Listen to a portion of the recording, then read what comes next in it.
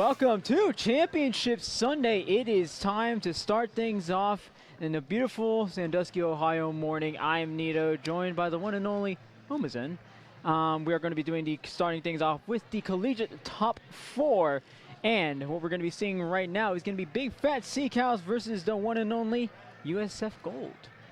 Yeah, we had quite the exciting top 8 start last night, and also collegiate bracket too last night, and we're going to be seeing the grand finale of that starting with semifinals right now, with Big Fat Sea Cows going up against USF Gold.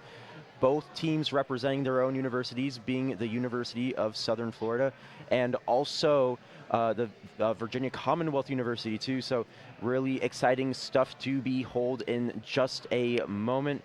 Our players are getting in the lobby, readying up, and getting excited for the action. And VCU Big Fat Sea Cows coming in as one of the heavy favorites to be winning this collegiate bracket. Of course, the other one we're going to be seeing on the other side will be PSU Blue, but USF Gold coming in, the newest Division I team to come out of the last CCA League season. So I'm not surprised that could be coming from them. One thing I would like to note is the presence of Haya on USF Gold, a long time mid to top level player there. We've formerly played with Destiny Troops, so a lot of experience on that side of USF Gold, but of course, Big Fat Sea Cows, the name to be looking out for in this matchup. Yeah, and on the same kind of wavelength too with Haya on the side of VCU Big Fat Sea Cows, you have Fox, who has had a recent kind of rise to glory, right? Fox has been playing with Artifice and similar top-level groups recently, making even the Sendo Q Season 7 finals, I believe. So, hey, this might be a bit more even than I think a lot of us may expect. Oh, absolutely. And that's the cool thing about how far it's a testament, really, to how far collegiate Splatoon has come over the last few years, because it used to be a few teams that you'd always see in a handful of semifinals matches that we had, the finals matches that we've had. Nowadays, it's like, all right, USF Gold, Big Fat Sea Cows. You do think that one side should win this, but USF Gold, no laughing matter here. Absolutely not. No, absolutely, for sure. And both teams in the CCA League and Circuit have previously placed in Division I, particularly also within our top 8, with USF Gold making top 8 the both semesters of last school year. And on the side of VCU Big Fat Sea Cows, they went as far as also winning the first edition of Circuit last fall. So both teams have quite the repertoire. They know what they're doing. A lot of these players, if not all of them, are low ink band. You know, they're locked in. They know what's up. And you know what? I've played against Big Fat Sea Cows. I played against them last night. It is a different version of the Big Fat Sea Cows, the one you'll actually be seeing in top 32 later on. So Big Fat Sea Cows, I do also remember having commentated for them, having seen them in the match. They beat out defending champs UCSD Gold in the last playoff session. So expect to see more for them. USF Gold, of course, having their own accolades and individual levels and in the individual results. You should expect them to see more of it. They already came all the way over here to collegiate semifinals, so you can already expect them to be coming in with more, just coming in to play with everything they've got. For sure, and what's also worth noting is that a lot of these teams we're seeing, they're also playing in the main Riptide event too. So right before this last night, we had our quarterfinals that led into what you're seeing as top 4, with USF Gold fighting against Wyrmwind last night, ending up 3-1 overall in that quarterfinals set. And we saw Wyrmwind quite a few times on stage even last night, right? So a lot of these teams, they're looking to get as much practice as they can and compete as much as they can. And that is the trademark sound telling us that we are ready to go. Clam Blitz, Barnacle, and Dime is going to be starting us off here in the collegiate top 4. USF Gold rather in the green, and Big Fat Sea Cows in the purple. Loving these weapon choices coming out. We see the sticker stamp coming out from USF Gold. Absolutely, and both these teams racing into mid to grab those clams and find as many resources as they can to get that first push. We see Lux, unfortunately, going down right as the match begins. A great pick by Haya with that stamper, looking to get more pressure and find more picks. Haya now and Toto both trying to fend things off here in this one stack area. Lots of people collapsing in on Toto, but that is going to be a pick from Mini. Mini doing very well with this pencil. This is a dangerous threat from Mini. I've seen it before. I've played against it yesterday. Mini can be very dangerous, can have very good pair-ups with the rest of VCU here. Absolutely, we see Fox heading in with that Reef Slider, able to create some additional pressure for their team. Total running up to Hammer coming out. It is pure chaos, but hey, look behind you. You got Thai TV with Friends & Co. creating an excellent pincer, shutting down this Big Fat Sea Cow's attempt at a push. And that's the thing about VCU that they need to watch out for. USF Gold has Titip. I've played with Titip before. They can be very dangerous if you don't keep an eye on them for long. Big Fat Sea Cows loves to play fast, and you're going to have to keep an eye on this Carbon Roller for the rest of the match. For sure, for sure. Hayat throwing that Booyah Bomb, showing what they got, getting more picks on the board. We see the Power Clam in, go in, and more clams heading into the basket. Watch for Lux. Watch for Lux coming in from the side here. That is going to be dangerous for both of these plays, but they clean it up very well. USF Gold coming out of the gates, storming out of the gates rather, as they do go down 3, but that is a big push to start things off for both sides. USF Gold showing that they are going to be coming in all guns blazing, 53 remaining, 2 minutes into the game.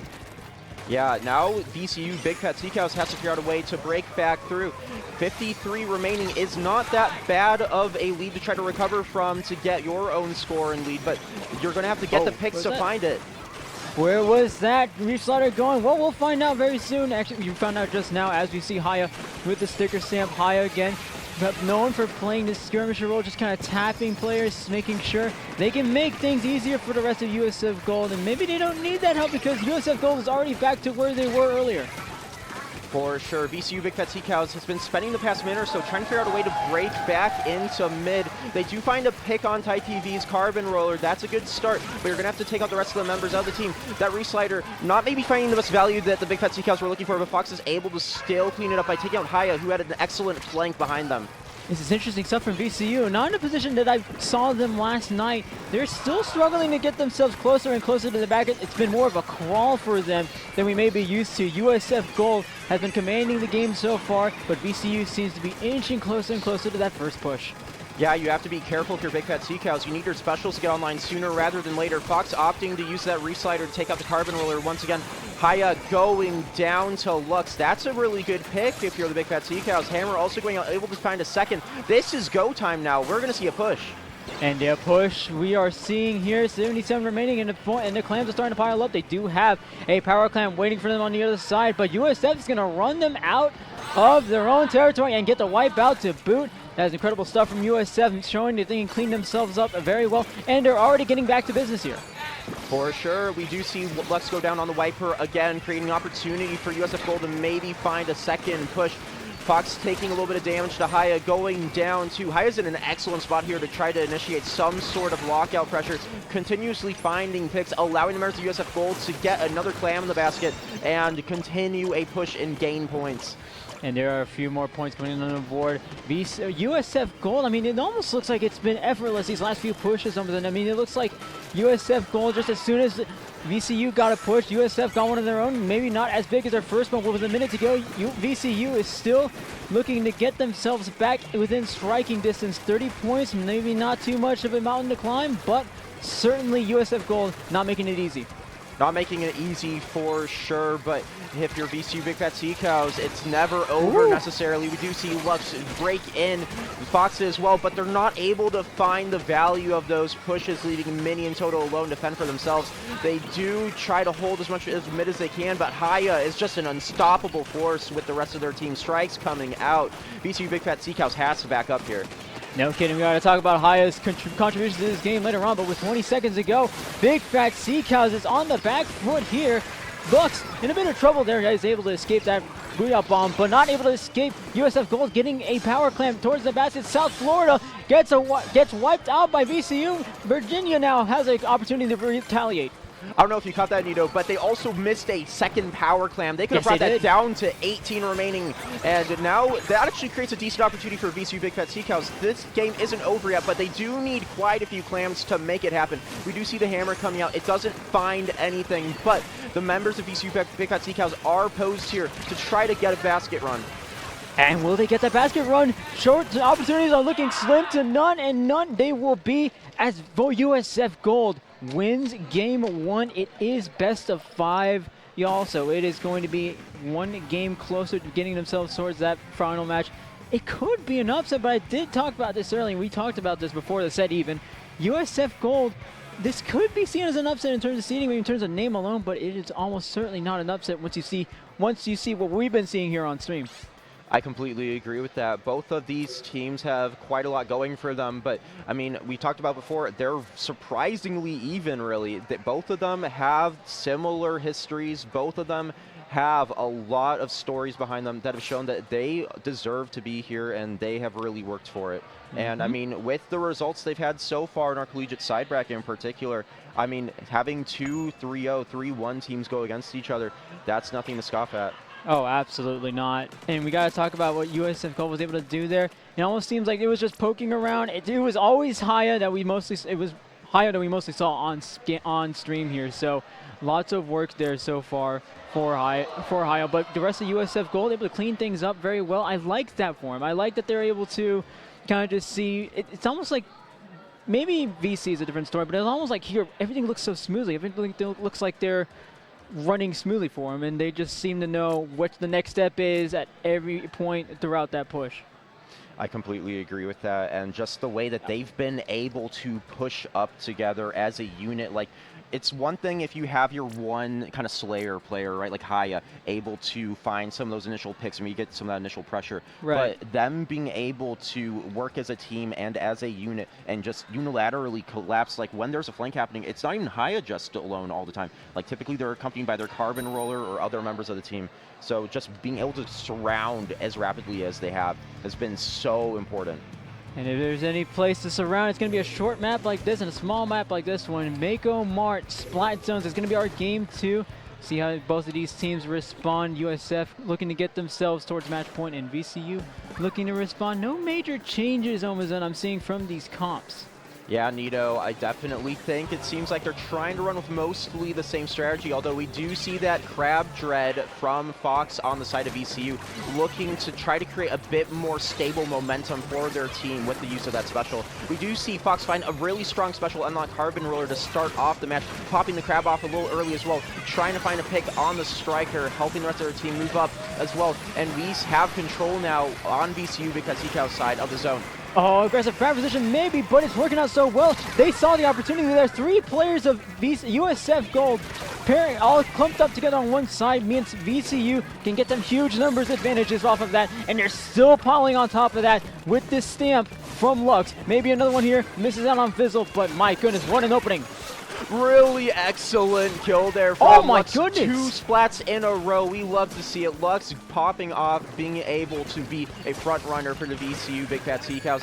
We are seeing USF Gold now kind of on their back foot a little bit. We haven't seen this yet. We do see a Booyah Bomb come out from Hyah, trying to create a break-in opportunity, and Fox is down now. That might be the opening they need. Oh, this is far more devastating for USF Gold, too. You talked about them being on the back foot. VCU was never on the back foot like this during the Black Clan Blitz match. It is devastating for VCU, but USF Gold able to stop the bleeding eventually there, capture the zone, get some breathing room here. Absolutely. Now USF Gold has an opportunity to kind of bring back the clock and get some points on the board for themselves. Fox here and working off of Lux to try to use their specials to back off the members of USF Gold. Able to get Hyah kind of backed off there, but we do see the Booyah Bomb still come out. Fox doing what they can to position themselves to get a solid push with their team. But the members of USF Gold keep just working on corralling the members of VCU in all these different nooks and crannies and corners of the map where they can't fight for zone easily. And now it doesn't look like they're finding those opportunities either. USF now back in the position that we've seen them in that previous Clan Blitz match. Now VCU is on the back foot. They've had trouble responding in that previous set, and it almost looks like they're seeing a little bit of it here, but Lux able to clean stuff up with this hammer. Can they capture the zone before the lead goes towards USF? Perhaps so here. It's gonna neutral, and it's gone orange once again. Wow, that went to remaining 11 points on the board. That is really tight, and it goes to show once again how close this match is. We see Thai TV trying to find a pick. They do find Toto. That's massive. That's no more missiles on the board. They find Mini. They Look find at that. 3. That's VCU Big Fat Sea Cows with a delayed wipe functionally. Now it's up to Lux to try to work with the rest of the team to get those specials up and see if they can break in before they get their lead taken from them. And Tytif said, I saw Lux hacking and slashing with that wiper, said I can do that too, but now it's going to be Lux's turn once again. Can they get anything out of it? No, they cannot. Wow, that stamp stopped before he can even start there. High on Inker, now trying to get one on Fox. Now it's High Inker and Fizzle. If Fizzle can help, no, Inker doesn't need the help. Inker got that pick out of the way. This might be the lead here for South Florida. Is it the lead? Absolutely is. Yeah, South Florida fighting for the zone, trying to keep it in their control and prevent a flip. But hey, you got the lead now, and they have quite the big penalty on the side of VCU Big Fat Sea Cows. But we do see 3 go down. High TV making an excellent play with Inker earlier to find picks. Ultimately trading with Mini, that's really good. Ooh. Oh my goodness, what a trade there on the zone. That is crucial for both of these teams. We need to go neutral, but it's going to go blue very soon here unless VCU has anything to say about it. It was closer. It went neutral at the end of the set, but USF, surprisingly, or perhaps not surprisingly, either way, now they're on match point. Already match point, and I mean that set was, or that match, that was much closer than our initial one we started the day off with. Nito, seeing how VCU was able to clash in the way they did with USF Gold, that was pretty exciting. But when it came down to those pushes, we saw just the usage of USF Gold specials on just playing as much defense as they could and playing to specifically the zone. We saw VCU, when they were pushing, they typically were going a lot more heavy on the dives. Oh, absolutely. I mean, you saw Lux already trying to take positions on the left side of South Florida's map. They were always going in with the stamp, and that stamp is devastating. The wiper from Lux itself is devastating, but USF, what we saw from the Clan Blitz match, we saw from it in Mako Mart. They're very good at retakes, and once they get that retake, it's also another thing we saw from that Clan Blitz match. They're very good at locking out VCU. So tower control Hagfish, that's going to be our game 3. It's already a dangerous spot for Virginia, but USF sitting pretty here. Yeah, USF sitting really pretty here, and when you're at match point, you have the energy behind you, right? Like, you won those last 2 games. Yeah. You have the energy, the hype, and the aura. You're in the moment here, and when it comes down to it, you have everything you can to practically close out this set. You know what VCU Big Fat Sea Cows is going to throw out there. We've seen a few of their different comps, a few of their different weapons. We know that Fox typically is going to be picking one of the dreads based on our knowledge so far, right? Absolutely, and you can actually see the attention this match is getting. We have most, if not all, of the collegiate scene, or most of the collegiate players, heavyweights out here. You see a few people from Penn State. You see DRFs to your left already keeping an eye on USF Gold because they know everyone knows USF Gold could be on to something truly special here. VCU, though, don't count them out just yet. They did. We have to remember that Splat Zone's Mako Mart, they almost got themselves to a KO, got themselves to about 11-10 remaining. That was very close and very scary for South Florida. No, it really was, and when we saw that really tight push from them, it just came down to the special coordination and how they were able to fight against the other specials that USF was throwing at them. So when it comes to this tower control match, you're going to have to make sure that they can't get those out. All right, everyone, hold your breath. We are here for match point for South Florida. Game 3, tower control Hagglefish, and that's a nozzle nose we're seeing from Fox. Noma? A nozzle nose, definitely a huge shift here, but it might be the one they need. We do see double soda coming out from the side of VCU Big Fat Sea Cows, maybe trying to keep their members up just a bit more, but also, use that cooler to their advantage on the tower. Oh, look at that double point sensor throw. That is some great stuff there from Fox, possibly helping out Lux here. Lux was going to be taking these side flanks. I expected that coming out for them. Fox is just going to be extra helpful there with that point sensor, and maybe extra helpful here with that extra pick there, but VCU opening very strongly here against USF Gold. They want to make sure they don't put this away very quickly. Absolutely, Lux looking to try to dive in, not finding anything, but they were coolered, so they should be back up in not too long. Mini doing their best to try to push up the tower, but Lux carrying that momentum forward after they go down. The members of VCU Big Fat Sea Cows are doing an excellent job here now of keeping the general control and hold of mid with their increased range. Lux doing an excellent job of taking out Haya. That's a really key pick. If you're going to take out anyone, you should be aiming for Haya. It almost appears like throughout the rest of this game, it's going to be Lux and Tytiv that you look out for the big plays. That's where we're seeing some of the big plays. That's where we see that Suka pick on Fox. That was incredible. That means they have at least one cooler down. But there's another one getting closer and closer to cooler. It's going to be this pencil here from Mini. Can we take care of this Booyah Bomb? Perhaps not, but you still have some valuable resources there. In fact, you have one person already at special. You have a few more closer specials, but you don't have that pencil anymore because TIE came in to the rescue for USF. Yeah, TIE getting an excellent push there, and also just straight up denying the usage of that cooler by the members of Big Fat Sea Cows.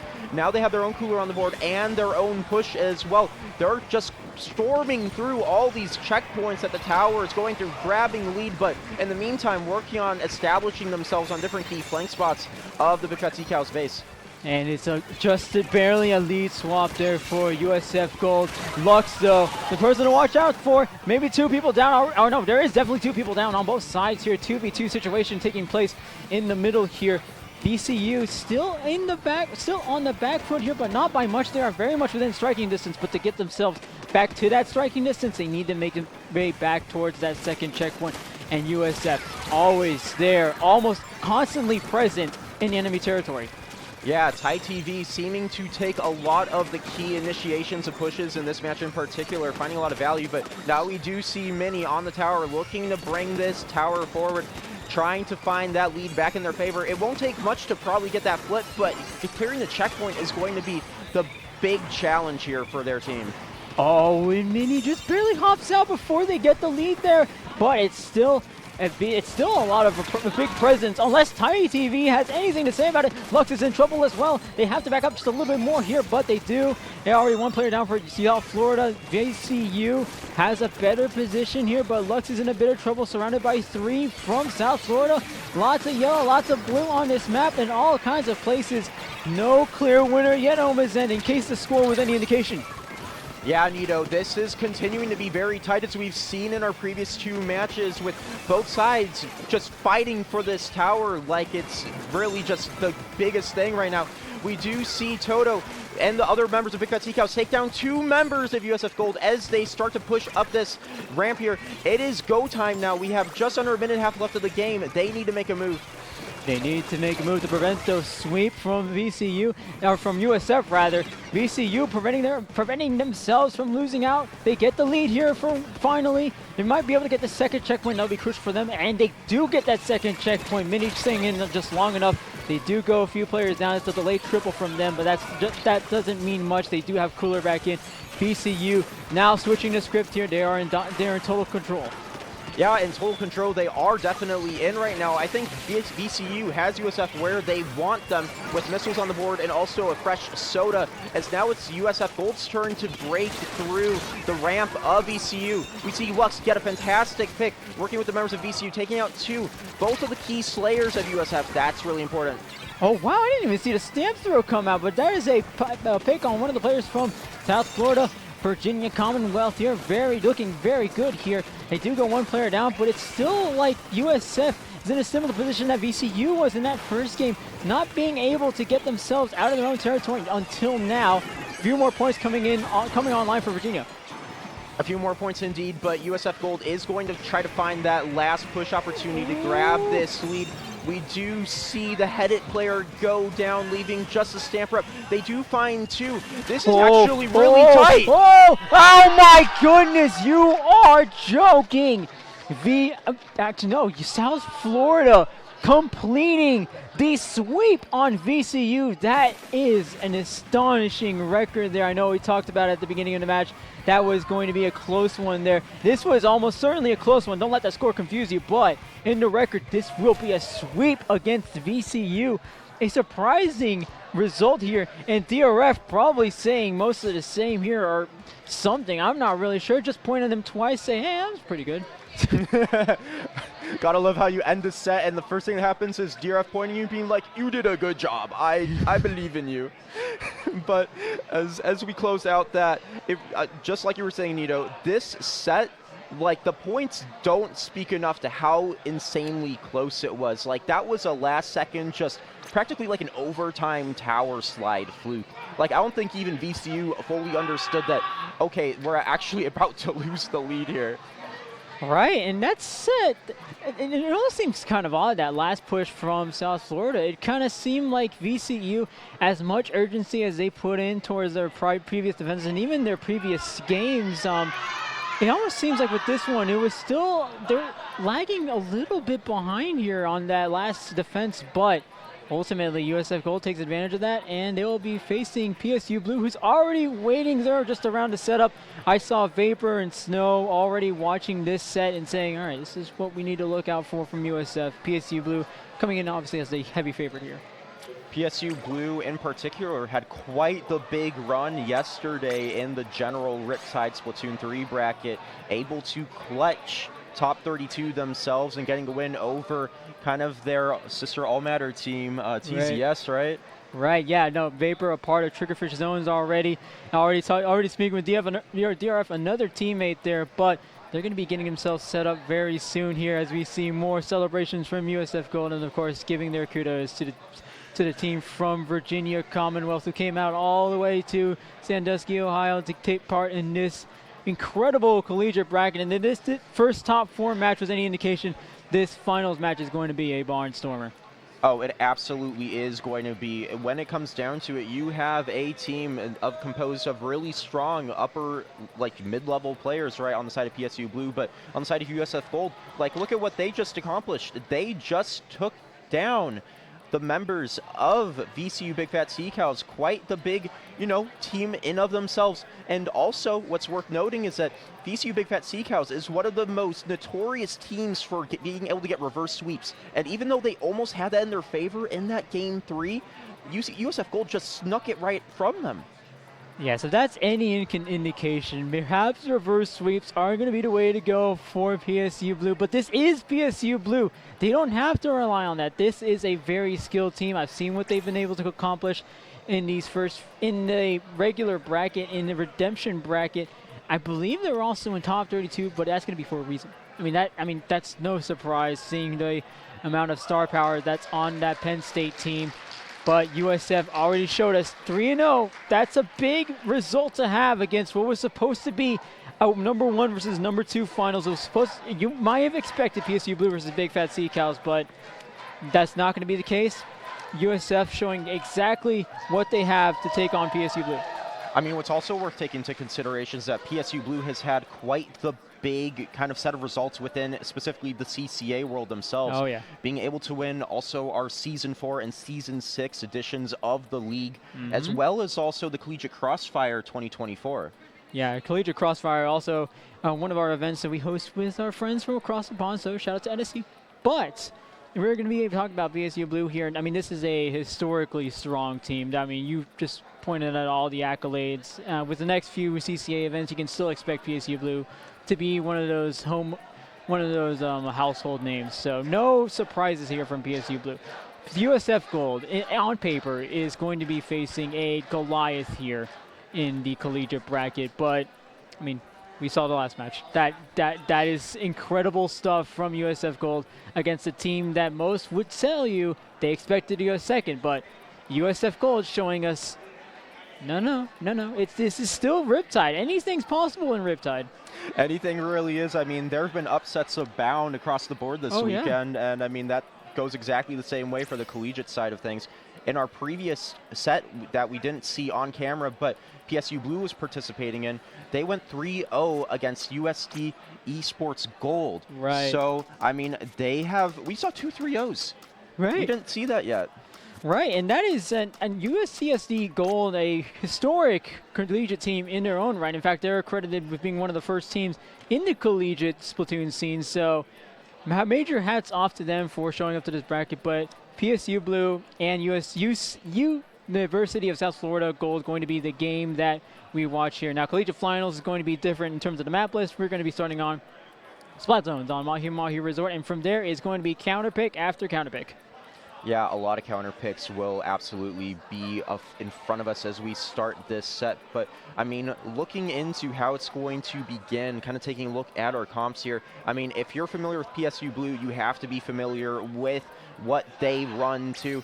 They always pretty much have that special custom Explosher from Vapor, as well as a double V-shot build with most of the time some sort of brush in there as well. So, I mean, PSU Blue typically is going to be running that exact same comp, but we might see something spice up it a little bit as we see this set develop. And you actually start to see some of the collegiate players making their way to the setup here. Some of them leaving. It's fine. We didn't need Chrono anyway. Yeah, we did need DRF anyway. But Mizuno's here. Some of the collegiate players are here. We see some of the USF and PSU Blue players kind of just like studying. I actually tend to do this a little bit. I did this as well yesterday when I was in the redemption bracket. You kind of just like look around, make sure you know you got the VODs there. You can just watch and see what the other teams have been doing. I did that before, and they're most certainly doing that again, or they're waving at me, which you know I'll appreciate that too. Love waving at the camera. But yeah, quite a few staff abound here. I think this might have been one of our largest showings in terms of CCA staff to an event, which is always, you know, very fun, being able to kind of see everyone in person.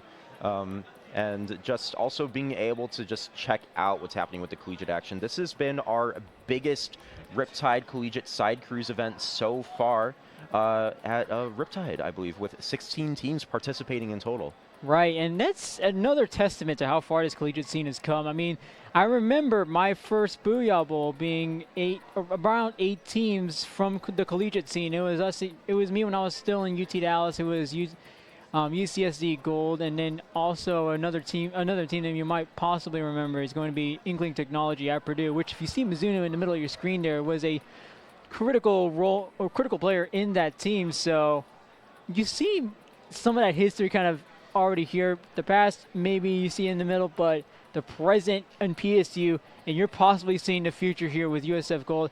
That just goes to show how far this collegiate scene has come, and I love seeing stuff like that. Like you said, on his own, this is the biggest biggest collegiate bracket we've had at Riptide, and I like to think we're only getting bigger from here. I completely agree with that, and I mean, I can't speak enough also to just like the legacy of some of these players here and also the CCA as well. I mean, you have Vapor here. Vapor has been commentating the CCA practically since its infancy.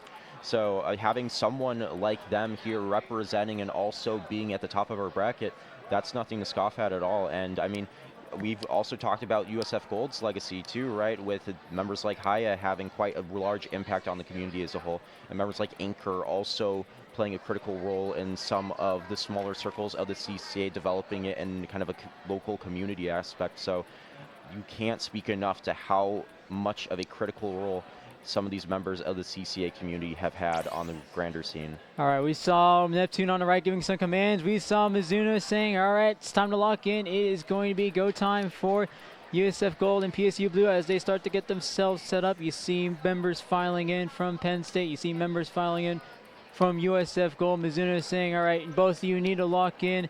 Both of you need to try to win at least and have fun. Someone said no. Mizuno's a little surprised. I think Mizuno believes in fun. Vapor may not. Do you remember TZS? But we already know my stance on that issue, so we're going to move on. Yeah, for sure. I mean, quite the little legacy there. But, I mean, regardless, we are not watching TZS. We are watching PSU Blue. So, with all that said and done, we are getting into this game very shortly. The players readying up and just about to get into the action.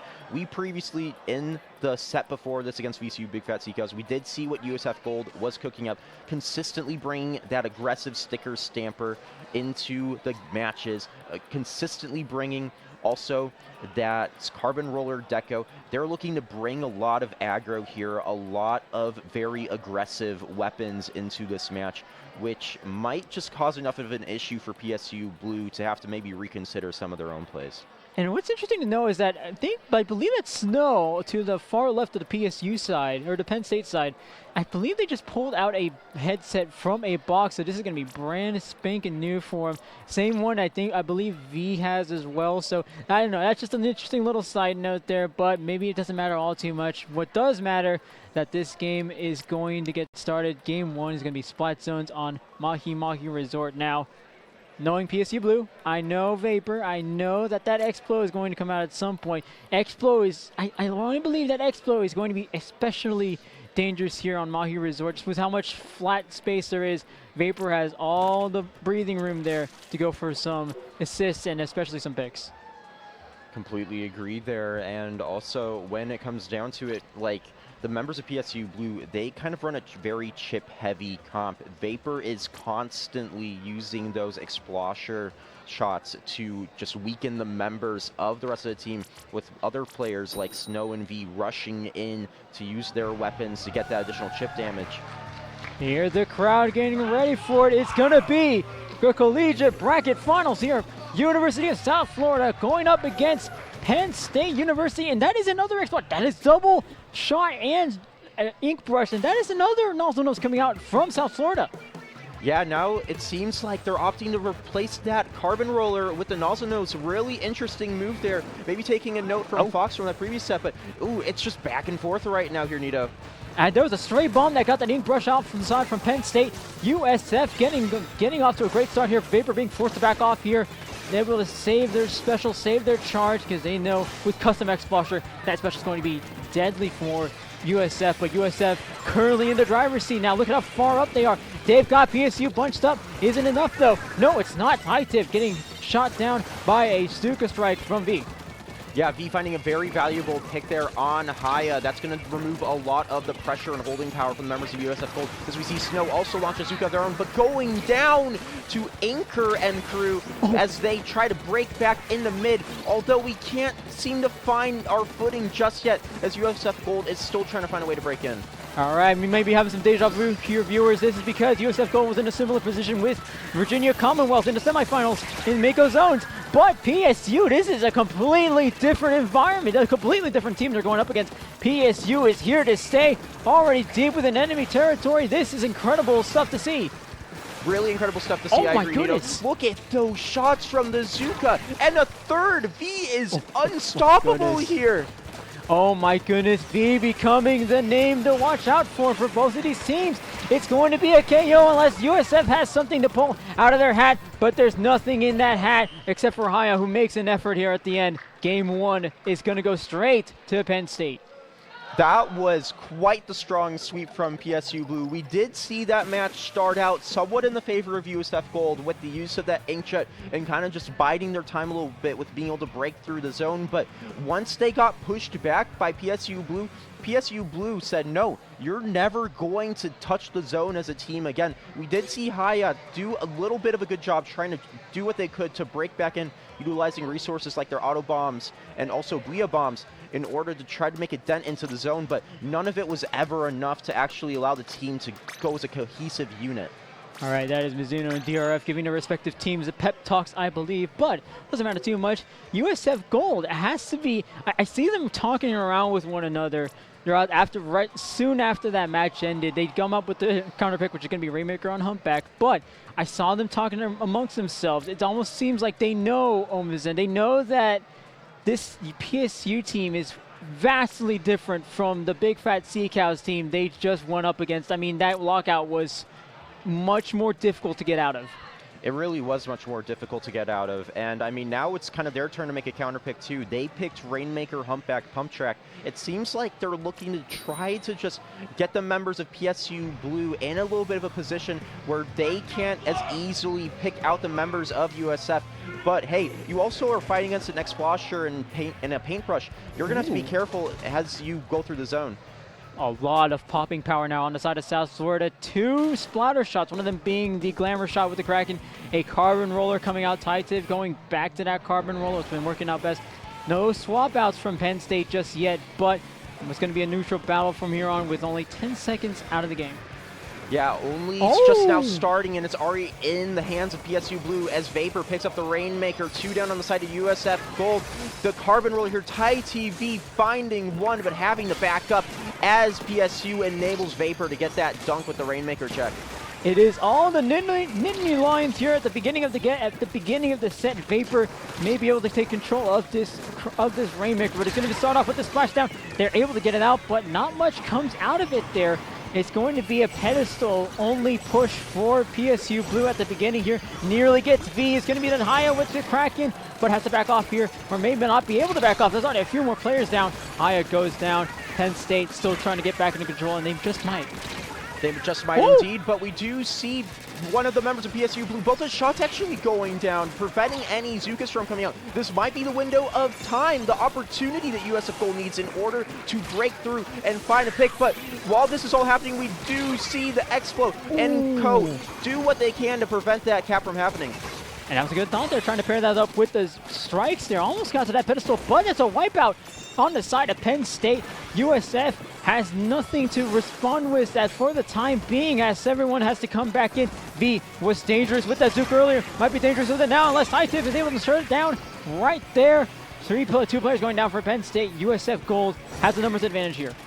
They do indeed, and Haya's doing what they can to try to break through, now being on that splash shot, finding 2, maybe finding 3, trying to find a pick on Vapor. If you can find Vapor and prevent that splash down, they do. That's going to be huge. That's going to be what you need to get to the checkpoint. And now it's time for USF Gold. They need to get there now. You can't waste time. Specials are going to be coming out in no time from PSU Blue, as we already see Azuka come out, taking out the Carbon Roller from USF Gold. From the way this game has been playing out, you'd be surprised to find out that that is a lead change on a favor of South Florida. PSU Blue was only able to get towards that, only able to get to that pedestal in their initial push, but USF Gold gets the lead here, just barely gets past that. Neither of them have reached the point of no return, which I like to consider about 40 remaining and below, but PSU looking to cross that path there. That's going to be Jay with the Rainmaker trying to make their way. I believe they might be making their way to the left side of this map. Yes, they are. Oh my goodness, they have the lead as well. And they're still getting more points on the board. Really ingenious push there from the members of PSU Blue. Instead of going down that usual right route, they just keep walking left. They keep going there. Vapor completely enabling them, even getting that final check. Oh my goodness. And that, everyone, is in lesson in misdirection. It caught us, it nearly caught Spec Cam, it caught everybody there. PSU Blue swinging towards the left side. Nobody there to stop them on the side of South Florida. Penn State able to clean things up very quickly from there. 2-0 now in the favor of PSU Blue. Could be looking at getting this a sweep. But, my goodness, I mean, until then, up until that point, South Florida was starting to find their footing. They were starting to find out how to get past Penn State's lockout scenarios. They started to find their own win conditions, and they were actually acting on those pretty well. I mean, they got up to 52 remaining of us, and I think USF is starting to find their footing. Obviously, a big, catastrophic slip up there in Game 2, but remember, it's not over yet for them. You still have the counter picks on your side as well. USF not out of it. Not out of it for sure, and I mean, we did see USF Gold be able to get the lead there. They were able to find opportunities using that pressure that High was able to put out there with the new splatter shot, with that Kraken Royale special. They found a lot of value with it, and if they can just fight through the misdirection that PSU Blue has been throwing at them, they can potentially still find a game win here and bring us to a Game 4. No surprise that the man with the Gatorland shirt, a host of one of many Splatoon's great locals, but no surprise that they're going to be cheering on the University of South Florida here. Of course, they even have the green on top of their head, which I did not think was, I thought that was something else to begin with, but you know what, it's just a green slip of paper that might say something. Of course, Comrade, that another Florida resident, a Florida State student rather, also possibly cheering on for South Florida, but we're already starting to see this group pile up. It's going to be very close here in Game 3. Tower Control Link Block is going to be the counter pick from South Florida. Yeah, well, indeed. The man with the green little note on his head being CKK, another CCA staff member and also very prevalent production member of the Splatoon community. Love to see him out here, as well as all the amazing collegiate folk who have stopped by and have also been able to participate in the event. Really fun to see. We are heading into a Game 3 very shortly on Tower Control, Inkblot, Art Academy. Very interesting pick here from the members of USF Gold, but if they can just keep those Zukas as down as possible and also prevent stuff like Vapor's pressure that he is able to put out for the members of PSU Blue, they might still be able to find value here. Vapor is very dangerous indeed, but you do have to give some credit for V as well. Able to do so much with the Zuka. That Zuka is especially dangerous with V. It's almost like they understand the assignment with that Zuka, but some points we do have to give some credit from Haya and Tide TV. That is going to be a dangerous duo from USF Gold. I just see them utilize that very well here. We can possibly reduce the amount of help that Vapor has by kicking out a few more players. It is match point for PSU Blue. USF looking to prevent the sweep here as we head towards Game 3. Absolutely, and with new weapons potentially in tow too, J Money opting to go for the Octo Brush, the crowd cheering as this match begins. Let's get into the action. Haya going back to the vanilla stamper, and we see the brush from PSU Blue going towards the Octo Brush now. And that is going to be a Zipcaster, try to cause some trouble for that head and make sure we slow down the progress of that cooler, a critical tool for South Florida. Perhaps they don't need that because they're still getting a few more picks. It's Inker and Haya now towards the bottom of your screen there. Haya now on the middle of your screen as we see them trying to poke out Vapor and Jay. Jay having to back up just a little bit here, able to get that jump out. Might be able to get a pick here as they're the first one on the plat. This is going to be aggression that USF needs. Yeah, don't know if you caught that, but they also were able to snuff out a jump from Vapor into their space, able to help enable the tower to just continue to move forward. Haya getting excellent pressure here with this Zipcaster special, able to just fly around the map, around the members of PSU Blue, and drag their attention away from the tower. And that's also to make sure we're taking away the influence that Vapor has on this game. If we get a Zipcaster on that Explosion, that means Vapor isn't able to help out just as much as he would like. But that's going to be USF Gold clearing the second checkpoint. Yeah, USF Gold doing an excellent job of just storming through. We do see their Carbon Roller go down, but the tower just keeps moving forward. We do see Fizzle have to back off, going down. Anchor doing their best to try to get out. But PSU Blue gets the wipeout. It is an incredible turnaround for the Nittany Lions as Penn State able to get an incredible sea of green there in the middle. USF Gold back on the back foot here. They have been able to recover against Big Fat Sea Cows, finding a bit of trouble against Penn State in the first game. Second game going out very much better for them. V goes down, but Vapor does not go down just yet. Still a 2v2 situation as Penn State continues to advance the tower. All you have to do here is make sure that PSU Blue can't beat your score right before that final checkpoint is where USF Gold was able to leave off. And if you can just break them out, disable the specials from PSU Blue as much as you can, you're going to be in a really sweet and pretty spot. We do see two go down, one of the shots in Vapor on that Explode. Now it's go time. USF Gold teaming up here, trying to find a pick on V. Ultimately, V going down to Anchor, but Anchor going down to J Money on this Octobrush. It's zip casting away, trying to just find more pressure. Oh wow, a trade there and a good trade from Jay with the Zipcaster, but Penn State still trying to advance this tower. Vapor now setting themselves up. It's going to be their own Penn State's left stack here. This is where Vapor can get most of their value with the X-Blosher, where they can continue to support the team, but there's nobody there to support. PSU still on the back foot here and still being held back from the tower as USF Gold continues to mount their defenses. For sure, the Zuka's coming out. Vapor having that splashdown online. We do see it come out a little bit prematurely, able to take out the Carbon Roller, but that still allows them time to extend the push.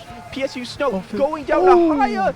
Vapor doing what they can to try to stay up, but Haya finding the pick, working with USF to get a final pick, bringing this tower back in their favor and preventing a lead swap. Oh, that was very dangerous there for South Florida. It was almost a lead swap there, but USF Gold continue to hold on to their lead. They actually hold on to the second checkpoint as well. That's going to be very crucial for them. Make sure that USF has no opportunity to get back just yet, and they still have to clear that second checkpoint. Absolutely, Nito. And J Money sharking around these stacks here, doing what they can to get the push they need. If they can find that Zipcaster, just like what Haya's been able to pull out, they can also find similar pressure here. All they have to do is make sure that they can't get those valuable picks they need. And so far, they're doing a great job of just distracting as the tower continues to try to get taken under control by the members of PSU Blue. And perhaps those distractions are the name of the game for South Florida. It's working out very well in their favor here, but now you have V on your own plat. Now you might have somebody on bats as well. It's going to be J Money if it's going to be anybody. Yes, it is. They do get traded out. B able to get some picks there. Could it be a checkpoint 2 clearance for Penn State? Could these strikes decide anything else? B getting themselves in the mix up there, but Fizzle able to win that one out. Absolutely, and amazing push there. PSU Blue down 2 members, but Vapor fighting for this tower like it's the end of it. But J Money also going down, Vapor having to back out. The tower's still under control of USF Gold now as it starts to gradually roll towards mid.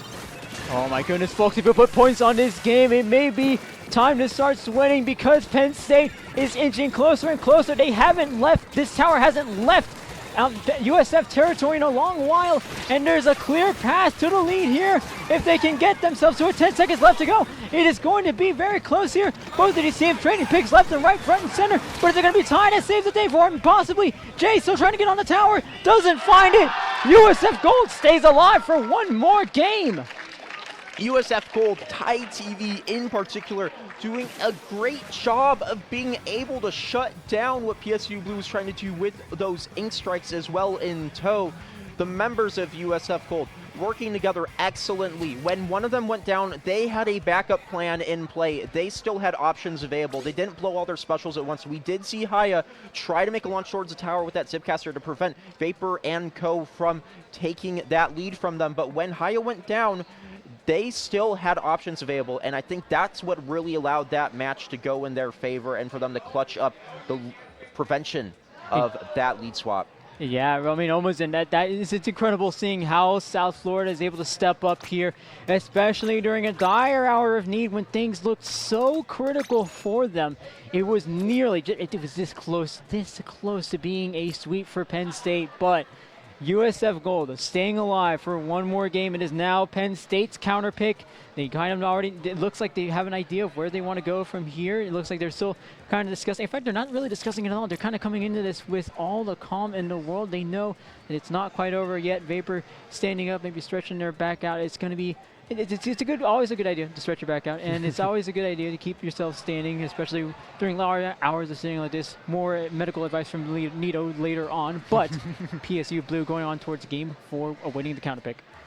Yeah, definitely a little bit of a vaporism there, doing what they can to kind of consider, okay, these are our options, these are the things we can do to kind of solve kind of the new problems and puzzle pieces that the members of USF Gold threw at us with that match. Obviously, PSU Blue was very well primed to get that next match in their favor, ultimately bringing it 1-2 in the favor of USF Gold to a game 4, posing USF Gold to be in a really strong position to move this forward, but can't go enough to say also just how equally matched once again these teams are. And there's a few more selfies already. 2 selfies there from the team of PSU Blue, so already still pretty lax here heading in towards game 4. They're still calm and collected. They know USF Gold. And it's not like they don't respect them either. They know USF Gold's a major threat. But the counter pick is in game 4. Clan Blitz on Scorched Gorge. It is not over yet. Let's see what both of these teams come out with. We are hearing a lot of cheering for both sides of the crowd right next to us at the venue as this 4th match starts up. 3, 2, 1, go. Where are we going to see these players end up, Nito? I think we're already kind of seeing it shape out right here. It's going to be Inker and Tysev trying to go out towards their own, towards mid, see if they can intercept some members of Penn State there. South Florida knows they don't have to push out too far yet. I know Penn State is they know Penn State is very aggressive. They know Penn State likes to go out of the blade.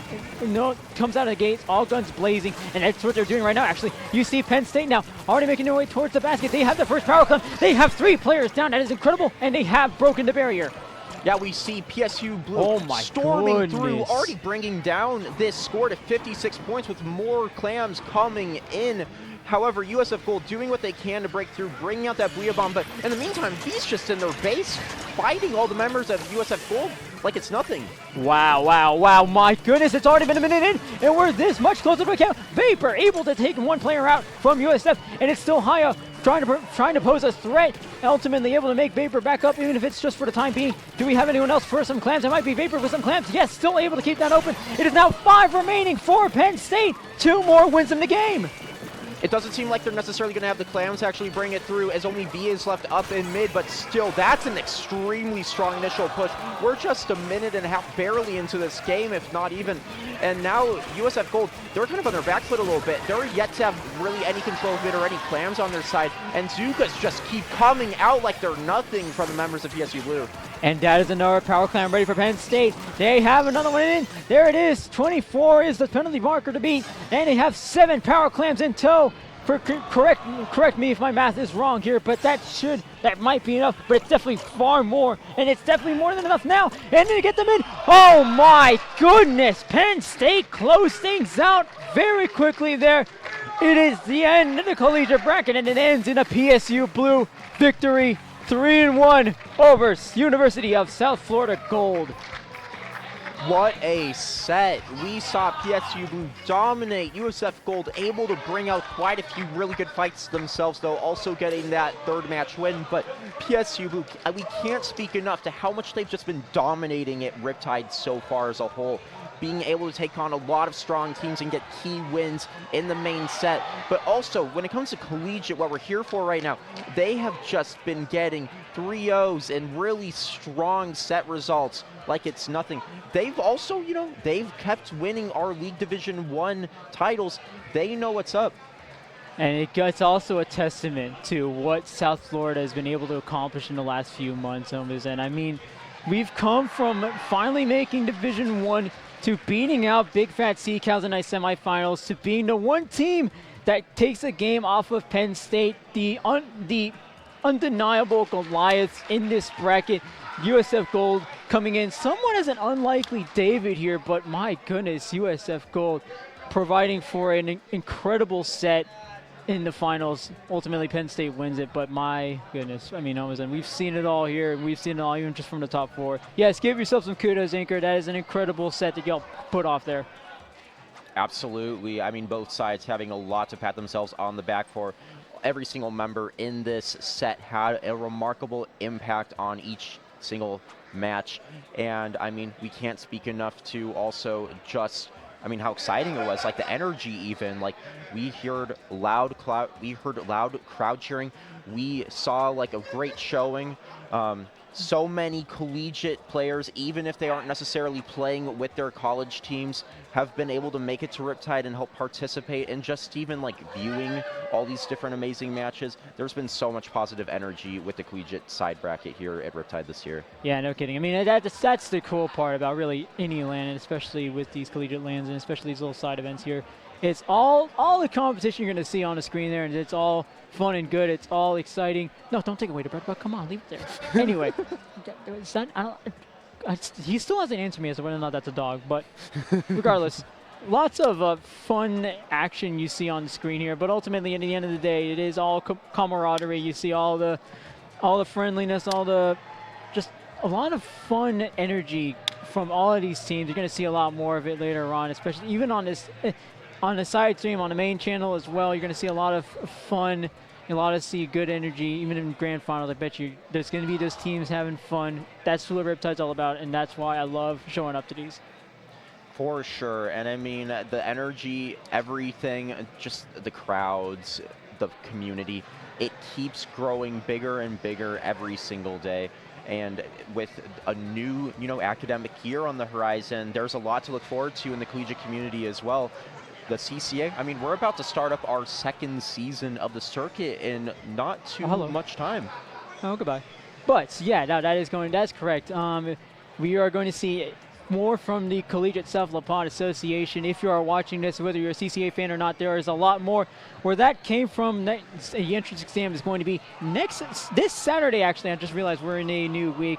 This Saturday, you're going to see some CCA circuit action go on as well. So lots of fun stuff to look out for in terms of the collegiate bracket. But with that out of the way, we do still have some matches to go through right here. Yeah, I mean, there's still a lot of other action to be had. Obviously, we just saw the end of collegiate, right? Right. But we still have bronze and silver having their bracket finals now. Right, and that's part of what you hear from the crowd on the other side of this fancy little backdrop here. You see a main bracket has been all bronze, it's been all silver, and that's going to be, we're going to see some of the final match, you're going to see some of the losers finals, semifinals, whatnot coming your way soon-ish. But that's not all from today. We are, of course, going to see the one and only top 32 later on today. And, of course, join us towards the evening. You're going to see the one and only grand finals, the main event of day 3, which is we are now starting to dub Championship Sunday. Championship Sunday, indeed. And I mean, top 32, this is what it's all come down to. This is what everyone has really came here for and is looking to fight for. But, hey, we also have a lot more action to look forward to. I think it might be time we head for a break, Nito. I think it might be time for a break. I know someone just suggested to me, yeah, let's go ahead and yap for the next entire day. And I'm like, no, let's not do that. So let's go ahead and take a break. Let's recollect ourselves as we On the other side of this break, you will see more bronze and silver bracket action. Don't change the channel. We'll be right back here on SplatoonTourney. See y'all later.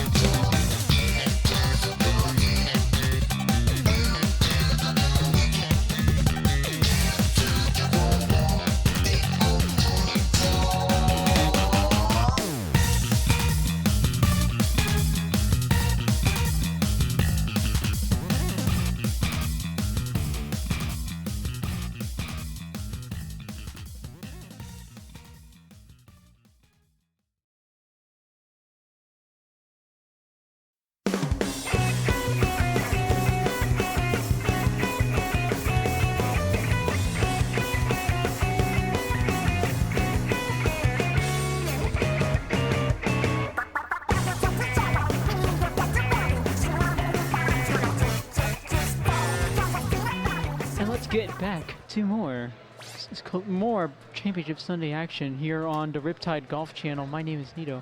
I am joined by Omazen, and now you will be joining us for the Bronze Bracket Finals. Yeah, we got Bronze Bracket Finals coming up here very shortly. We're going to be kicking it all off on Splatzone's Kalahari Resort. But before we get too ahead of ourselves, we have two very noble teams, very strong teams here showing up for Bronze Finals. We have Six-Pack Yokes TEAL versus Milk. And I am going to be talking in a golf voice. That way I can save whatever's left of my voice before we end this comma block. But like you said, Six-Pack Yokes already making their way in towards the winner side of the bracket. And now we got Milk joining them from the previous set, I believe, against Eels and Escalators. So it's going to be one heck of a set and one heck of a matchup to watch here. Sorry, my voice got a little too high there. But I already see what I saw earlier was from the break was Six actually getting a clip on mainstream over on IPL. You're going to be hopefully we see more of that in this set. For sure. I mean, we can't speak enough to the amount of impact Six-Pack Yokes have had positively on the community. But when it comes to this Bronze Finals match, both of these sides do seem remarkably even. In our semifinals, we did see Six-Pack Yokes TEAL get a clean 3-0 over their opponent team Gear Shift, while on the opposite side of the bracket, we did see Milk get a 3-1 against Eels and Escalators. Really tough match here coming up. And here on the Riptide Golf Channels, here on Riptide Golf Channel 2, we do provide the best of action. And we did see some of the best of that action on the main channel, Six-Pack Yokes TEAL going up against their secondary team, Six-Pack Yokes Tangerine. Of course, TEAL being the team that won that Ditto set, but ultimately it's going to be a TEAL that gets all the way to the finals. Now, HyperQ, Valve, Six, and Pie for Breakfast, all low-level mainstays. We see the Six-Pack Yokes team especially get a lot of credit for their results there. But it's time to cut the golf channel gimmick. It's time to get back into the action. Splat Zones on Kalahari Resort to start things off for the Bronze Bracket Finals. Yeah, this isn't golf anymore. This is about to become a little bit more than a Riptide late night pool party. It is Mahi Zones. Let's get into the action. Six-Pack Yokes heading in, Milk heading in. Let's see who can dominate this Splat Zone. And now it's going to be starting off with an interesting pick here, Six, obviously with the Luna Blaster Neo. And Luna Blaster Neo is starting to become a weapon you see just a little bit more of in competitive Splatoon. So, no major surprises there. We actually see it from both sides. And as you see, talk about both sides, Milk now with the Octobrush Nouveau. That is going to be the beacon brush, I believe. So that is going to be some extra movement help there. For sure. We see picks come out on both sides. That Zuka finding a great shot on the Splash-O-Matic. Also able to see that the members of Milk are able to just collapse on the members of Six-Pack Yokes TEAL as Micron trying to stay alive due to those fizzy bombs coming out from the Luna Blaster Neo, and the members of Milk just surrounding the zone. And nearly jumped out of the map there for a nice little swim, but both of these teams trading picks left and right already. Milk going 3 players down, Six-Pack Yokes TEAL starting to take a commanding lead over this game. Maybe not in the score, but we might see that change soon. 1 minute to go, and Six-Pack Yokes all over Milk. Six-Pack Yokes is now in a good position to hold the lead here. They have a lot of tools in order to maintain control of this zone. They have a lot of pain specials on their hands, but we do see this Ultra Stamp doing a great job at breaking in, getting thrown. They do have 2 down now. They are in a strong position here to get control of the zone and ultimately get some key picks over Six-Pack Yokes. And Six-Pack Yokes continuing to get things going here. In fact, they might be able to get this retake here. They already have 2 players down. Those strikes are going to come down, help paint the zone, make sure we can clear things out for Six-Pack Yokes, with Milk actually finding the way back to the retake, and that retake coming in very quickly. Really strong retake there, but it's still a little bit more back and forth than I think either side would like it to be. Although we do see a wipeout on the side of Six-Pack Yokes. Milk storming through that Luna Blaster, diving in, playing the ledges of the spawn point of Six-Pack Yokes, finding a valuable pick on Vowels there, the sloshing machine from Six-Pack Yokes. We do see Six with that Luna Blaster playing this side angle on the island platforms of Mahi, trying to break in. We do see the zone get staggered, and now both sides just gunning for the zone. And that's one thing I like to see from Milk. You see Solus there almost never works alone. There's always a pincer that they can find. And with that Luna Blaster, that pincer becomes very dangerous for the side of Six-Pack Yokes. And so does that Zuka that just goes in your face for a pick. But Milk still looking for some big Solus there, working the angles. I love how much they work the angles here. This is a great work from the Luna Blaster. Unfortunately, they did just walk into a 2v1, so Six-Pack Yokes able to get the winning side of that. Yeah, and Hype here doing what they can to try to hold down the zone, help out that jump from their teammate. And we do see kind of a little bit of an even skirmish here in mid with just a few members from each side up actively. Hype still trying to do what they can to hold this zone under control, but Solus, the Luna Blaster from the side of Milk, getting 2, finding 3, I think? That's really strong. Yes, booyah indeed. Solus is a dangerous player to play against, especially when you have hammer throws like that. My goodness. On to Val's yet again as Milk retakes the lead.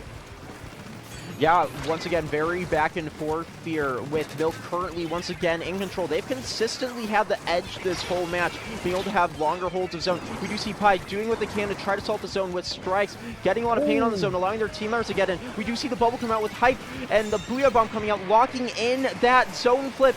2 members down on Milk. Six-Pack Yokes once again in a position to try to regain that lead, playing ledges once again. But hey, there's an Octo Brush right behind you, taking out a member of your team. You have to be careful. Always watch your back and your front, especially when you're playing against Milk. Six-Pack Yokes understood the assignment very well there, and they are back in control. Val is almost starting to play the same role that Solis has, but the difference between Val's and Solis is that people have to respect Val's range, especially with that sloshing machine. I hope they utilize more of it later on, but they are still holding on to the lead. They are still holding on to the zone, rather. They haven't gotten the lead yet, and they're still holding on to the zone, even after this barrage of specials, and they still hold on to the zone long enough to get the lead. Can they retake the zone here? Quite possibly. Yes, they do. Yeah, they do take back the zone. That got staggered for so long, but it still is maintained under the control of the Six-Pack Yokes, who keep flipping it back and forth, landing that win, getting that last second bowl to prevent any more paint going on the zone, and that's going to be game 1, a KO in the favor of Six-Pack Yokes TEAL. Oh, Falco, your attention needs to be on the game in front of you. That is a great bronze bracket matchup that we have going on for us here. Six-Pack Yokes TEAL turning things around, especially near the end there. Milk did have a strong hold on this zone, and as much as they were mainly focused on the zone, it almost looks like they weren't at all as well, because they were trying to get so many of their players up onto on enemy spots, and that worked out so beautifully for them. But Six-Pack Yokes doing so well on these retakes, and it really only took 1 retake for them to get themselves back towards winning positions. Completely agree there, Nito. And when it comes to it, both sides, we can't speak enough to how kind of like back and forth a lot of those pushes were. They also have a lot of similar kind of ways they're choosing to play the game. Both sides having a Luna Blaster, for instance, in tow. Both teams have a lot of paint pressure, but when it comes down to it, the members of Milk, they were able to do such a good job in particular with, like, for instance, their Flingza and other weapons where they kind of can still get an edge. They can still try to find a way to get this set under their control. And the camera is pointed right at Six-Pack Yokes, rightfully so. They seem to be the stars of the match so far. But let's not forget how close this match was, especially with what the points said about the game 1. Milk was very much close to getting this, making this a KO on their own side. Game 2, Rainmaker, Manta Maria. No counter picks here on bronze and silver bracket finals, most notably, as we will be heading towards this next matchup. Both of these teams making their selections now, but I mean, all of a sudden, this is still very much anybody's game. It's not necessarily solid on either side, but Six-Pack Yokes did look very solid near the end there. Completely agree there. Six-Pack Yokes continuing to just storm through, kind of work as a team. We've been seeing that a lot, I think the most consistently, where Milk has been able to get a lot more cleaner solo picks. I think Six-Pack Yokes has done a better job at working as a team and coordinating some of those special pushes. So looking into this next match here with a Rainmaker in particular, we may see a lot of this come to fruition on how they choose to play the game. A lot of eyes from the side of the Six-Pack Yokes, on the Six-Pack Yokes side of the table. There is a Splush-O-Matic coming out from Six. Six was doing very well with close range weapons, so no surprises here. More of the same from Milk in this game. Yeah, as we enter into this match, we do see the Sploosh-o-matic come out from 6. Definitely an interesting take there, but can't speak enough to how valuable Sploosh can be at getting quick pops with the Rainmaker, and also even diving too. The amount of pressure that Sploosh can create is quite surprising, and heading into this match here, it's kind of just a stall fest in mid, as we see both sides getting specials up and trying to find an edge in order to get that initial starting pick. And that starting pick will go on the side of Six-Pack Yokes. That is a strike credited with the pick on the Flingser Roller from the side of Milk. And now Six-Pack Yokes gets first take on a Rainmaker. They're still getting a few more picks on the board as well, but so does Milk.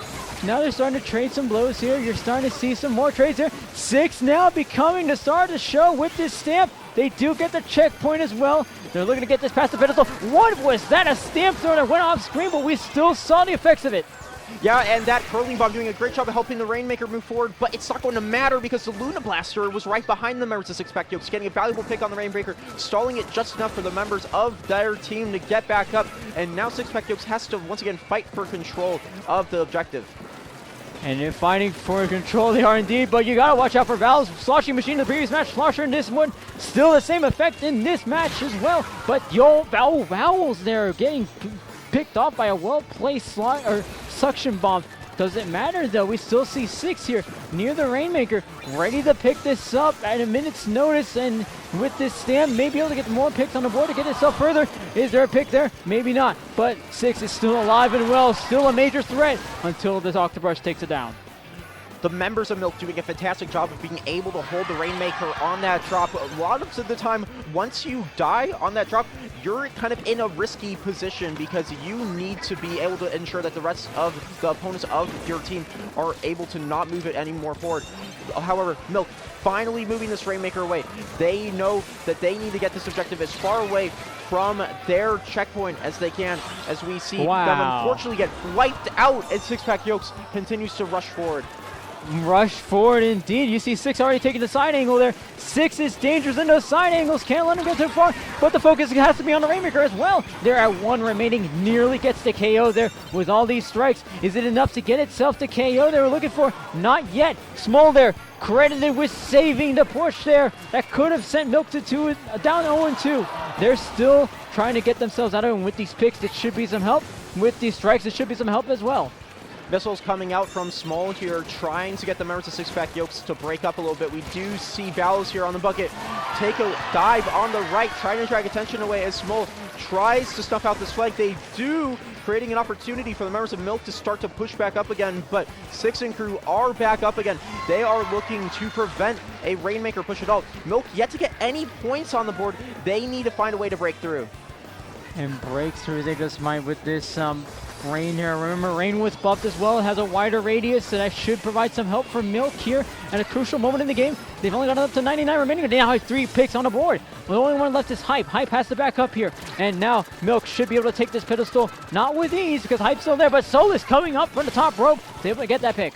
Excellent stall there from Mike, able to wait for the members of their team to assist with getting that pick on the headed Splatling. Really valuable. And now it's going to be Milk's turn to try to find a way to break in.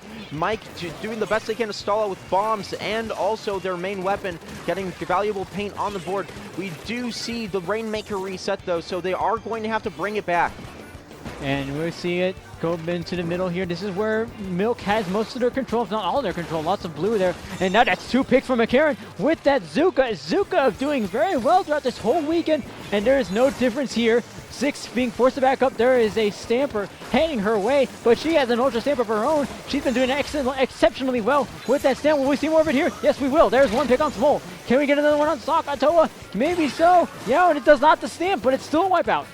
It is still a wipeout, and now it's really been a strong showing from the members of Six-Pack Yokes, able to prevent a potentially very scary push. 6 making a very valuable decision there to choose to back off when they had that special in hand, ultimately enabling the rest of their team to snuff out the members of Milk from being able to get back up. I mean, that's a strategy that Six-Pack Yokes actually utilized when they got their own push to 1 point remaining on the board here. They chose to be able to stay back up, play their time and their lives the best they can.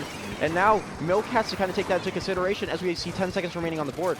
Oh, double strike stack. They're not coming to much avail for Six-Pack Yokes. Milk has to pick up this Rainmaker though. There's only a few minutes left on the clock, and they do. It's going to go into overtime. First game of Bronze Bracket Finals going to be ending in overtime. Nothing more exciting than this as Milk still trying to find a way back in. Solus Prone have to go one-on-one with 6, has to back off there. Pie making a run for the Rainmaker, not able to get it there. Could it be the Samp? It's somebody from 6-Pack Yolk as they get up to 2-0.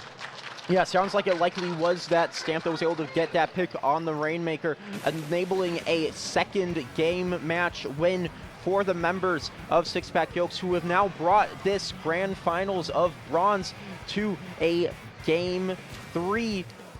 It's pretty much all in their favor almost right now, being able to get those 2 decisive wins. Oh my goodness, it was a little close. I want to say it was a little closer there. I know Milk was struggling on the offensive side, but at the very least, Milk was able to stop a lot of these plays. Remember, this could have very well been a KO for 6-Pack Yolks, but Milk has some stopping power. They absolutely do, and they did see a little bit more of what they were able to do with their pushes, and in the second half of this set, or the second half of this game rather. We're going to see if we can see more of that in Tower Control Hagglefish Market. That's going to be our game 3. 6-Pack Yolks, though, they're the team that you're watching out for. They're the team that is currently 2-0, and they're the team going to be heading into game 3 on match point.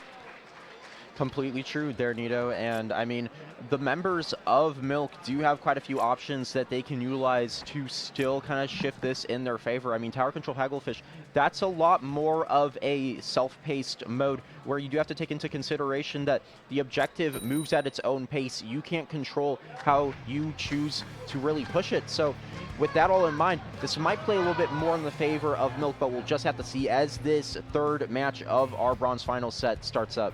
You hear the 6-Pack Yolks fans get hype. You hear the Milk chant starting to come out from the side of Milk, which is also interesting and fun to have. But 6-Pack Yolks, the team on match point. No changes to their comp just yet. No changes to the side of Milk either. It's going to be a race to the finish here in game 3. Yeah, both teams starting off here. Not too many big changes on the board in terms of weapons, although we do see 6-Pack Yolks having a crab-heavy edit Splatling now. Now, it's going to come down to who can get control of mid first, who can find that initial first pick. Solace on that Luna Blaster doing a great job of just stalling out, trying to bide their time, seeing if they can find a pick. We also see Mines coming up from the sides of Milk. They're looking to try to play a bit more defensively here. And looking to try, can they play defensively here is going to be the question here. They say this is a team that had a bit of trouble doing, actually didn't have a bit of trouble doing so. They did prevent the KO in that previous set against on Rainmaker Manta, but they don't, 6-Pack Yolks hasn't taken control of the tower just yet. They've gotten to 99 remaining. This should be able to change things. A pick on 6, the most dangerous one with the hammer, now meeting the second most dangerous, possibly their own tie here, as Solo's able to get that pick. Yeah, Solace able to do a great job with their own special there, being able to find valuable picks. And now Milk working this tower here, trying to bring it forward. The Zuka also doing a great job as well, creating additional pressure and buying some space for the members of Milk as they look to move up. But 6 diving the tower, ultimately going down to Small, who does an amazing job of continuing to hold down this objective. Small there holding on to the objective, as you said, and able to get it past the first checkpoint there. But 6-Pack Yolks proving resilient here at the beginning. Look at how much orange there is. It's almost perfectly orange their entire side as Milk trying to find a way. And if it's going to be anyone, it's going to be Soka Toa here on each side of it. Talk about trigonometry, because that's a double there. Might be looking for the triple if they can get up to Hype, but no triple just yet. It's going to be the second checkpoint still for Milk. Absolutely, and now Milk, once again, they've kind of been on the up and up consistently across this match so far. 2 minutes passing by as we see so far. The crab coming out from Hype, looking to try to stall the tower. They do find some good space with it, but now Small trying to still just find control of this tower. The members of Milk struggling to push it any further past 40, the very beginning of that checkpoint, as 2 are left on the board of Milk. And now 3 players down on both sides there. Milk going complete. Oh my goodness, Milk is starting to lose numbers very quickly here. Small being forced to jump out and does so almost promptly as 6 has the hammer ready. 6 has been dangerous with the hammer. Can we see something from her in this matchup? We're going to find out soon as we already passed the halfway mark of this match. It's still Milk taking out a few more plays of 6-Pack Yolks despite the number of the amount of map control they have. It's still very close here, but 6 able to contribute to a triple. Yeah, I mean, a wipe! Wipe even. Look at that, Nito. Six-pack Yokes primed here to get a solid push at the very least into the members of Milk as they approach that very first checkpoint. The Crab Tank riding this tower, trying to create additional pressure and stall out this right tent here as Sokotoa tries to move forward with their Octo Brush, ultimately gaining control of the tower. But still, the heavy edit splatling from Six-pack Yokes' Hype player trying to just allow the rest of the members of Six-pack Yokes to get back in the mid really promptly and quickly to get another push under their hands if possible. I like what I saw from Katoa there at what is now the bottom of your screen. That was a few jumps that they got off the side of that, or the side of that map there. They were able to get McCarran back in, and they able to got themselves back in, at least provide some distraction there for Six-pack Yokes, something for them to look towards, but it's still Milk trying to defend this out. Solis now in a bit of a 2v1. They do lose that one. Now it's Six-pack Yokes to maintain control of the tower. They do have 3 specials online. They're using one. That's the crab going out. There's the first strike. You might see the second strike come out from Pi, but Sokotoa currently has their attention there. But it's actually Six-pack Yokes almost getting the lead here. They just might get the lead here if there's anybody to stop it. Notice Solis stabs the tower and gets it out of harm's way. Yeah, they do stall it out for now. However, there are just enough members of Six-pack Yokes to potentially bring this back into their favor. Six diving the tower on Small, going down to Small. Really clean pick there from the members of Micron and Small, but they ultimately do still get splatted by Pi 4, who's trying to bring the tower best they can. It's just a scrap battle for this tower, Nito. And a scrap battle, there is Solis and McCarran, the only one near the tower, kind of defending it too. It's almost like it looks like they're their own last stand here. As Valos barely survives the 2v1 against Solis. Solis now has the, I believe someone there tapped the tower from the side of Milk. Now it's just Valos, Pi trying to get big. Pi goes down, 6 and Valos now in the front. They do, that Octobrush goes down as well. Valos and 6 still at the front. Hype had the crab goes out. It's getting very closer and closer to this lead. Here, can they get the lead? No, they do not. The strikes may change that though. Do they change it enough for it to lead? No, it does not! Oh, wipeout! Milk survives and lives another day! That is the energy and the power that Milk needed in order to prevent it. I mean, we can't say enough just how close that was. Seeing Milk being able to utilize just their main weapons, their specials, to prevent that tower from actually clutching that final point. I mean, they brought it to a 40-40 briefly. All they needed was like another maybe like half second on the tower to actually push it forward. Wow. Yeah, no kidding. Wow, indeed. And you actually saw, remember, Six-pack Yokes there on the far left of the screen, holding up the #1. They knew victory was right in their hands, snatched away by Milk. But Game 4, it is still Six-pack Yokes' match point. It is going to be Clan Blitz on Museum d'Alfonzino. And, oh my gosh, it's going to be, it's very close here. I mean, that last minute was essentially a fight to the death there. But Six-pack Yokes and Milk, it is starting to become less of a question of which one dominates the most and which one just gets the bigger push off of the other. Completely agree there, Nito. And I mean, with a mode like Clan Blitz, you have to take into consideration a lot more team play opportunities, as you all have to kind of balance like how many people have a clam, how many people are maybe even holding a super clam, right, in order to break down that basket and enable a push to begin. So when it comes to a map like Museum, you also have those different spinners, right? So you have different ways to move into that objective. Whoever can maintain the most control of said spinners, I think, is ultimately going to become the winner of this game. Right, no kidding. I mean, Six-pack Yokes does very well with control, so if they can get control of their opposing team's spinner, it will be very difficult for Milk. Milk did have some trouble getting out of those lockout positions. They did prevent KOs in that game too, but they still find it difficult to get back in, so that's going to be crucial for Six-pack Yokes as we head towards Game 4. Six-pack Yokes still on match point, but Milk looking to take this to a Game 5.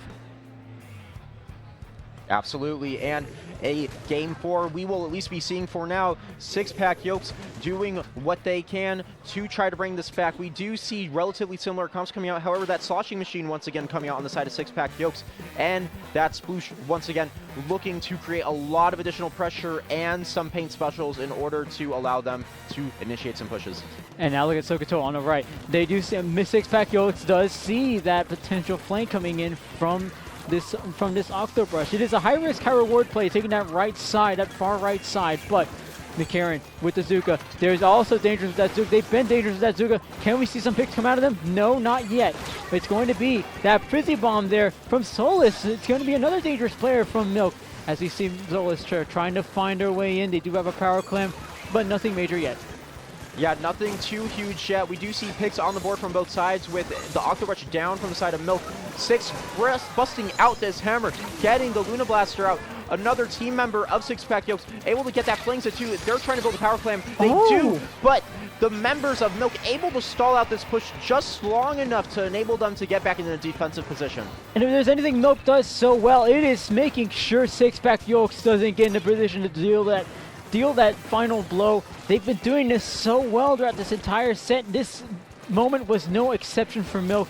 Their only trouble now is finding their way back out. Six-Pack Yokes has members, it seems like, on every part of the map here, and Milk is just struggling and just still trying to find a way back in. Yeah, and as we see them start to move forward, they do get a few of them actually going down. Val's doing a great job of creating some additional pressure with that flank there, and ultimately, the members of Milk just trying to find a way to bust into the members of Six-Pack Yokes base. But we do see Six-Pack Yokes, they're on the other side. They are trying to also do the same. Six-Pack Yokes with 6 trying to break through. They do have the power clams in their favor. Will they actually get this goal? We're going to find out very soon here, but the answer just might be no. Milk doing what they do best, holding out in these lockout positions. Look at it. That is impressive here. No score yet from both teams as we're past the 2-minute mark. Six-Pack Yokes, though, they've been in a similar position for almost all of those 2 minutes, and they haven't been able to score. Neither has Milk, but both of these teams still getting the best out of themselves. It might just be Six-Pack Yokes getting the better. Is this their opportunity to strike? Hype's moving in, the strikes are moving in. Pi4 able to finally get a clam in the basket. Yeah, clam in the basket does go in. We do see the Six-Pack Yokes with a few clams in tow. 16 actually, in fact. A power clam too. 42 remaining on the board with a few more potentially coming in. However, only a Splash-O-Matic left in mid from the Six-Pack Yokes. That's probably going to be the end of the push, but the members of Milk now have an additional pity clam in their favor. They do have a lot of power clams that they can potentially build using the clams in mid. They are in a primed position here to try to make a push if they can just find a key pick or two. And if it's going to be a key pick, it might just come from this stamp that's ready from the side of Solus. Solus has been very accurate with this hammer throw. Will we see it soon? No, perhaps not. Six-Pack Yokes coming in full force. Hype dodges the hammer throw. Already anticipated it with the crab and still trying to find a way out. Solus there nearly gets picked off by the suction bump. Able to get 2 players out. Now it's a 2v2 situation. 6 trying to get this power clam in. Can they get the power clam in? No, they're actually going to be the last one there. But decide to save that power clam, jump back in the base. Probably a strong decision there, to say the least. But now Milk primed at the spinner here to try to move in. The ball trying to push in, but the head saying, no, you can't do that. Pi4 also trying to hold down this basket best they can, preventing the power clam from being picked up again. It doesn't get picked up again. That's pretty devastating for the members of Milk here, as they have to continue to figure out how they can build more clams in order to initiate a push. And that was a very dangerous situation there for Milk. It just seemed like they were in the right place at the wrong time there. Is this the right place? Is this the right time for them? We'll find out very soon here as Solus tries to pop this stamp. Oh, barely gets it out, but gets picked off in the process there. It is looking very good for Six-Pack Yokes, who could be on the way to winning the bronze bracket. And it's only 44 seconds until they can do so.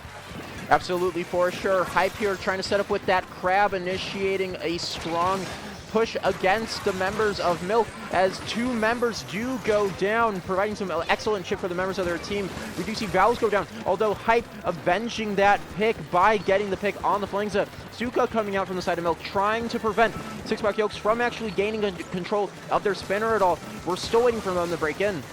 And we're still waiting for them to break in as Six-Pack Yokes breaks in themselves. 10 seconds to go. Milk has a power clam, so this will be going to overtime unless anything major happens, but 3 seconds left on the clock. Milk last stand is here. There's only a few more seconds to go with the power clam in tow. They're centered, they're cornered, nothing more for them to do, nowhere for them to go. Val's right behind McCarran. Does McCarran notice it? Not in time.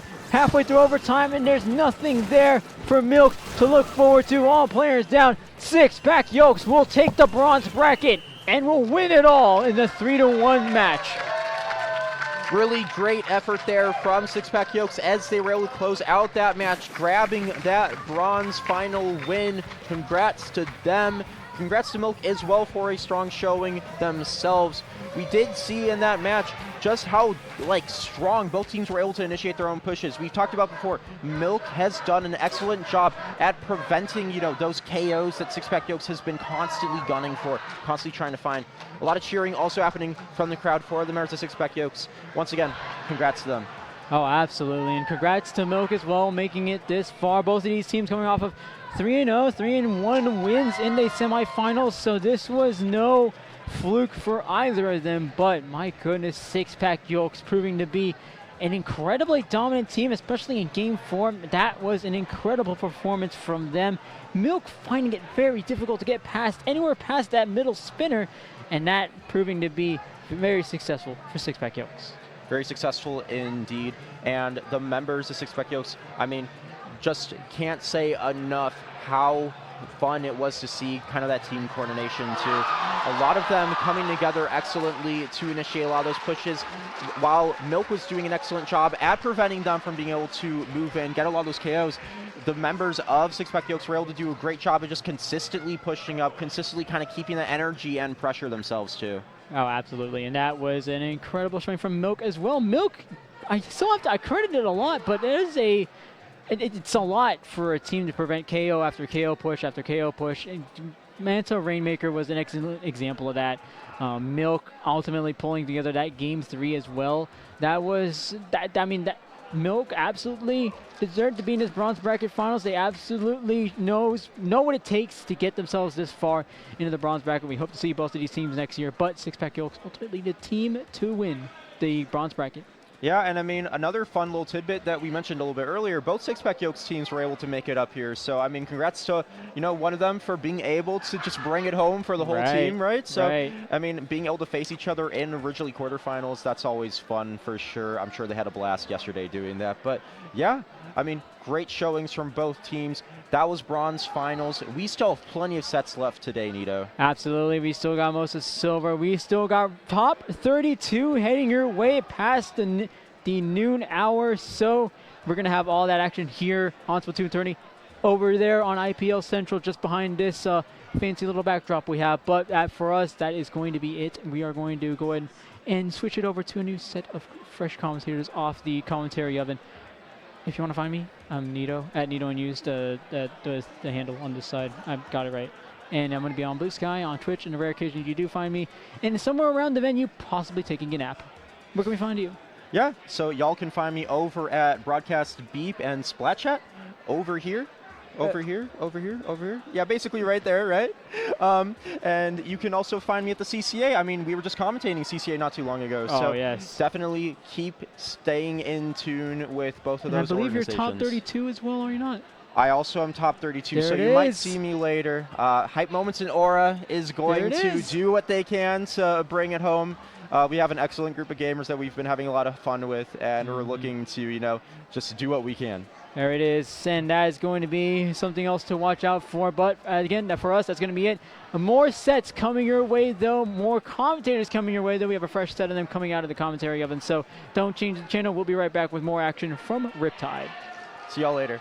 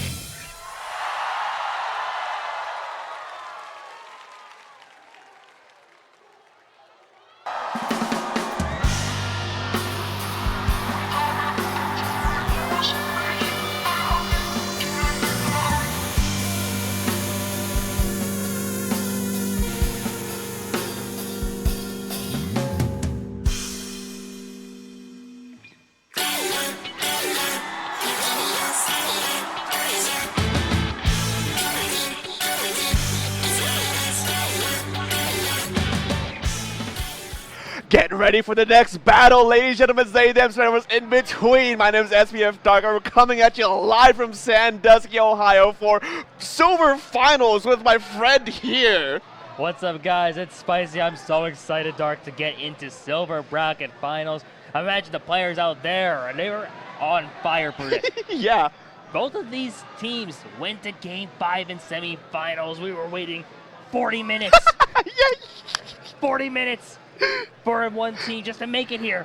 There's still 5 more games, up to 5 more games of Splatoon for Silver Bracket. I'll be genuinely surprised if this set doesn't go to a Game 5. Oh, I hope it does. I selfishly hope it does. Yeah, because not only do we get like just all that extra content, by the way, we also just see exactly how close these two teams might be, and this game's so exciting. It is. Like, this weekend has lived up to all the hype. You think of all the brackets here. I remember watching Bronze earlier. Like, that's been living it up. I watched Collegiate, and like, oh, the excitement there. Silver's going to live up to the hype as well. And Top 32 after all this, also going on in IPL. Like, this weekend is one of the best weekends for Splatoon. Yeah, and speaking of, I don't believe we actually introduced the teams we're going to be looking at. We've been so caught up in like just how long it took for us to get here that we actually failed to mention who we're going to be watching here. First up, we have Leviakittens going up against Hamgore. Technically, it's a really long name, but we've been told that it's going to be shortened down to Hamgore for our sakes and for y'all's.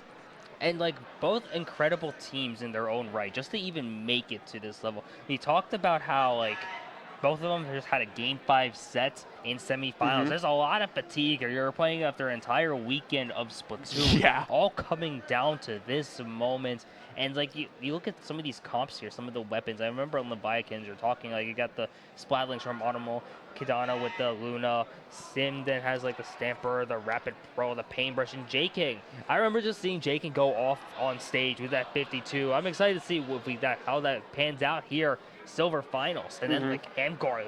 You talked about this, like, there's so many good players here. Zach, Space Heels, Wack, Emerson, Sib, it's like, wow. Yeah, I mean, these two teams, it's truly showing their worth about how good these two teams are, you know.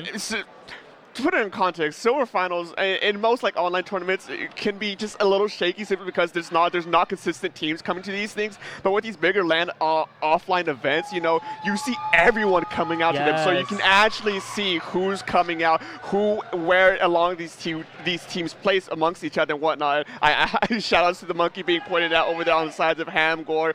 But enough about these teams though. First off, I'm surprised we're starting this off with Zones Mahi. Yeah, Zones Mahi is a way to start it off for sure. Smaller map, the zone already is kind of chaotic, and Mahi, I'm a big fan of Zones Mahi myself as a spectator. The stress of playing it as a player is, so much to really consider here. My big thing I'm really looking for is the matchups between like the 52s, because we talked about it before we went live, but that weapon just got buffed. Yeah. And you're seeing the value of that, especially this entire weekend, and like you're seeing all the hype also from this. One thing I love about LANs, you see the personality, like full showcase here. Yeah. But in fact, the gameplay aspect of things, I feel like it's gonna come down to a lot of execution here. At this point, whoever's able to stay consistent after this much Splatoon, likely gonna be able to come out on top here in Silver. Yeah, I mean, it's been a stamina run to make it to this far, and you still have this entire set. If it's an even match, by the way, gonna go to most likely a Game 5 scenario, talking about at least about 30 minutes of gameplay to get to that point. You are tired, and any average, these aren't actually average players, but you know what I mean by average players, like any average person, I should say, would be tired at this point. So it's really going to be a true testament of like how these two teams perform under all this pressure, especially with most tournaments 2 days tops, right? Riptide specifically, it's 3 days. These people have been playing for 3 days. Yo, and some of them started from 10 a.m. Yes. 10 a.m. on Friday, and then up to like we've been going from like 10 to 10 almost every day this weekend, and it just shows how much goes into all of this here.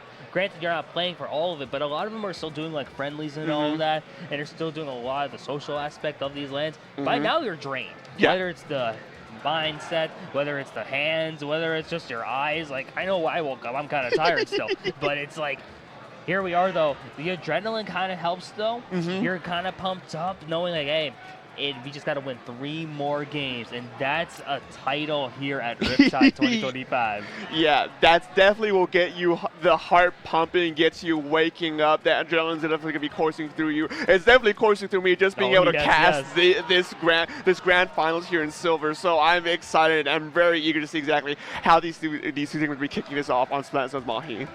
Yeah, I'm so hyped. Finally get into this matchup. Like, we've been crowning champions left and right here. I think this is Silver's the 3rd champion we're going to be having here. Speaking of which, though, it looks like we are getting to roll in now. Splat Zone's Mahi Resort. We get a chance to get the opening look at the comps. Ooh, okay.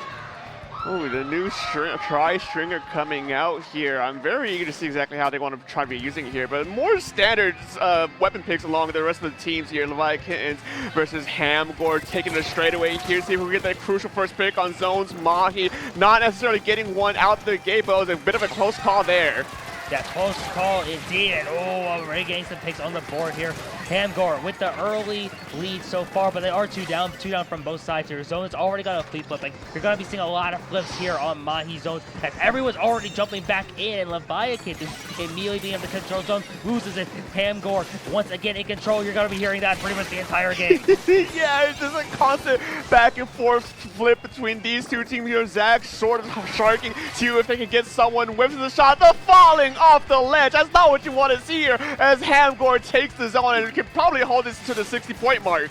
Yeah, Hamgore now with the advantage. They also have the Zuka online there from their Splatter Shot player. Just going to be able to see when are they going to pop it. And it sounds like it has been popped. They're already past the 70 here, waiting for that 60, waiting to see when the water is going to be coming down here. The lasers are going to start making an effect, but the water level does drop. Hamgore now has a little more space, but they are 2 down in the process. Leviakittens is trying to make a comeback here with a 3 down here basically now as Leviakittens in control. A virtual knock wipeout here, which is very good for Leviakittens to get their own setup going here, but unfortunately we see one player picked off on the right-hand side. We see Inkjet coming up to try and hold the ground, but they can't build a walk on the backline with the Wyvern, seeing if they can pull pressure, especially with the old step that got canceled immediately. That's not what you want to see. Killer Will coming out. Sam gets one, moving again, they get another. No, gets knocked out, and 3 down on each side. A wipeout on top. And Hamgore is going to be able to get some room to take away this penalty, and now be able to fortify their defense. You see Walk really push up into enemy territory, gets punished as a result of it though. That penalty starting to go down. You're able to stay in the actual 46 points here, and there goes this penalty. Hamgore going to try and make the most of this advantage. See how much farther they're going to be able to push here as Leviakittens starting to come back in. Yeah, specials online for Leviakittens as they get this push coming in. They get the 2-for-1 special. That's a huge swing on their side. And the wipeout on top. That's exactly what you want to see as you re-engage. And now you're running up forward to keep Hamgore out for as long as you can, especially because you have penalty points on the line now. Yeah, the happy birthday there from the Inkjet finding 2 leads into that wipe, and Leviakittens now just finding some momentum here. They're out of this penalty, just trying to keep this up here, but there comes the hammer from Walk. Gets shut down in the process here by JK, who has been going off this entire run, and suddenly 3 down from the side of Hamgore. This lead is evaporating as Leviakittens now single digits, trying to be able to take the lead here, and they will be able to do so now as potentially keep going. And now Hamgore's in a bit of danger here. They really need to get this flip happening on their favor if they want to stay alive for this game. No, but no. 1 player down, 2 players down, 1 down from Leviakittens. Smash down comes in. Not enough. No, but it's not enough. There's no painting power as Leviakittens takes that game.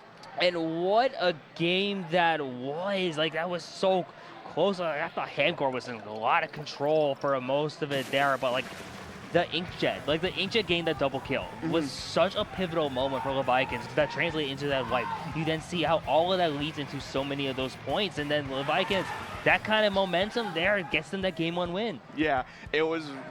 I think that was almost as perfect special coordination you could have gotten there at that moment to really press the advantage. You know, the double kill with the bubbler covering the zone, so you can easily quick in. It just I really like the fact that they instantly saw that wipeout and were already onto their side of the map, trying to keep them out and kept them into their spawn area for as long as they could.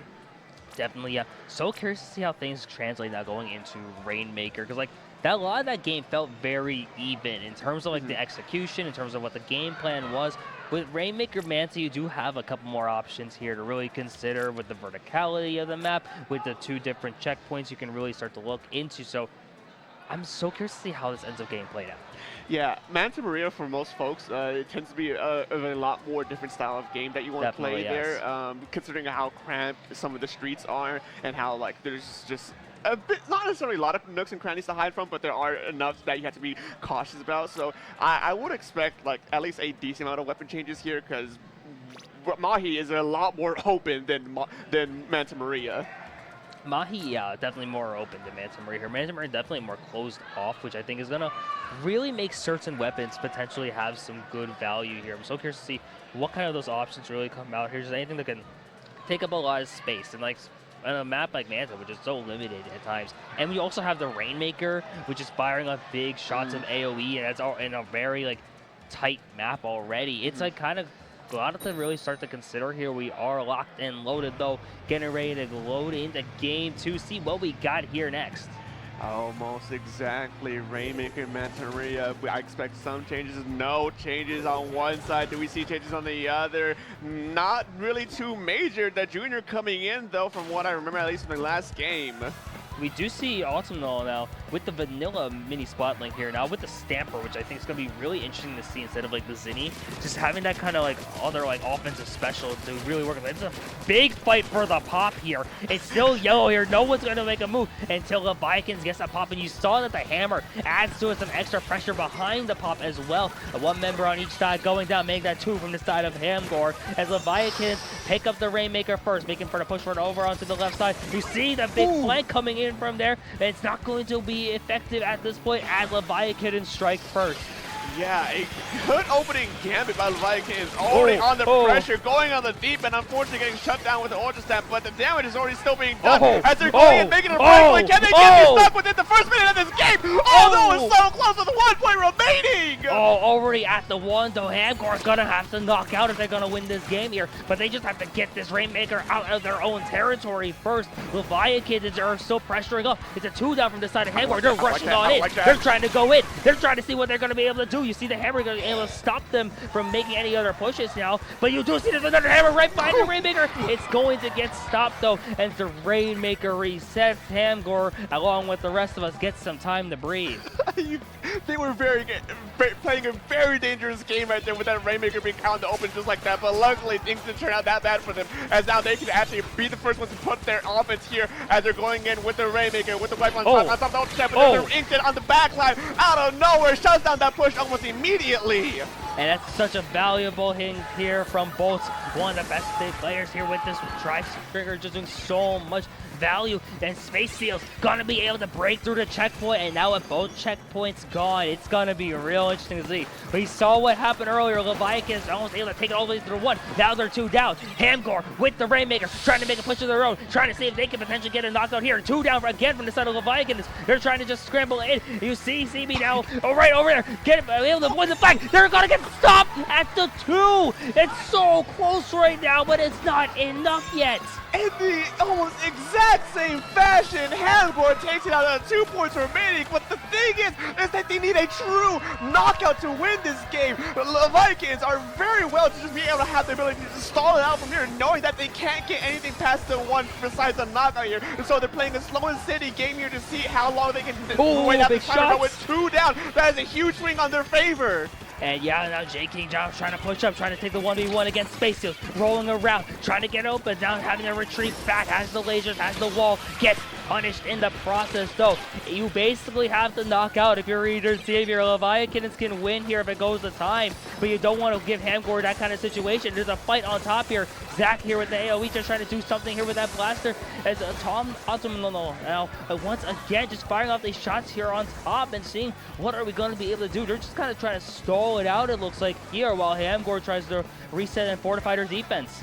Yeah, Leviakittens knows exactly what the game plan has to be here. They cannot give Hamgor much of an advantage here, or else they can potentially win this game here. But that advantage may not be for now here. As the opening for the Rainmaker dodge. Unfortunately for them, the Womp comes in with a wiper and stops it right before they can end this game. And now 1 minute 30 seconds remaining. This is such an insane game already. Oh my gosh, this goal line defense from both sides has been insane. Leviakittens has a 3 opening. This should be it. They get the score, and that's going to be 2-0 for Leviakittens.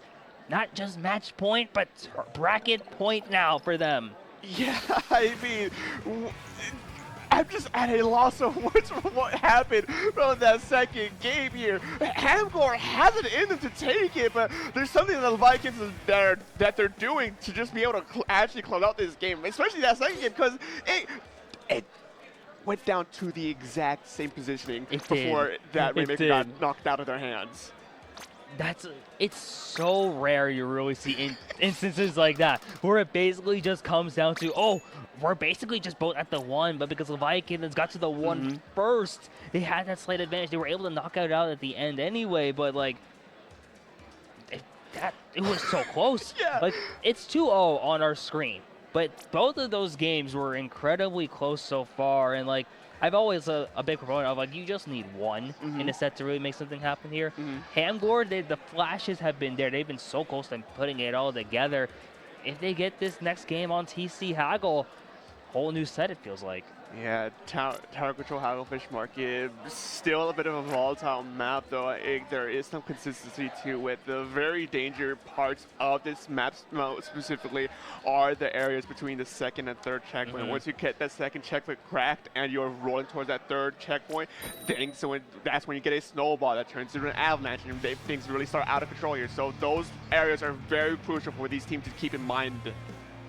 So curious to see what kind of adjustments are being made here. We're back to the Zinni now from Automol now, and also seeing T-Tech coming out here from the side of Space Seals. Yeah, double shot basically from Hamgor. So interested now seeing what we're going to do. You look at Hamgor's comp, and it's like also no backline whatsoever here. You're playing pretty much up in your face here. I'm so interested in seeing how this all turns out. You're already starting to see the fight in mid already happening. Hamgor now able to just poke around and just get as much control as they humanly possibly can. Have this T-Tech having that special online as well. And a lot of fighting over here in the alleys as well, as Hamgor able to have the tower first. Yeah, a lot of action happening throughout the map here, but Hamgor at least gets the first few points on the score right now. A bit of a skirmish on the left-hand side of the map. Walk trying to fight against that blaster. Unfortunately, not being able to get a forcing assist or a requesting assistance from their teammate here, as that tower in the midst of all that chaos was still moving uncontested. Uncontested indeed. We're about to approach this first checkpoint here now. This first checkpoint's big, but it's not as big as the second one like we were alluding to. But getting any checkpoint is so big. But Leviakittens, knowing that, able to shut down any more pushes from the side of Hamgor. We said to get back to neutral. They're looking like the story on the score for some points of their own here. And this is looking some pretty nice now. But I have to watch for this hammer here from Walk. Jaking about to get splatted out in the process. The strikes are going to be coming out of too. And now suddenly, what was a great, looking like a good push here. Hamgor stops it immediately. Yeah, great hold by Hamgor, using that ultra step to really open up the area for them to move up. And now Hamgor is moving that tower as far forward as they can. We do hear the zip caster coming out, see if they can get a pick from one of the players off of Hamgor. Leviakittens, unfortunately being able to get those 2 picks here, and now moving back to tower control towards the center at the very least to find it out in mid. It's just constant back and forth trades between these 2 teams. Yeah, you see the bubble was popped from the side of Hamgor and Zach, and you also saw that the T-Tech does have these tri-strikes online as well, so it's definitely a matter of seeing that the resources are there. Strikes are already being popped now from Hamgor. Leviakittens just trying to get back in. They have 2 down now from the side of Hamgor, so they have this offensive pressure. Have to watch for that auto bomb, trying to see what other flanks are happening. Jakin kind of stuck in the corner, has to burn that wall here as well. Zach and the rest of Hamgor now. It's so close. We talked about how hard the second checkpoint is to break. Neither team's even broken the first. Yeah, these teams are just having a very beautiful dance here.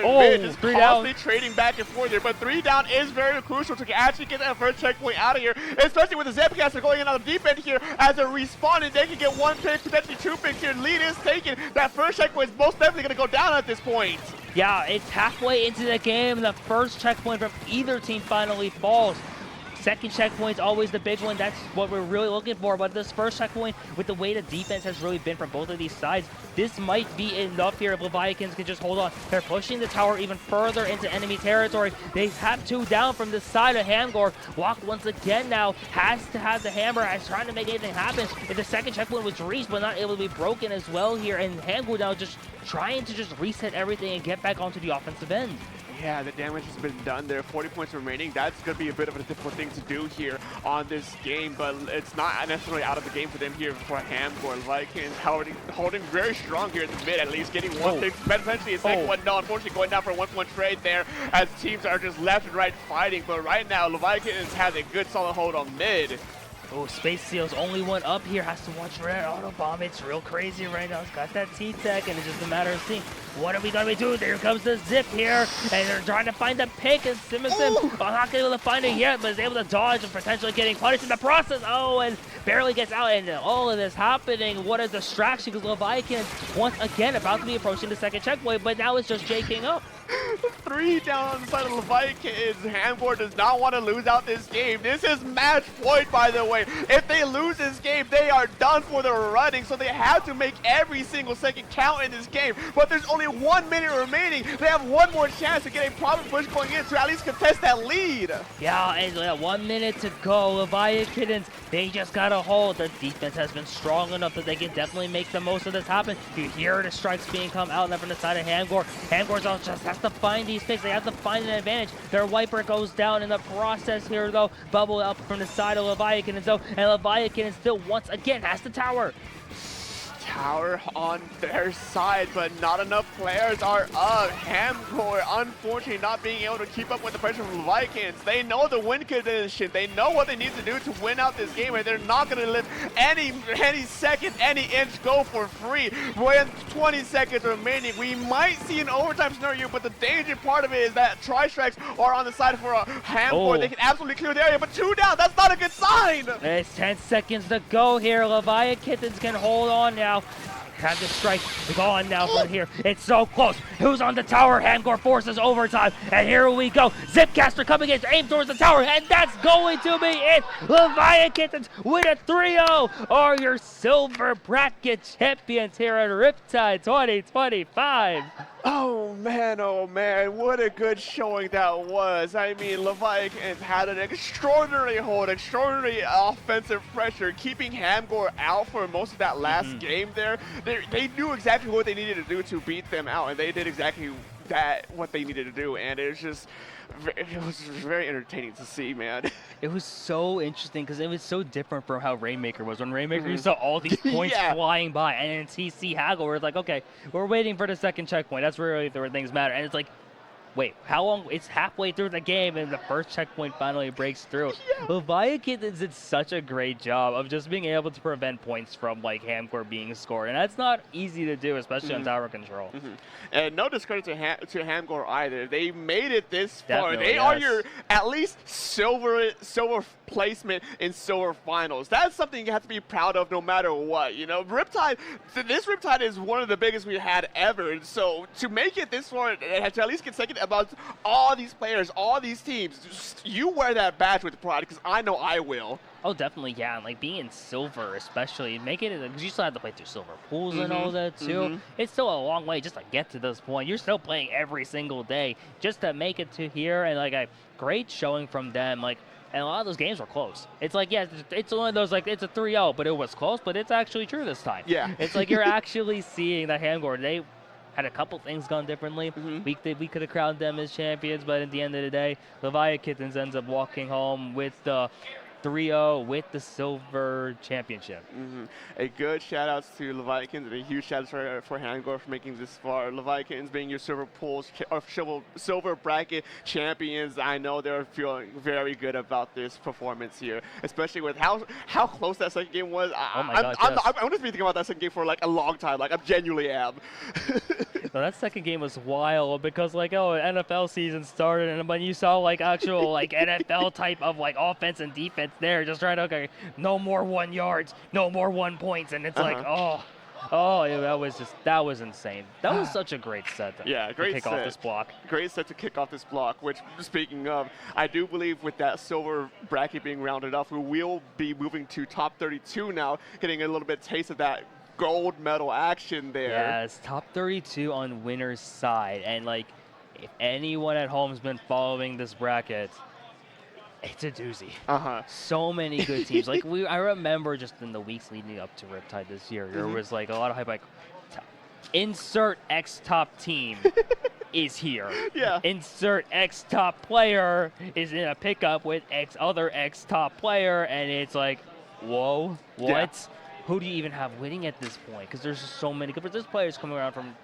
Normally, we talk about U.S. like just at least Canada, but no, there's European players here too. It's Yeah. like, what?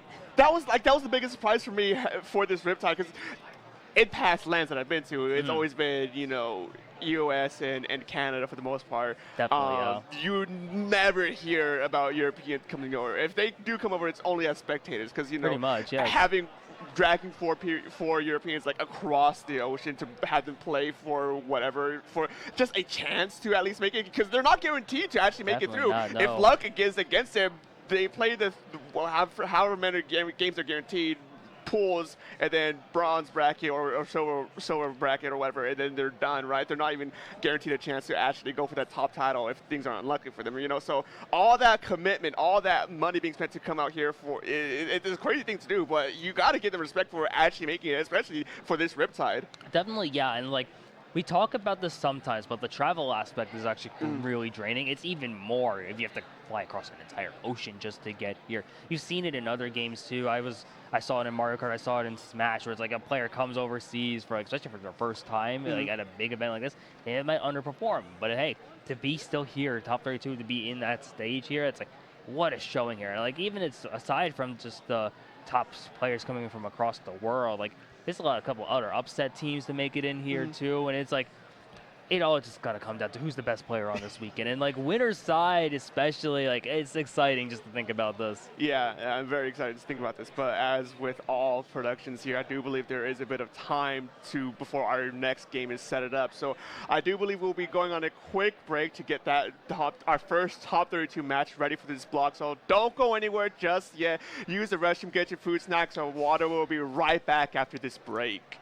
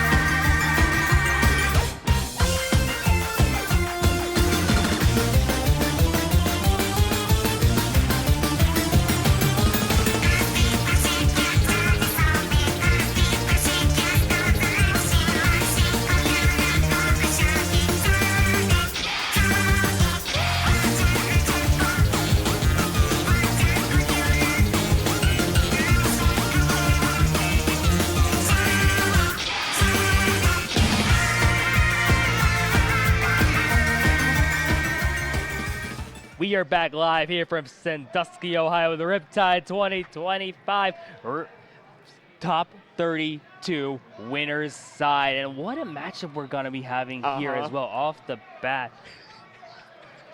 LYRE, heck, well, you can read the whole title yourself. PSU Blue. Yeah. What a set we got coming up here. Yeah. For those of you at home, I'm going to be shortening our very lovely team name down to LYRE, so you can keep up with me. Yeah. But PSU Blue, for those of you who don't know, me and Spicy, we have a lot of history together, specifically on the CCA side of things. Exactly. That's where we started. Yeah, that is where we started. That's where we are consistently put in like top brackets now at this point. And we have a lot of experience watching PSU Blue. It's probably PSU Blue is probably one of the teams that we have the most knowledge, considering how consistently they place on the top brackets. Yeah, we talk PSU Blue, and anyone who doesn't follow collegiate, PSU Blue is like arguably the top team, if not at minimum like top 3. Yeah. And that's like saying a lot now with how much CCA has grown. We can gush about how well CCA is run now. Shout outs to all of them, and shout out to the collegiate bracket now. Shout out to PSU Blue for winning collegiate bracket just now and a couple hours ago too, and like that was such a fun set to watch as well. Yeah, no, if I remember correctly, this morning when they were doing their collegiate finals, they won 3-0 against USF, which is another like highly regarded team in the CCA. So it wasn't exactly, you hear 3-0 against another team, you would think like, oh, they completely washed it. No, USF is definitely another top team to keep in mind and keep track of. So PSU Blue though, they're just, I hate like constantly like pushing teams on a higher level, but it's genuinely like if you've seen their past results in CCA specifically, you know that they're genuinely are on just a whole nother level. They really are. Speaking on another level, look at LYRE here, and you talk about this team. You look at Gray the Ghost, Pulp, Zach, and then 88 and Sunny is like me or Nico. It's like you look at all these players here, and it's just like such great things. Top 5 Riptide last year. Now that's a big feat, and especially here. Like not only like we talk about how impactful it is to have experience at LANs. To have experience at that level of LANs is really helpful here. And like PSU Blue, they've been here quite often. Yeah. They've been at the LAN scene. They're one of the best teams in the collegiate side of things when it comes to collegiate LAN as well. But like, this is, I feel like, a really big test here for PSU Blue. And like, yes, it's the narrative for all of that, but like, we know PSU Blue, they already beat TZS in Redemption yesterday. And LYRE, obviously one of the favorites, I think, in this matchup as well. So it's going to be, I'm super curious just to see how this ends up playing out. Yeah, I think the big highlight for this match specifically is that it's going to be a match to really test what collegiate looks like against a top level team. You just mentioned now, Spicy, placing 5th at Riptide last year. That 5th, may not be the ranking most people would want, but 5th at Riptide is like such a big deal. For context, this year Riptide is only like a handful number of entrants bigger than last year. So the difference in teams and registers and like what the kinds of teams these players played last year, it's not that different from this year. So if things go well, they could very well hit 5th again.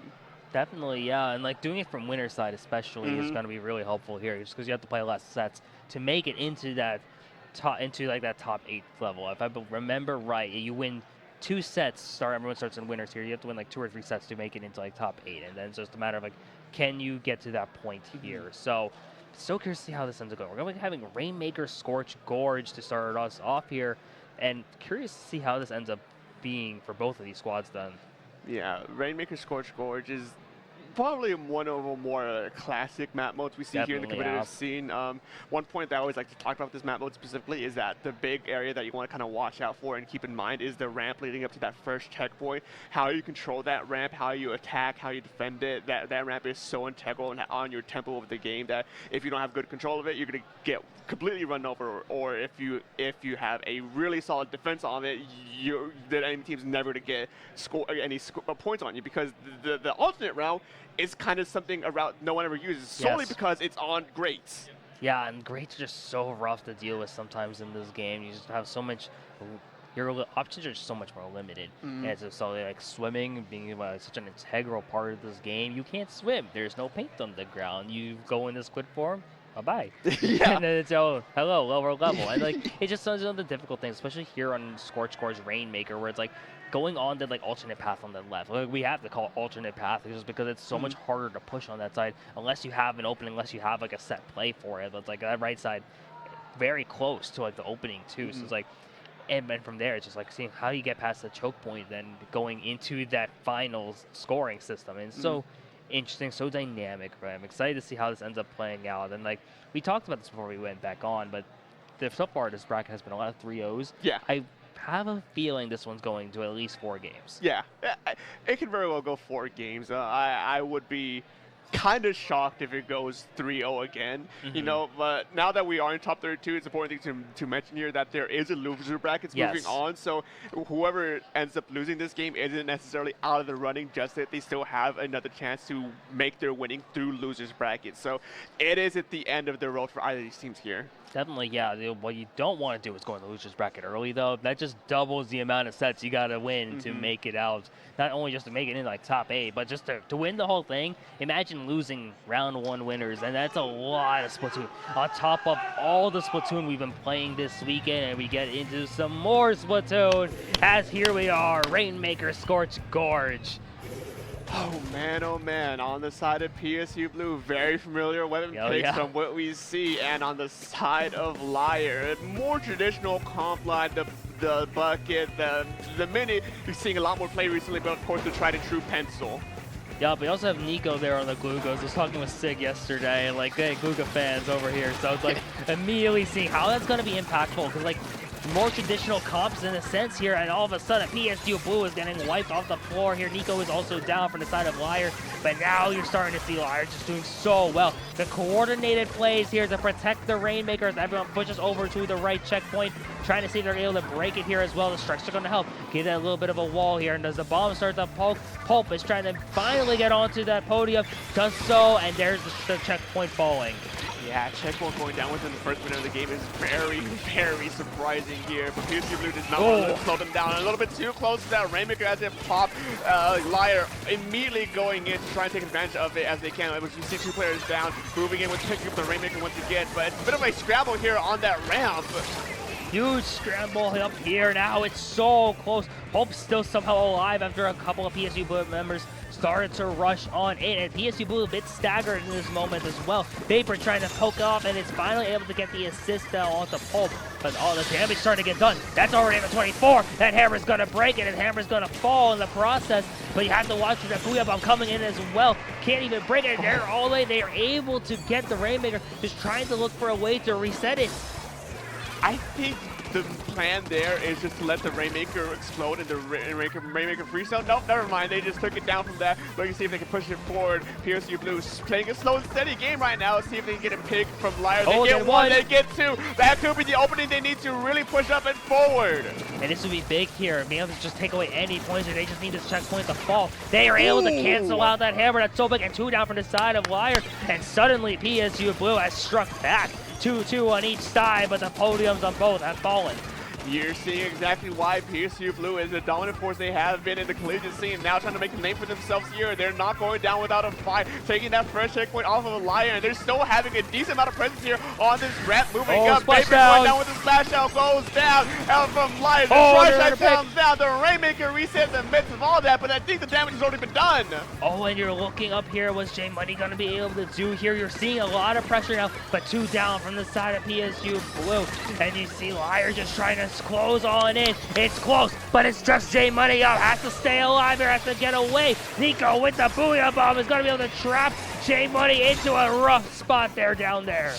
Yeah, and that's the last place you want to see the Rainmaker. It's so hard to get it out from that corner there that either team are going to have to put in a lot of resources just to get it out. And LYRE, knowing this position that PSU Blue is in, they're looking to stay and completely ignore the Rainmaker, play a game of deathmatch here in mid, and just try and make sure PSU Blue can't move forward at all. Yeah, and just like next team fight you're going to see is going to be pretty pivotal and see what's going to end up happening. happening. The Rainmaker's still stuck in where it was when after everyone got picked. And LYRE has found some openings of their own. Splashed out once again. Gonna be the equalizer here in terms of players. And suddenly, here we are. Rainmaker, it looks like it's gonna be in the middle once again. And just trying to see in these 90 seconds, who's gonna be able to keep it up? Or is LYRE just gonna be able to keep the Rainmaker in that spot and not let PSU Blue push it up?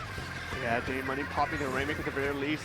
We might be able to see the Rainmaker reset here if it stays uncontested. We see J Money pushing off the Guga Dualies off the ledge. Rainmaker being picked up by Vapor. This could be the opportunity they need to actually get those points. Then the lead closed in. Druga coming out to try and clear the space, not getting anyone out. Vapor playing it slow and steady, see if they can get any much closer, but no. One player down from PSU Blue, and it's a dead push there. And that is rough. It's a 3 down from the side of PSU Blue as LYRE is looking really solid here. Nico finding the pick onto Snow as well. 2 down now from the side of Blue. And you're just trying to see what are we going to do next from LYRE. Pulp moving on forward here with the Rainmaker. And you see them just trying to push it up into their own enemy territory as well. Make it harder for PSU Blue to mount a comeback here. Lasers coming out down from J Money. Trying to find the pick, but the wall is going to have something to deny it. And PSU Blue just trying to find any option they can just to even get the Rainmaker back. Yeah, Zuka narrowly missing their mark and going down in the midst of all of it. That's not what you want to see. 2 down for PSU Blue. Rainmaker still in the possession of LYRE. And with that Rainmaker timer, we will not see an overtime scenario here. If they have control of it by the time that timer hits 0, that game's going to go to LYRE. And with no one close to Snow trying to last ditch effort, unfortunately gets shut down. LYRE takes this first game. Yeah, that was rough there. Snow going for the Hail Mary play just to force the Rainmaker to be popped. But even if it was, you saw a lot of LYRE was also around, so they probably would have been able to kill out Snow and probably just pop the bubble themselves and pick it up again. It's really rough there for PSU Blue. LYRE's game plan, especially near the end, just looked so rock solid. Yeah, no, as soon as that Rainmaker got dropped in that corner, they knew exactly what PSU needed to do there, and so they did everything in their power just to keep PSU from getting anywhere near their Rainmaker. Even when it was popped, we saw the pencil just sitting there on top of the ledge, just exerting pressure, not letting anyone close to it. And it almost reset too before they got the 2 picks off of LYRE, and then picking it up right as it was about to reset. Definitely, yeah, and like, one interesting thing you saw really there was like, as we talked about how important the like corner was where the Rainmaker was at that point, just being able to waste so much time. It's so rare in like any Splatoon mode where you get to see like that kind of like clock wasting, and it's such a like a powerful like defensive thing really, especially if you have the lead there. Curious to see how this ends up going into tower control. We saw this earlier in Silver Finals, and it went atypical how it normally goes, where the first checkpoint was hard to break. So now I'm curious to see how it goes on here this time. Yeah, I think one advantage here for PSU Blue moving into this map mode specifically is that Vapor on the Explosion sitting on top of the tent. As that tower control is moving forward, it gets kind of in range of the Explosion, just be able to like lob shots safely. So I think they have some defensive tools as the Rainmaker moves forward, but can they actually have that plan executed here? It's kind of a thing we have to wait and see, considering how aggressive LYRE is out from the gate, being able to play fast and just keep them off the level. I think they know exactly who they need to target, Vapor specifically on that Explosion to get really PSU Blue out of there.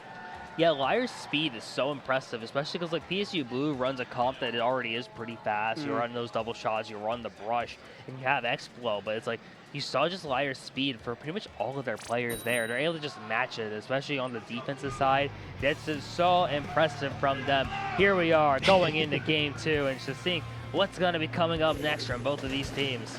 Yeah, and I'm just noticing now all of LYRE's tags say evil at the very beginning. I don't know how I missed that here. I do see a new weapon on the line of the Mini Cobra coming out the side of LYRE. A weapon that's been kind of the talk here as of recently, whether people can decide if it's actually something that can be used or not. Yeah, we'll see if it has any use today. And it's going to be something in the run, but what a bomb there as that ends up getting punished out in the process here. PSU Blue doing a great job so far preventing anyone from scoring at this point, as LYRE has went 2 down briefly at this point. And you see a lot of green now moving up. PSU Blue is going to have the early lead. You see Wazuka starting to fly as well as PSU Blue with another pick in the process here and trying to get that way over to that first checkpoint. Double Zuka coming out and kind of going in their favor here, as that first checkpoint's going to be taken without any issue, even though PSU Blue is down 2 here. There's Zuka, 2 Zukas coming out on the side of LYRE. That checkpoint is still up for some reason, now finally being able to break through as PSU Blue is cruising to that second checkpoint. Yeah, PSU Blue firing on all cylinders so far, and they're already at the second checkpoint. The Booyah Ball's gonna have something to say about that, though. What's gonna be the thing to stop the push here as LYRE now trying to reset things. They've been having a bit of a struggle just trying to fortify themselves against this PSU Blue offense, who's been really hot, just all over the place so far, finding these picks, finding these special opportunities, and that's another Zuka online. Strikes are coming out now from LYRE, though, and they have PSU in a 2 down, maybe a potential 3, but it's gotta be big. And what a play here from B, who gets shut down there by Gray, but all of a sudden LYRE at this first check. Oh, that was a good play, but the unfortunate thing about those picks there was that they all had tacticals. They were able to come back instantly. Yes. So that 2-for-1 trade was pretty much virtually a 1-for-1 trade at this point. And now at that first checkpoint, heading to that second checkpoint, we might see a lead swap here, especially with 2 picks from the pencil there. That is a huge swing. Oh, Pulp just finding their mark there, using the benefits of that pencil there with the Ticonderoga, just the number 2s right there. And B with the final shutdown. The second checkpoint fell in the process of all of this, though. 2 up from each side briefly here. And here we are. And you're now trying to see this tower go back into neutral now. PSU Blue just trying to get the tower up, get a little bit of special advantage going their way, get rid of anyone jumping back in, and at least try and get back on the offense.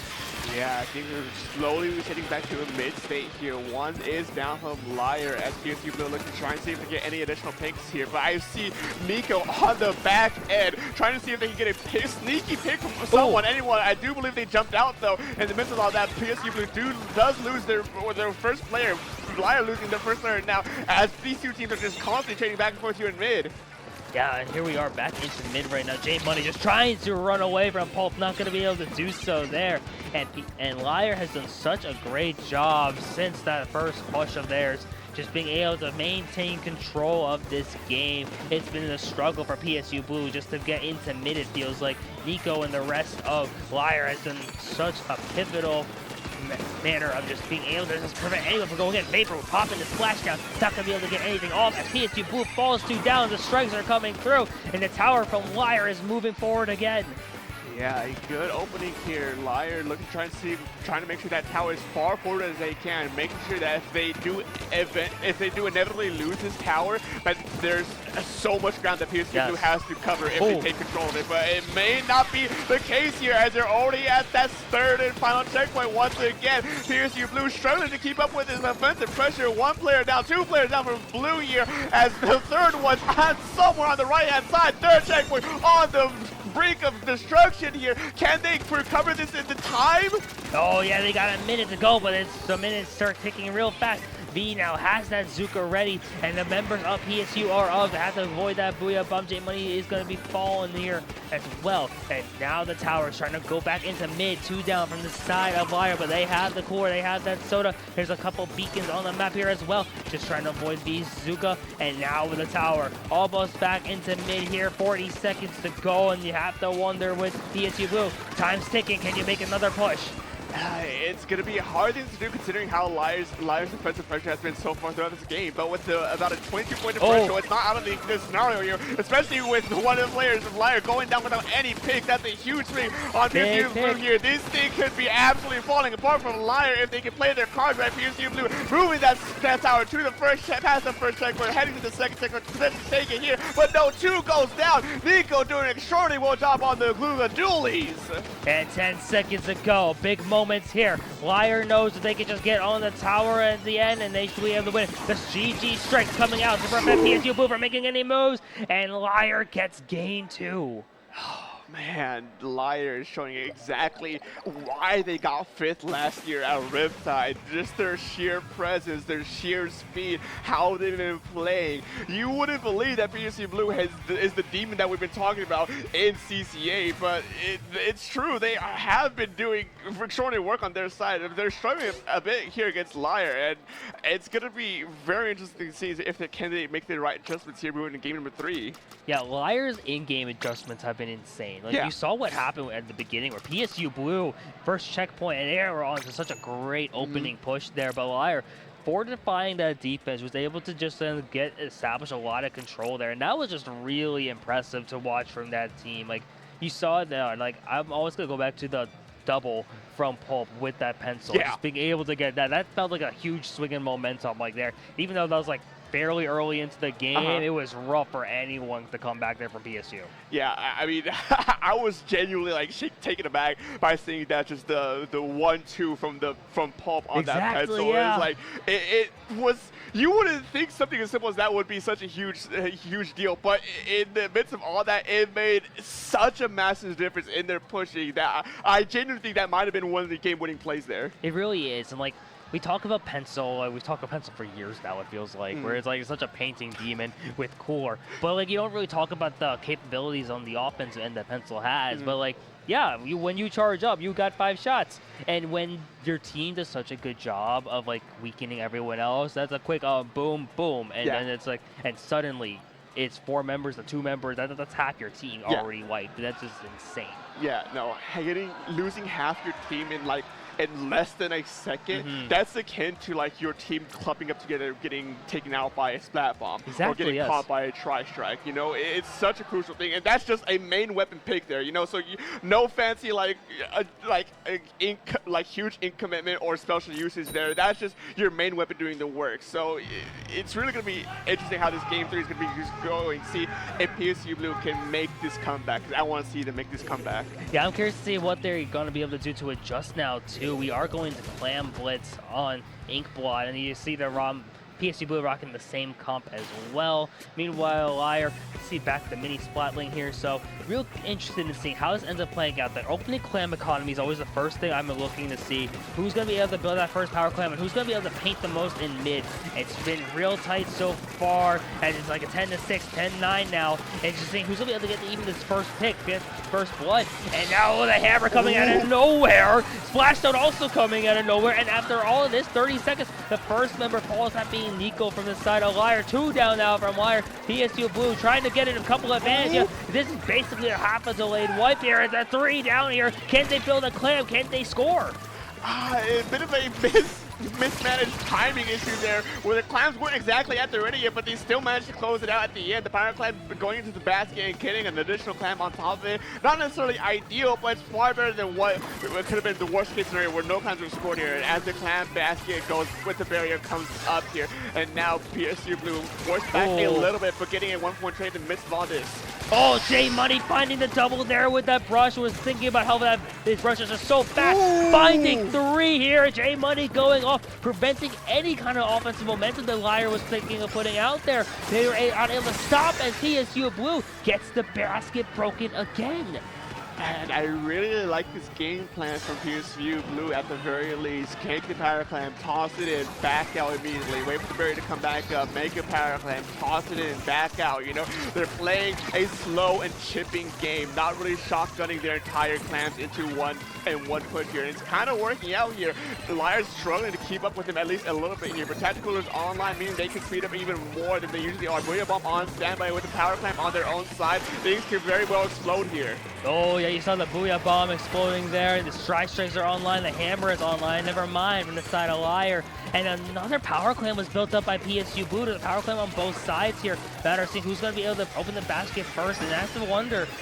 LYRE has that pity clam also ready. If PSU Blue scores again, another pity is given to them immediately too. So it's going to be really interesting to see the kind of dynamic that's going to be happening here. A lot of PSU Blue just finding their picks now onto LYRE, trying to see if they can find another scoring advantage. Multiple picks here, 2 up from each side at the moment. And now you're going to see the splash come up. Vapor gets the trade. play gets the trade, but no one's there to follow it up. PSU Blue is forced to just make sure they can hold on to mid at the very least as LYRE is moving in quickly. Power Climb into their own possession once again. Trizuka online, but you're either going to choose to jump out as well as J Money right in the nick of time too. That could have been very bad for them if they were able to get that pick.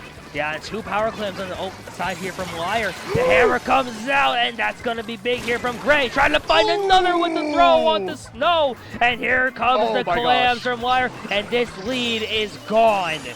Oh, that's the difference between They these have another strategies. They got another. Oh my god, can they 100-0 to this? I don't think so. There's not enough presence here under the clan basket. They're forced to back up, especially with that splashdown. But the damage has been done. 88 points out of a single push. That is a wild push here from the side of LYRE. Now they can kind of hold on defense here. They have a pretty sizable lead here as well. And you see PSU Blue finding some fight in them. Hey, trying to find a response. They've been winning a lot of these fights. Okay, but now it's a matter of can they get some scoring here as well here. Less than 90 seconds to go. The laser's online.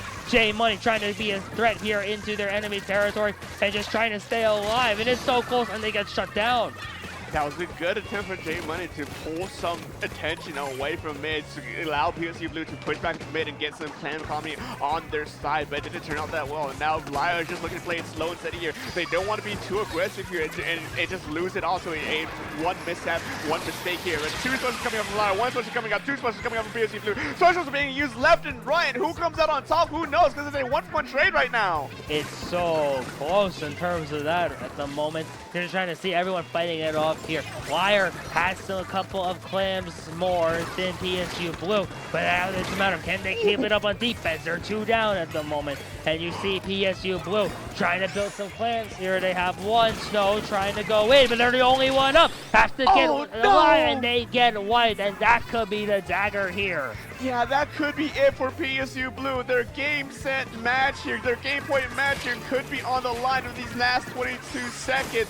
A 40-point differential just about between these 2 teams, and with PSU Blue stuck on their side of the map, LYRE does not want to let this go on the gas pedal. They have a power climb on their side, and PSU Blue has a power climb on the side. This will be going into overtime. Oh, it's close now too, but PSU Blue is down 2 members here.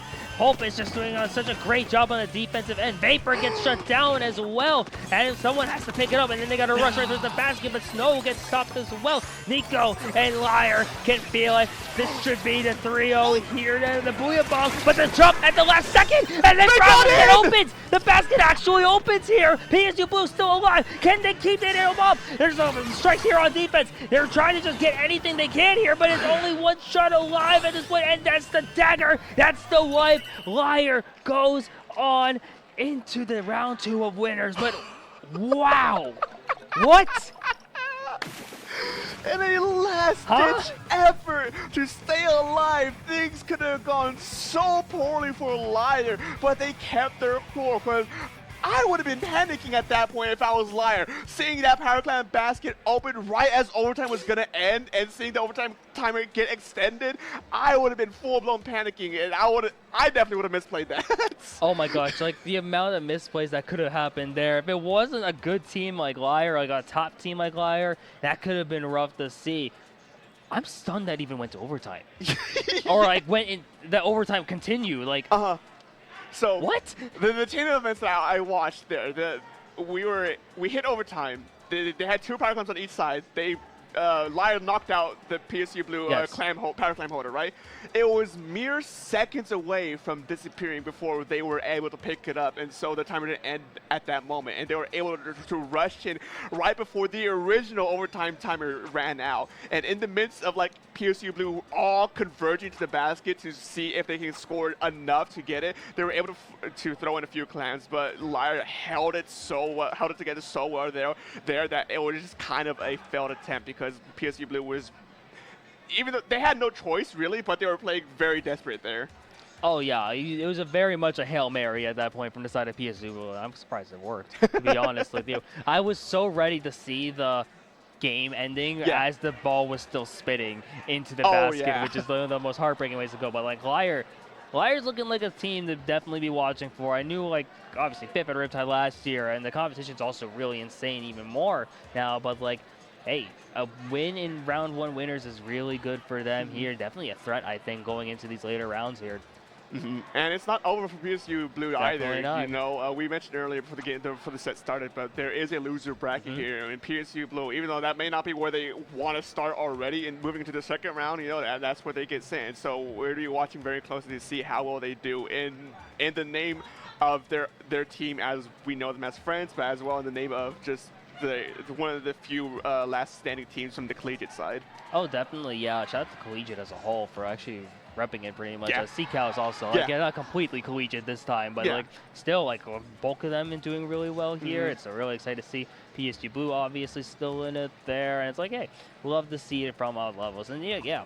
I know when we were talking about that set, it was like, oh, this is like a big test here for PSU Blue. Like, can they hold up with like these, like the upper echelon of teams? And for the most part, they did. There's a 3-0, yes, but like a lot of those flashes there just were so close at times and could have definitely made something happen. Yeah, I want to specifically highlight the Title Control Hagglefish Market match because the PSU Blue had a very good opening on their side, but once again, that double tap with Pulp on the pencil. My gosh, Pulp was playing insane. Yeah, that really just kind of did it for PSU Blue because they were able to take it down to 20 points remaining or somewhere around there. I forget the exact scores remaining on that at that time, and PSU Blue just couldn't keep it up at that point. Now, we do see a bracket here.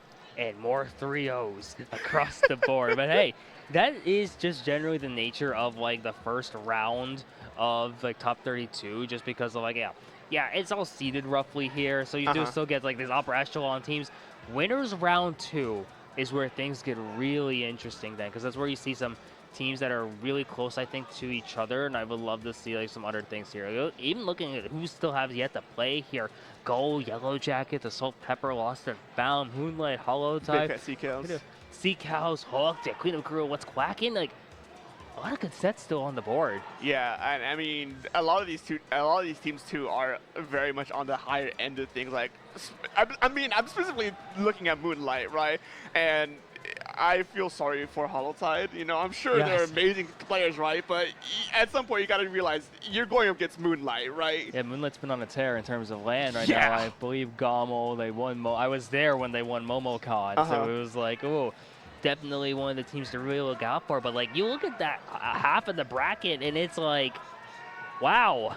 I'm looking at this. Who do you even face there? Because even just making it into winner semis, like Moonlight maybe goes into Assault and Pepper, and that's Assault and Pepper had one of the best sets of this weekend so far.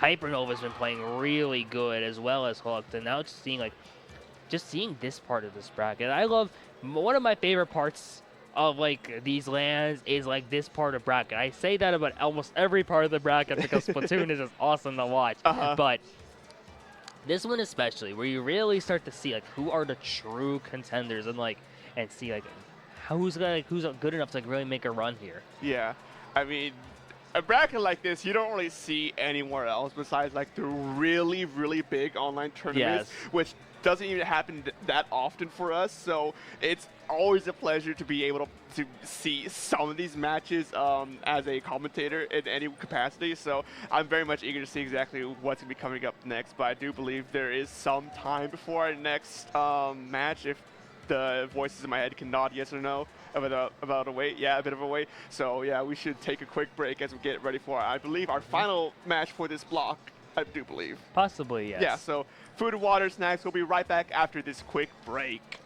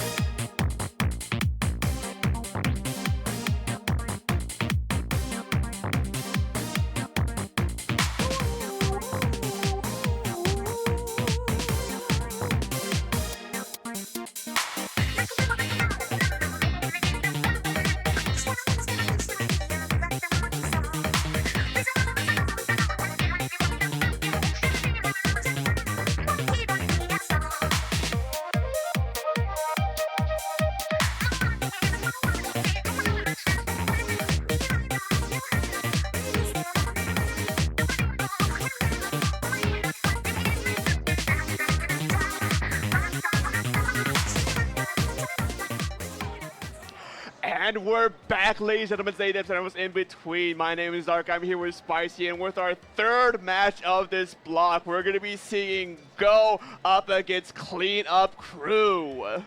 What a set we got coming up here. Like, we talk about the importance of LAN results. Look at Go. Second place at MomoCon this year. Who they lose to? Moonlight, who wasn't losing the Moonlight that tournament. But what a team here. JJ, Xenocakes, Prosper, Swish. Just such a great team here. Just pretty much on everyone on Free Flow is a part of Go. And then it's like you got all these great players just coming out to this point here. Now going against Cleanup Crew. An insane roster. Look at this. You got Max, you got Chara, you got Ori, you got Lux. It's like top to bottom. This is going to be an interesting matchup here. Both these teams 3-0'd in their first round just to get to this point. So now it's a matter of someone's got to get their first loss of the bracket. Yeah, and I definitely think this, if there was a match that we see in our block that wasn't a 3-0, I feel like this would be the one.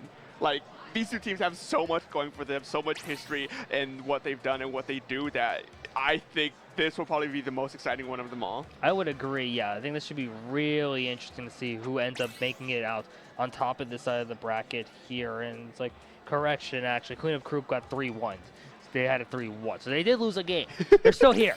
But it's like, but hey, it doesn't matter now. Cleanup Crew maybe like a bit shaken up now. Hey, we'll just clean it up for next round. Yeah. We're starting off with Clam Blitz, Barnacle, and Dime here for this next round. Yeah, Clam Barnacle. It's a very interesting map. I've said it many times in the past, but it's a fairly relatively flat and open. There is some cover, so you don't. A lot of your sharking weapons and your aggressive weapons aren't really out of the game here.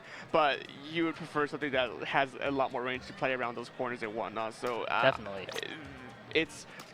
obviously we're gonna see Pencil here. I would be shocked if any game moving forward that we don't see Pencil on. I'm trying to think of a counterpoint here, and I'm like, no, yeah. Pencil. It makes sense. Time and time again, Pencil has just been the most consistent weapon in this game, no matter how many times it got nerfed, how many times it's been adjusted, how many times other things got buffed against it. It's still standing, and it's still showing that, hey, you're not going to get rid of me that easily. And it's so crazy because I remember when Pencil came out, it was seen as underpowered. We never thought it would be at this point. And then, like, you fast forward a year, and it's like, what have we everywhere. Everywhere. Call Splatoon 3 staples because all we have are pencils.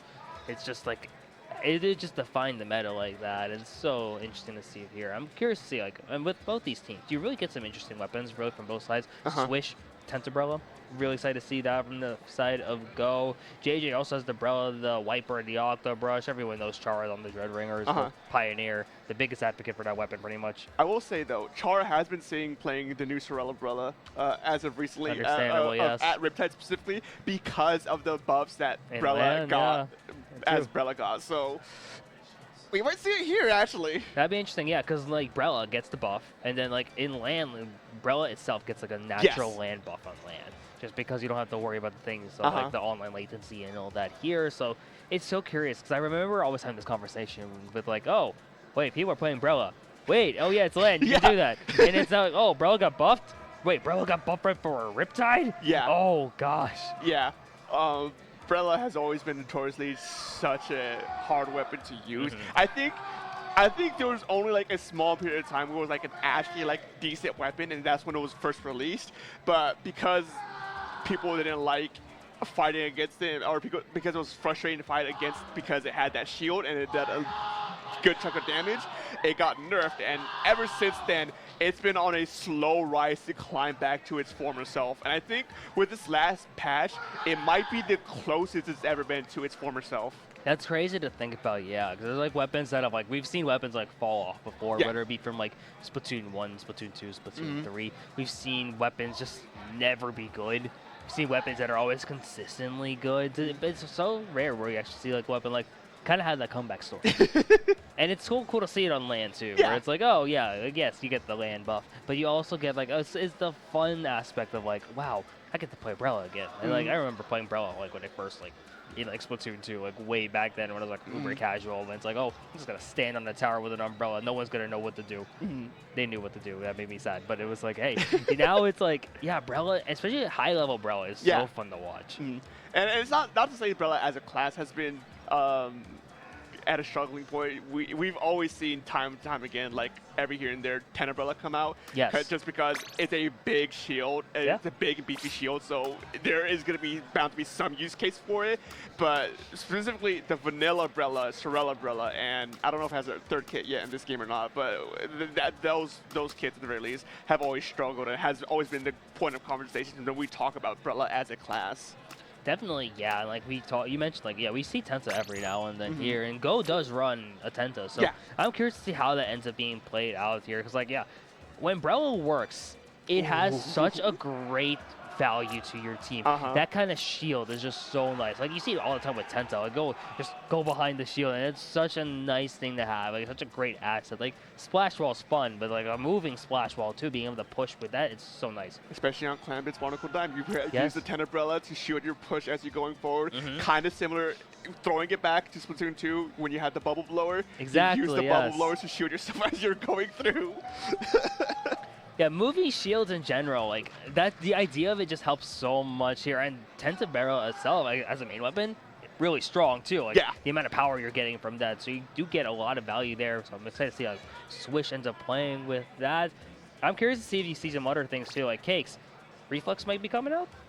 Could you ever know? We don't see Ballpoint very much often either. So Prosper ends up bringing that out today. I'd be pretty excited to see even like normal heavy. You don't see like all the time anymore. So we love to see that there. And like Cleanup Crew, definitely more traditional with their comp and all that. But hey, at this level, traditional is always exciting to watch still, just because of the actual like the piloting of the weapon itself. Yeah, and I will say, I think one thing that Cleanup Crew has as a Pocky that might be surprising is Frozen Pro. You know, it's the only shooter weapon in the game right now that has 10 missiles. I wonder why.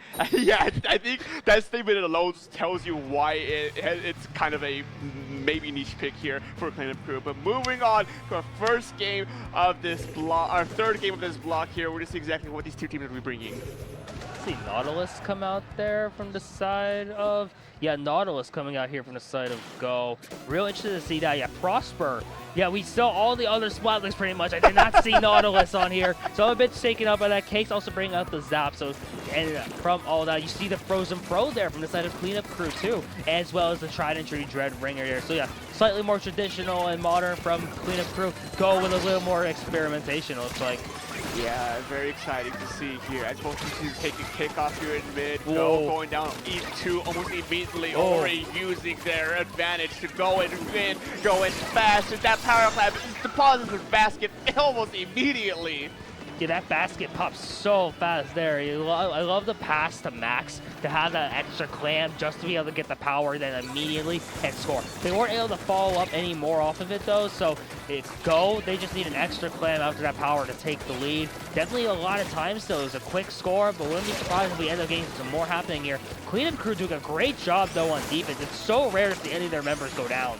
Yeah, no, I think a lot of the fighting power is in Cleanup Crew's advantage here with the mid-range weapons here, but 2 down, as I said, that is an unfortunate thing to see here. Tactical coming out a little bit too late for Cleanup Crew. Go in to immediately punish it, and with the power clamp almost formed here, they can potentially at least get those 20 points out with the bomb! That's not what you want to see! That was such a well-placed bomb. You saw that Go was going to be able to pass 2 more clams so that they could get the power clam built up at that moment and then toss it right in. The bomb prediction there, just realizing exactly that kind of play. Absolutely beautiful there. Have the Tenta missiles as well from their side. Yeah, I mean, I gotta say, Cleanup Crew is basket open. They got the lead. It just, as I was talking about their defense, their offense is just going on. They got another.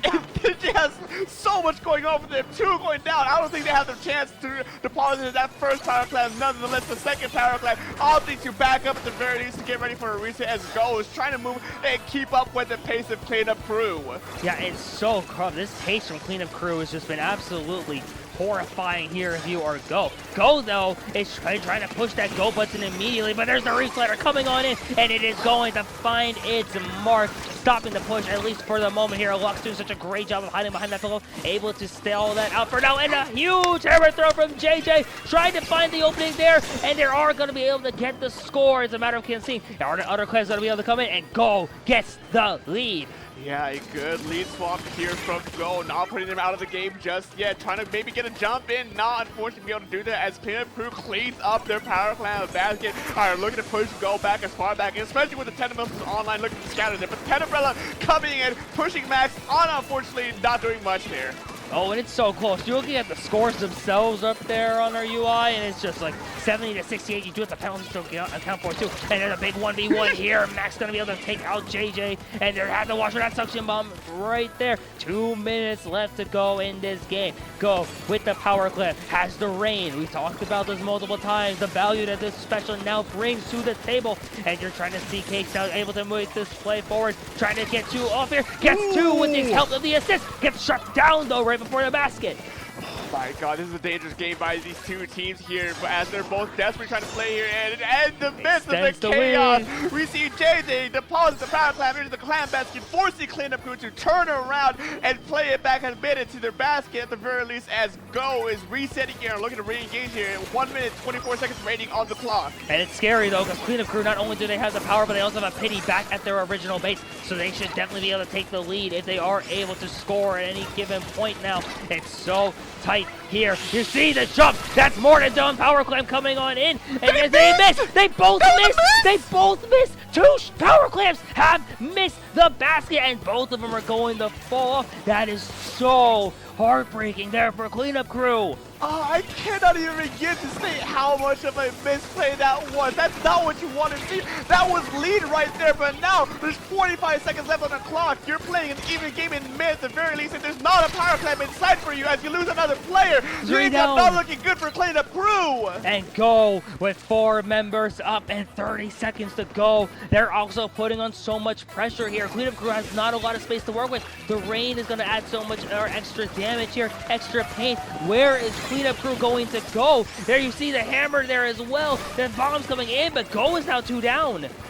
An attempt there to try to extend their lead as best as they can, turned into a failed push here as Cleanup Crew stood their ground and kept Go out of the basket zone. Now with 10 seconds on the clock, reducing the power clam online though, so 3 they down. will go to overtime, and 3 down. That's not what you want to see for Go. They can easily take care of the way this lead if they move fast. They're going in. They get the power clam basket and take the lead. Whoa. Whoa. What a game. Where do we start about that one? Because like, if we're being real here, Cleanup Crew could have had that game won a long time ago. They could have.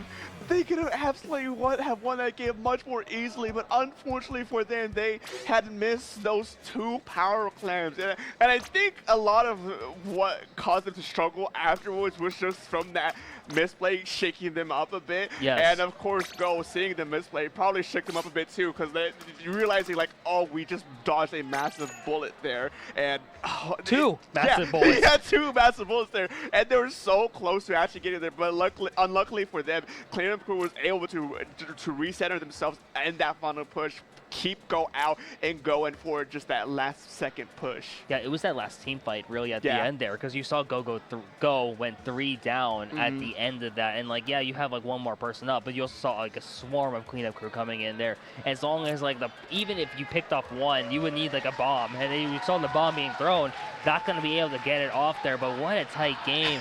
Really, like, Cleanup Crew, after those 2 power claims failing to find their mark, I wasn't sure if they were going to be able to pull it off with that little time, and Go being so good on defense. They still were able to pull it off there, and it's so close. Dude, those like little things can mean everything at this point in the bracket. Yeah, it's really just going to be how these 2 teams manage those little things here. Moving on to Rainmaker Undertale Spillway, I have no expectation, and I don't know what to expect here. These 2 teams were I don't want to say so close, but they were relatively close in that last game that this game could go either way. I'm interested to see how the offense now changes from both of these teams here. Yeah. Because, like, obviously, like, Clamblitz is the only one where you can outright just miss the objective.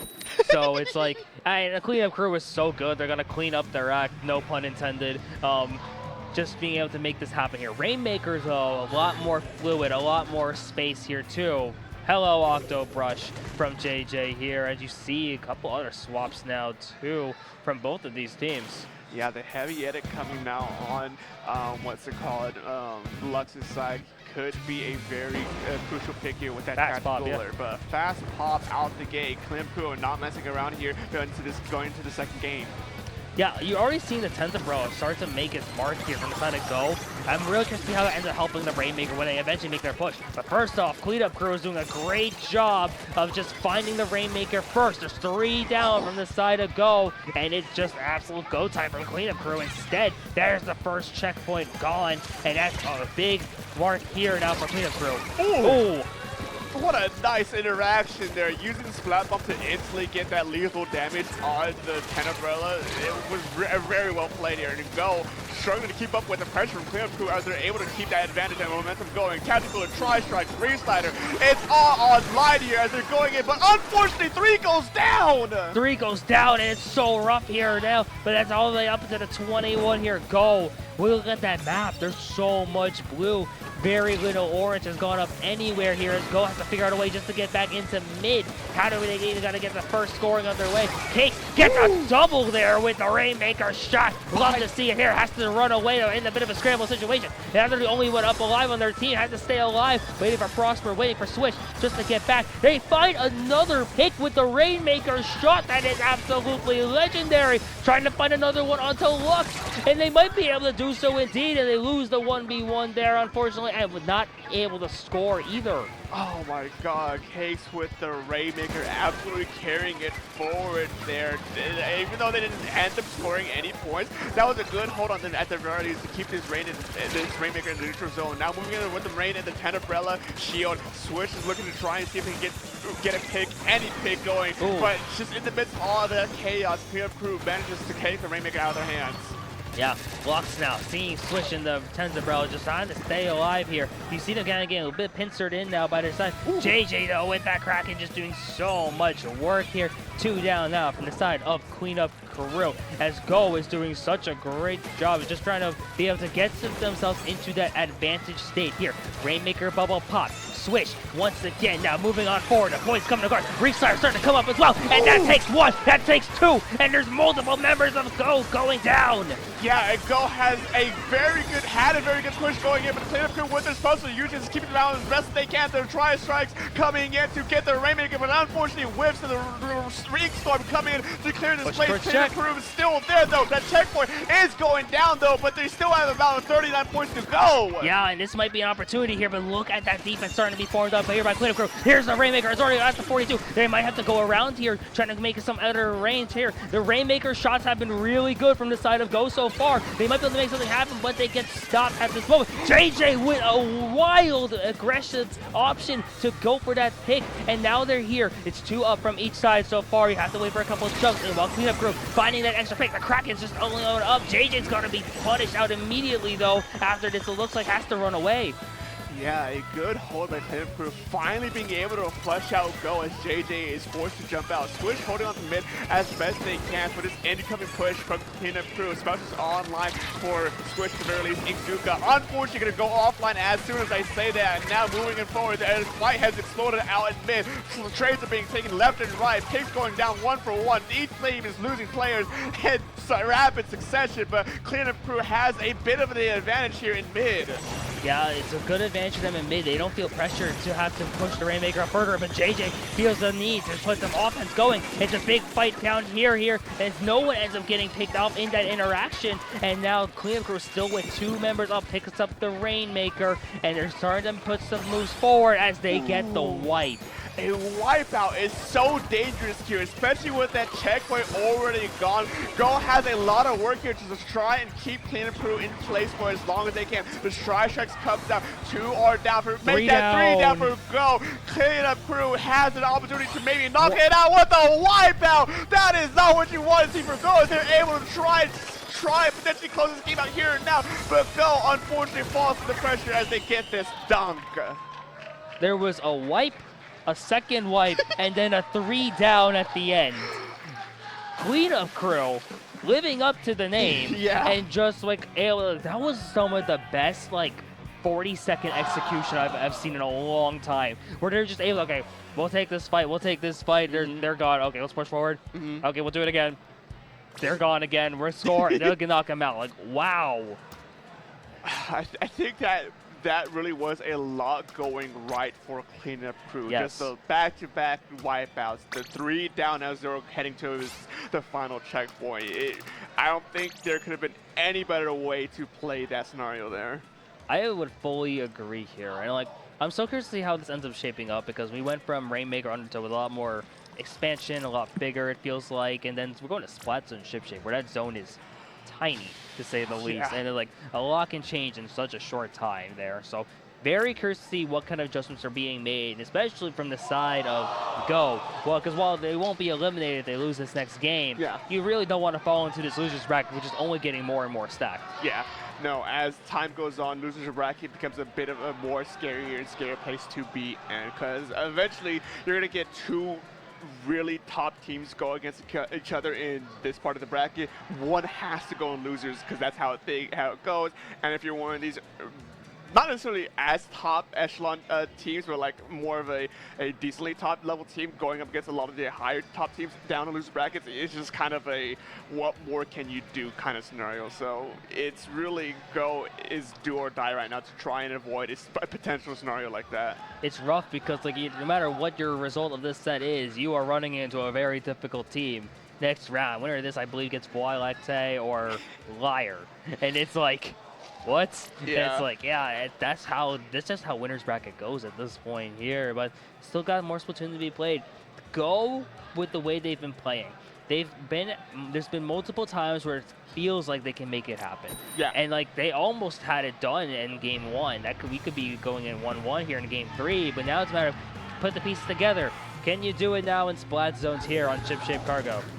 Yeah, I mean, Ship Shape Card, was at a loss of words. We're seeing the Jet Viper coming out here. Out of all the weapons, really? I see the vision, because like you have like the range of the Jet, and the splashdown itself is also really good here with a zone like this. The burst ball also offers some extra utility here, so it makes sense on the side of Go. But it's really curious to see just how it happens here at this point in the tournament. And now it's seeing Cleanup Crew and Go just really getting at it in mid. Go with the first crack at the zone here, and they have the splashdown online here. Dreadringer also with the special, it has the strikes also coming out here. The zone gets neutralized as well, but Go's still in control.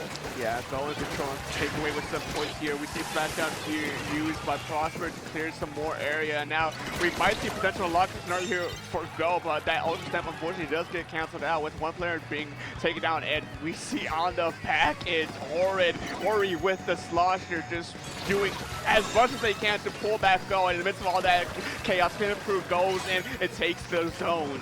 Yeah, and Go is doing a good job here. You'll see a lot of the pressure just taking away members of Cleanup Crew. This is one of those maps where if you have the position advantage, you can do so much. Reese Slider says no, but it doesn't completely negate it. They have a penalty now from Go, but Cleanup Crew still has to figure out a way to at least get control, because Go, at the way they've been playing, they might be able to just get their way out of this penalty. Soon as Splashdown comes out, not going to be able to find anyone, though. Was that a jump to avoid the splash? That was crazy. I've never seen anything like that. The fact that it worked, too, it's unbelievable. But it's all for naught as Go is still able to clear the zone and push extend their lead even further. Yeah, and after the strikes, okay, the Reslider should be able to get capped. Never mind. You missed? Yeah, okay, I'm confused now too, but Go is now 3 down here. Cleanup Crew has figured out a way. Okay, we're still in control now. Now we get through this lead, and we'll make something happen. They're finding the position advantage, and Cleanup Crew is doing such a good job of just being able to maintain control as the lead starts to pick away.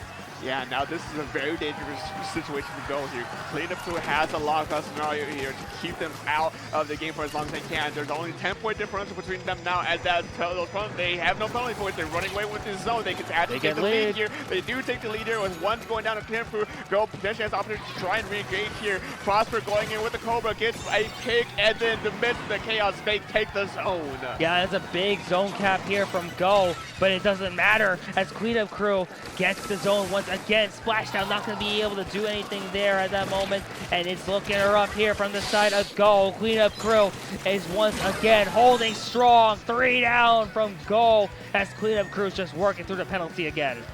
Yeah, it's a very closer game than the past 2 games have been so far.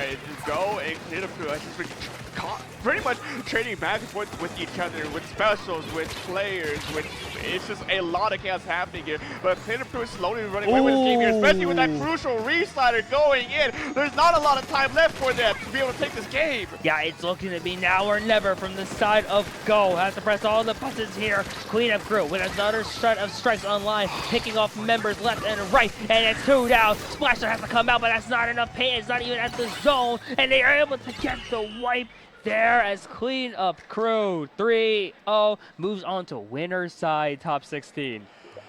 Wow, man, that third game was up until those last few moments, that last minute or so of the game. It was really a neck and neck game. They were just constantly trading back and forth with each other. But Cleanup Crew figured something out about Go in the midst of that game there, and they were just able to abuse it time and time again and just really, as the name suggests, clean it up. Clean it up is the best way to put it there. Like, actually, because that's really how it felt in like all of those games where it's like, and admittingly there were some questionable mistakes there, like not their best gameplay. They're still very good. They're like way better than anything I'm ever going to consider doing. But it's like, yeah, you saw like the pulse, you saw like the re-slider missing, you saw the power clams in game 1. Yeah. But like their ability to just like, okay, the poise really to just clean it up. The pun, I'm so sorry. But it's like to just like make that adjustment and then just make it work. That's really impressive. That's going to put them in a long way here going the rest of the bracket. Yeah, and I mean, Go, we said it many times already, they're not out of it just yet. They still have a run in losers bracket, and I would like to see how well they do in losers bracket. I never want to see any of these teams go home too early, but because of how these terms are set up, someone has to go home. Yeah, you hate to see it, anyone going home. So Go is guaranteed at least 17th, I believe, with the way their bracket is after winning round 1. But at 17th, at minimum, at this tournament, that's a huge accomplishment here. But you definitely want more than 17th if you are Go. And with the way they've been playing, they can definitely do it, I think. They have a good shot, I feel, to still make a loser's run. It just takes the names. Yeah, who knows? They might show up again in the next block, and not just here in SplatoonTourney, but in IPO as well. Correct, Top 32 is happening on both channels, by the way, if you weren't aware. So keep an eye out for some of these teams moving forward. But I do believe that is the end of our, as sad as it is to say, heartbreaking for us, the end of our block and the end of our run here at Riptide. Yeah, I hate to say it. It's always a pleasure commentating with you, Dark. But I want to give a quick shout out to all the people who have made this event possible. Production from the SplatoonTourney side of things, IPL side of things, the people running the cameras, the TOs especially. Yeah. I want to make this clear. Kraken was DMing me at 1 a.m. after day 1 because we had to resolve conflicts between Mario Kart and Splatoon. The work that goes on behind the scenes is absolutely incredible. And also thank you everyone in chat, both here on SplatoonTourney as well as on IPL. Yeah, I know. I said this yesterday when I was on the mic yesterday, but me and you as commentators wouldn't be here. The players out there wouldn't be here if it's not for the production of the TOs and just staff in general. They do so much for the community and for the scene, just keep things running and just get the entertainment out to everyone. So it always goes to say to support whoever you can on the production side. But with that being said and done, we're going to wrap things up here. Any final closing remarks you want to make? Keep all the tabs open. One tab for IPL, one tab for SplatoonTourney. There's still so much great Splatoon left to be played this weekend. Yeah, most definitely. We'll be right back after this break with a new set of commentators as we move into top 32 or top 16. I think it's top 32 losers. Top 32 as we continue top 32. Don't go anywhere just yet. We'll be right back, so stay tuned.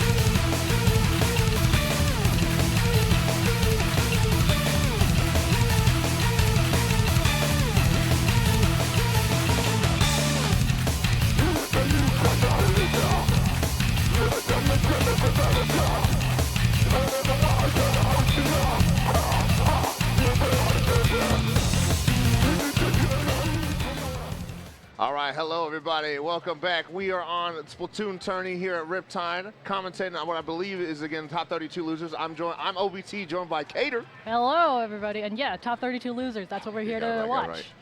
I know, I always feel bad when I do the lead and I'm like, I'm pretty sure this is the round we're doing. Yeah. Now, see, the crazy lore is we went up in the wave pool Yes, yesterday. yeah. And I reminded Cater that Cater was actually there for my first ever Splatoon block like years ago. Like I had never commentated the game and they were like super cool about it. And I've always been like, dude, crazy I'm commentating with Cater. Full circle, bro. Full circle, yeah. I think it was an IPL event. I want to say it was sure. like a weekly or something. Maybe, yeah, but I remember you being like, I have commentary experience, but it's my first Splatoon block, and I was like, all right, bet, let's go. I know, and look, dude, here we are again, but that was like years ago. It was like so long 2021, ago. 2022. Yeah, because I started commentating in 2021, so it would maybe 22, but. That was back when you would commentate with, I think it was like Cork a lot. Oh, yeah. Yeah, but I think that was before, like back when like DSS still existed. Yeah, long time ago. I know, long time ago. But it's cool. It's so cool. I'm back here. Excited to be back on the mic, bro. I just decided to come out like a week and a half ago. So that's awesome. Honestly, I've never been able to beat it. This is my first Riptide ever. So this is my fifth Riptide. So see, it's like it feels like I'm at the promised land, bro. I'm finally at Sandusky, Ohio, man. I'm excited to be here. Well, how's your first Riptide going? Oh, dude, like phenomenal. Yeah. I've been like just great every night, man. Well, it's because this is my first time like showing up to an event like not playing. Oh, and okay, I'm like, this is great. It's like I was telling somebody, it's like after you lose and you could just talk to people, it's like that, but you're not sad, you know. Yeah, this is again the inverse. This is my first Riptide where I am playing. Yeah. I was on Stu. I believe we ran out in silver bracket, nice, but it was a lot of fun. We had some very close sets. So yeah, then I do get to talk with everybody. Oh man, I was shaking after that. We went to a game 5, lost by like a frame in overtime. I know, but that's why we live for the game, right? I love that stuff, man. It makes you feel alive. Yeah, it really does. But hey, what that means is if you're thinking about coming to Riptide, bro, it'll be great. Either way you can play, you can just hang out. We have what I would consider the boomer lineup, bro. Of Snom with a knife versus the goated name, the Greg Gurus. Shout out Greg Guru, bro. They're out there somewhere. But yeah, man, Snom with a knife. You got Surskit, Lily Kami, Delta Jordan. Again, all people we know and love. And on the other side, we got Fusion Clover, Arship, and Bishop. I just met Bishop yesterday. We went out for bowling. So really cool to see some of these faces in person. Yeah, Fusion is awesome. They've done commentary before. I might have even done a block with them, I believe. And then Lily has been putting in a ton of work this weekend, pool captaining, helping staff, running around, TOing. And so I'm glad that you get a break, maybe not so much a break, but they're playing now, so they don't have to worry about all the TOing stuff. Yeah, I know.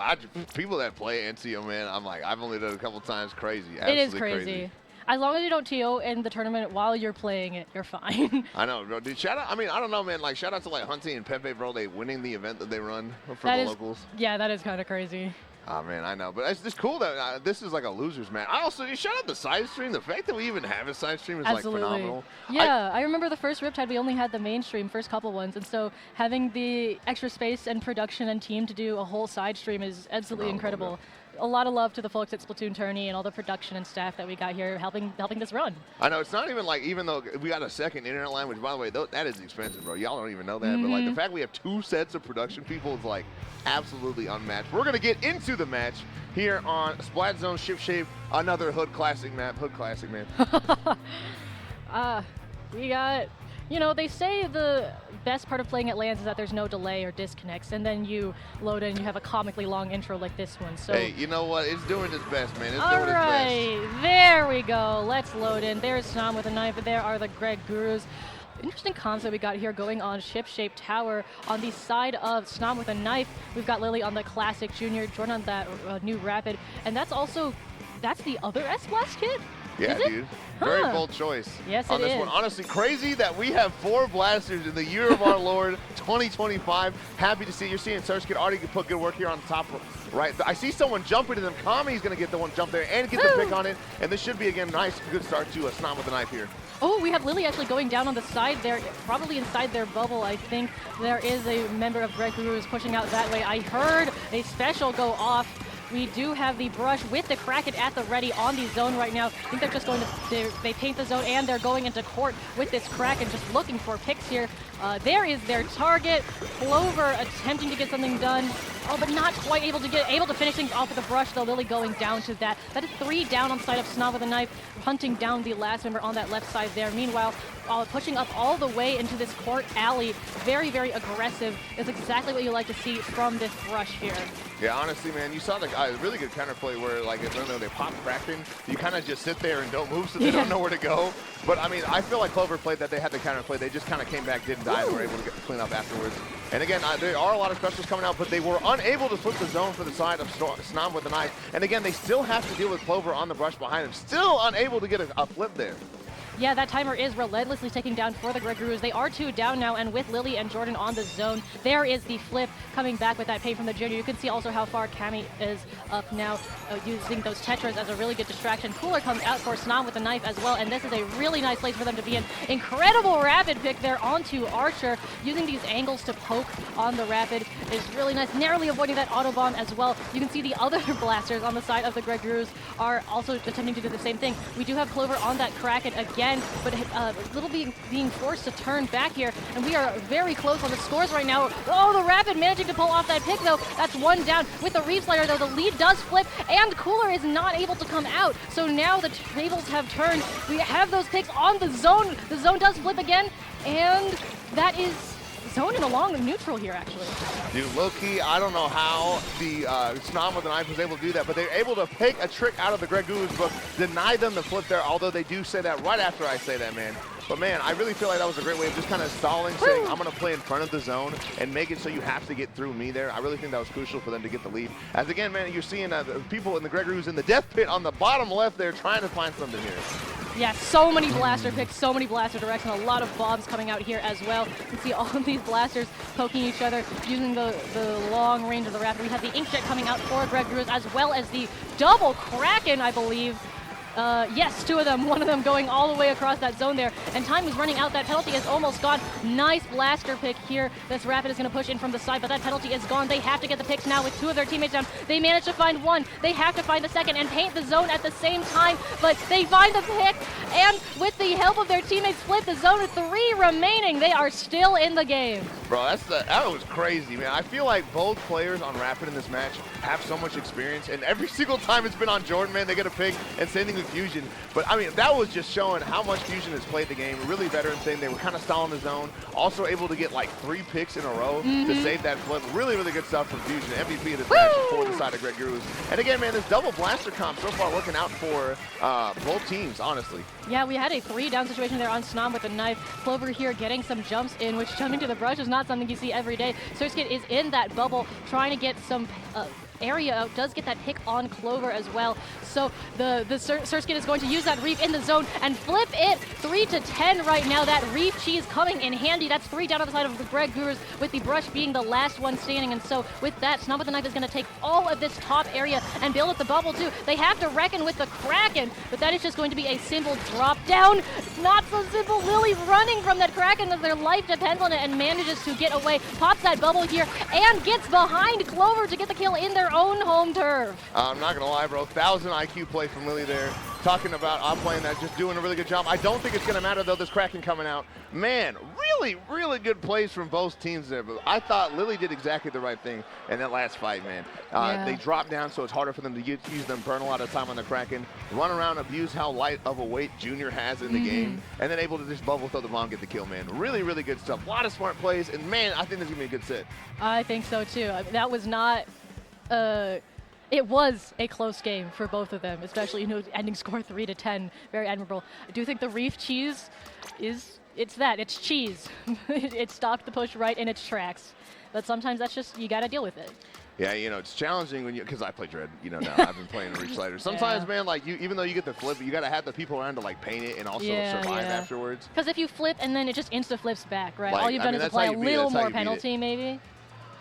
Sorry, I thought the match started because I heard the other stream behind me start, and I was like, oh, man, we're getting back into it fast. No changes or anything. But, yeah, honestly, it's so interesting, cool that this is double blaster matchup, because I know there's a lot of experienced blaster players on both sides. Yeah, definitely.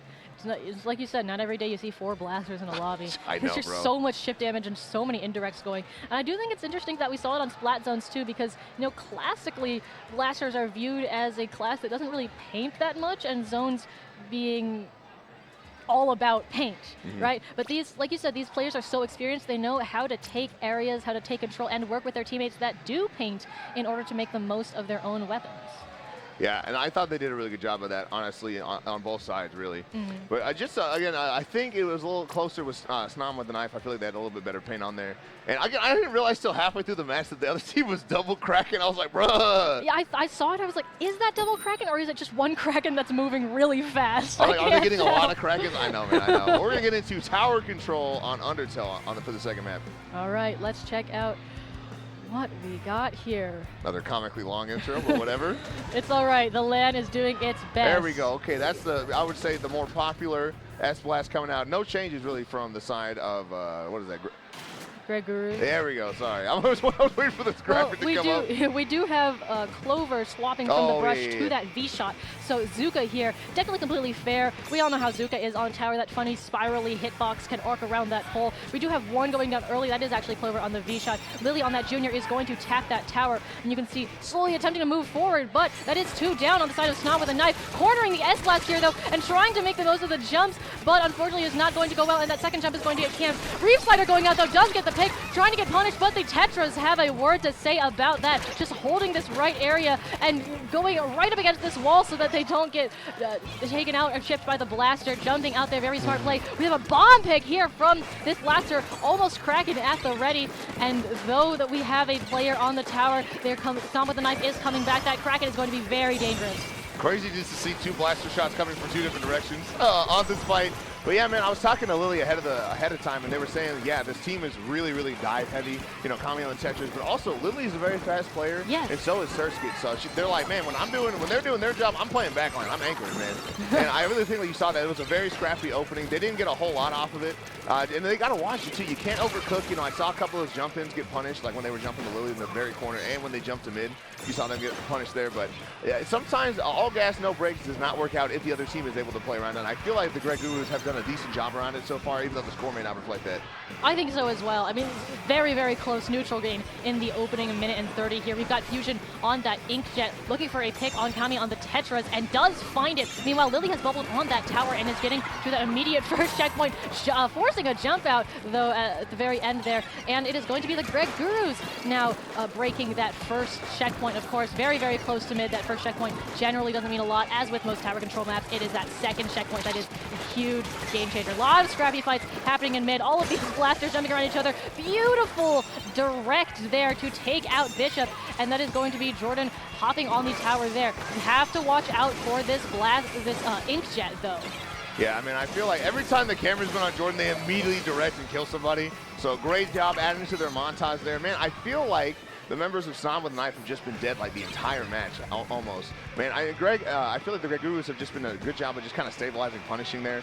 But I still feel like they're down but not out yet, man. This is, gosh, such a fast-paced match so far. Yeah, here comes the Zuka, finds Jordan. That's a one last shot, narrowly avoiding the bomb there. And this is the first prolonged push that we've seen in this match here. We do have the bubble coming out from Lily. Oh, and Kami coming out from the right side here, but getting called out. Double teaming with one of their teammates, though, and it does work out. Clover does pick up Cooler, but is forced to retreat. We have a couple trays out here. Reef Slider coming out as well, and that tower is flipped, almost finishing that second checkpoint. We are now standing 49 to 93. So that was our first large push, getting past mid here, but now Snom with a knife is gearing up for this one. They don't currently have specials, though, and have to reckon with this Inkjet. Jordan is pushing off Clover on this left side. Fusion doing their best to attack the tower here, but not getting the pick on Lily, who has popped that bubble. Very, very good time to have that special. Clover also with the Zuka, but it is no match for the bubble and the Booyah. They decide to drop on Jordan. We will see if taking this 2v1 is a good idea. They do get taken out, but Lily has to give up the tower in favor of fighting Archer, and that means that the push ends at 59. Yeah, honestly, man, I feel like Lily did a good job holding it down on the tower. Being able to get that checkpoint is really big. And, dude, it doesn't matter, man. Again, this should be hopefully a lead change for the side of Snom with the knife, man. But crazy. I mean, I feel like they went from like literally losing to we wiped out the team and we're right by the checkpoint in like 2 seconds, man. Yeah, And well, again, speaking of, that is a 1-point difference in the lead right now, but we are going to have Jordan hop back on that tower and clear the checkpoint. Another direct, those are the name of the game, and that is a wipeout, though, in favor of the Greg Gurus. So lead being very, very close. That's a 4-point difference here. We headed to the last minute of our match with the Greg Gurus painting mid and getting very situated. They have the cooler out, and they are waiting. They're very close to other specials as well. It is likely that this is going to be a more prolonged push, especially with Snom with a knife losing the blaster, losing 2 players down on both sides, actually. And so we are back to a relatively even ground. A lot of paint coming out from this Zap on the tower, though, and Clover goes down with the Zuka. yeah, I feel like, gosh, nobody can seem to live so far, but I do think it's just a little slight favor of the Greg Gurus, man. All they have to do is ride the tower a little bit past the checkpoint. 2 members down on the side of Snom with the knife. This should be the lead swap. There it is, and I don't see any signs of it stopping here in the last 20 seconds. Especially with that cooler up and the Zuka coming out here too. Kami is doing their best, but just cannot stand the crossfire. We do have more picks coming out though, but there are still members on the tower. Cleanup is not done yet. Blaster Ditto here goes in favor of both teams, honestly, and Snom with a knife gets on this tower. With Lily charging up that bubble, it does look like we are going to see overtime. That bubble is going to be absolutely crucial, and the timing of that is what's really going to matter. We do see cooler coming out, which is also great. That is 1 ping down onto the blaster, 1 less blaster they got to worry about. I'm sure Lily is calling out that player on right now and waiting on this bubble to do it on the checkpoint. There is a pick though. That's 1 down on both sides. We have to see how this pans out. Yeah, honestly, kind of early for the bubble, man. I know that they're going to have jetpack here pretty soon, and they might even have to contend with the Kraken. There's the jetpack. Oh! Lily, last on the tower. Kami trying to race there, trying to get the pick on Clover. They get the pick on Clover. Can they get there? But no, it's a wipeout. At 1 point remaining, a heartbreaker. A single point remaining. Oh man, that overtime push was very well done. I do think maybe a little early on the bubble, but they probably saw some threat, and I think they wanted to start clearing out proactively before they got to the checkpoint, and we're hoping that they could just maybe dance or tap on that checkpoint while they were stationary. Of course, I do think Lily's bubble was relatively well timed, and it did protect them from a lot of the things, but those beautiful inkjet shots really came in clutch. I think that was a double there on the tower. Yeah, man, honestly, and it came down to the inkjet. I feel like, man, if Lily had waited just a little longer, they could have been able to have that, just a little bit more armor, maybe bought them a little bit more time, but I feel you, man, it's so hard when you're approaching that great area because you don't want to get jumped on like that. Yeah. And it's just challenging to know when you do it. But, man, absolute heartbreak. You hate to see that live on the stream, but hey, at least it's 1 more game for us, 1-1, baby. Yes, and I do think also that Lily popping the bubble wasn't necessarily a bad decision because the presence of that bubble does deter enemies from diving you, or especially you, whatever, and it does give you more survivability. So it's, of course, it's a, could have, would have, should have. Hindsight is 20/20, but I think that, given the very stressful circumstances that they were under, they made the best decision they could. Yeah, man, and again, man, hard. Another really close game. I think these teams are very evenly matched. Obviously, we're in top 32, so, like, everybody's good. Yes, yes. But, like, man, crazy. I mean, what was it, like 3-10 in the first game and literally 1 point in the second game? Yes. I mean, these guys really know how to give us a show.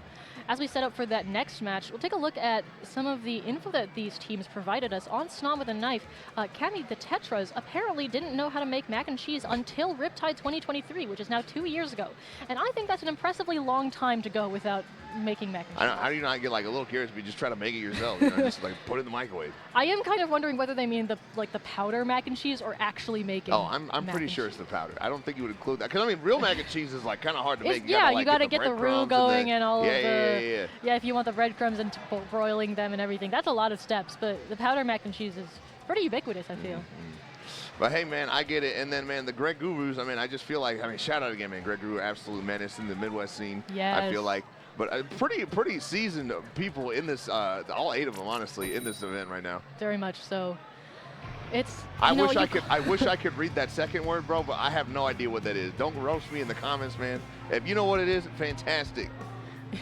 You called it the boomer lineup, but having these very well-seasoned players, it's great to watch their gameplay. I know, they know what they're doing, bro. They know what they're doing. All right, swap back to that other S-Blast kit, the one with the Reef Slider, for this game of Clam Blitz here. And then we do have, looks like Clover switching to that that glamorous splatter shot. So that is double Kraken again for them. We've got double Reef versus double Kraken actually, because those Tetras also have Reef slider. Dude, double, like, kind of questionable special, man. That's crazy. This is a crazy, man. I feel like both teams are just trying to get the power clam cheese no matter what, man. And again, explosive start for the Greg Gurus. Saying, yeah, that's right, we won that last game, bro. We're going to do it again. Kraken at the ready. They're probably going to want to make that ball before they start pushing up there. And I think that's exactly what's happening. Ball is dropped. They're going after Lily here. Lily, again, making a nice, really good escape. They're trying to add some distance there. Someone is seen on the flank, absolutely called out by Fusion. And this should be a basket open for the side of the Grey Gurus. Yeah, it looks like it with that 3-down situation. They've got one ball in and a lot of little clams going in. That is all the way down to 74 in the blink of an eye. And they've got so many more. We're down to 50 already. That is a great place to be. Losing 2 to the bomb there, though. Perfect plays. I hope that was Lily's bomb, because that would be awesome. We do have Archer making another power clam, and we had the Kraken, but they do back up a little bit. Cooler is out, though, so they are absolutely not giving up mid. And with the blaster picks coming out from here, ooh, that is Surskit winning the blaster fight. I know, man. There's been so many blaster fights. And I really thought that Grey Gurus had such a strong push when they really were able to call out the person that had dropped on right, because they were able to get even more clams. Fusion also was really smart setting up an alternate angle, so they're just expanding the place where the other team has to look. That bomb was unfortunate, though, for them ending that push prematurely, I feel like. Yes. But it doesn't matter, man. They're up 50 and early side of the match. Well, we got a cornering Kraken here. Doesn't exactly find the pick at one, so on the other side, Reslider going to get one and immediately punished as well. The Greg Gurus putting up a nice defense here as Snom with the knife tries to take a lot of control of mid. Ooh, blaster trade. Man, it's so funny to see not just one, but 2 blaster dittos, man. Like, it's just crazy. It's like whoever gets shot first loses. Like, as soon as you get that other second AoE damage on, like, it's just over after that. To see that on both sides with 2 different weapons is crazy. And it's not even that. It's 2 regular arcing blasters and 2 long-range blasters, too. Like, just a really good blaster play if you're into that, man. Yeah, we do see a push here from Snom with a knife, using that bubble to get up onto the ramp, but unfortunately, with a couple of very well-placed picks from the Greg Gurus, their push does end at 74. We do have some using the block for a little bit of cheese there, which is a huge thing on Museum. I've seen it win games before, so it's really fun to see. Oh, unfortunate death for the splat bomb there. That's 2 down on the side of Snom with a knife right now. We've got another Kraken coming in from this double Kraken comp here. The Reef trying to ditto it, but unfortunately not guarding that power clam, and now it looks like Greg Gurus is gearing up for another push here, especially with this jet going and another special at the ready. They get that pick and they are heading up onto Spinner. Yeah, really good use of specials. I mean, that was 2 rage specials right into each other, the Reef and also the Kraken. So I feel like, man, they burn a lot of stuff. And again, 9 billion clams from the side of the Greg Gurus on their basket with special. I mean, gosh, this team really, really knows how to play their clams. Yeah, 9 billion clams, more like 15, but it is quite a lot of clams in the space of Clamblitz, taking their score down from 50 all the way to 32 very, very quickly. And they've all just respawned and come right back.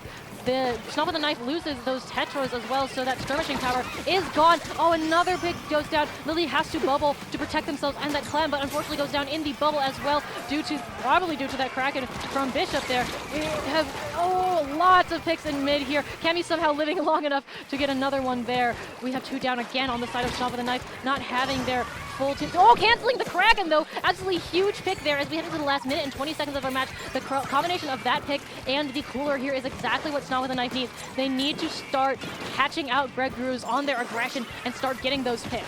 Yeah, man. You've seen you talked about the chip damage. It's so funny. You'll look at somebody, they'll get their feet painted and just blow up after that because there's 2 people shooting at them. A lot of really good team play there. But, man, I just feel like the Gurus have not been able to really successfully get into mid right now. You know, I feel like they're just kind of struggling to get past all the paint and, like, just special power that they have there. As I say that, they do get the advantage there. Have Cosmin's range blaster to back up here. But, man, they just can't get to their side of the map. Now they're doing their best. Kraken does not get canceled here. We do have this Reslider at the ready from the SLS. They do get taken out, though.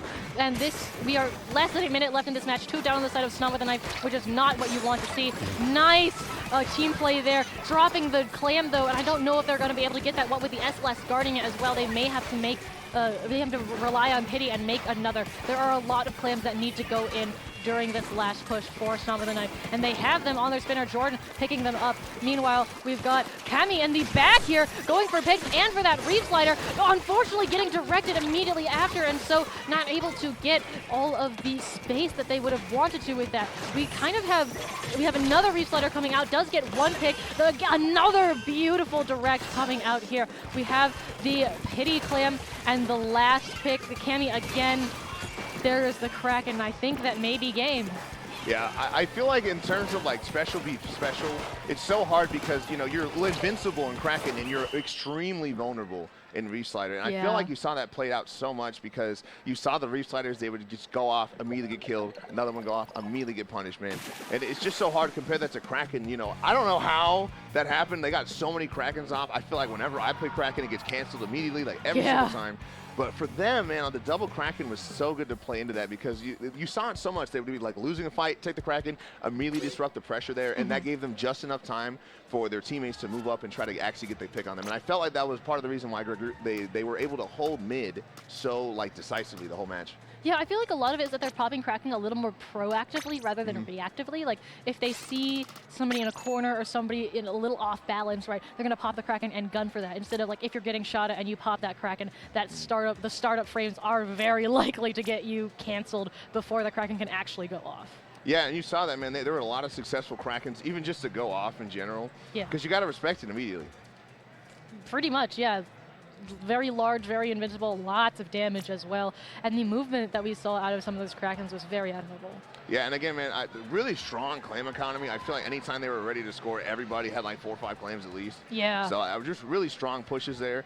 And I'm curious to see what the adjustment's going to be from Snom with the knife and how they're going to overcome that. Yeah, very much so.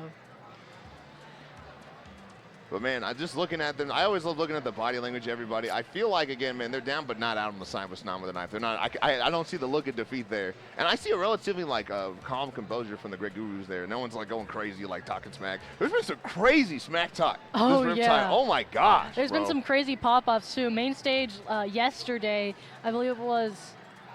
Oh, it was Oven Goat's team, I think, that had an absolutely massive pop-off. The energy from the crowd as well was incredible. And then, yeah, we've had some smack talks. A lot of it is joking as well, but it is very high-key energy. So these teams, though, seem cool and collected. They are readying themselves for the next match of this set. Rainmaker on Manta Maria.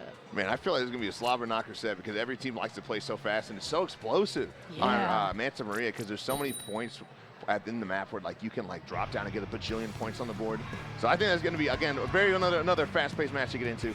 Yeah, there are those drops, but also we've got a lot of blasters here, and so these these more cramped alley and cut and street areas are going to be a little bit harder to push that Rainmaker through when you have giant blaster shots on you from all sides. Clover's going to go back to that brush, looks like here. We are still running, of course, that double Kraken comp. Yeah, man, I'd say if it ain't broke, don't fix it. Double Kraken, I feel like, has been working so good for them. Not a common special to double up on either side, really. But I like that the teams are saying, hey, we play with this. This is our strategy. We're going to let it rip, man.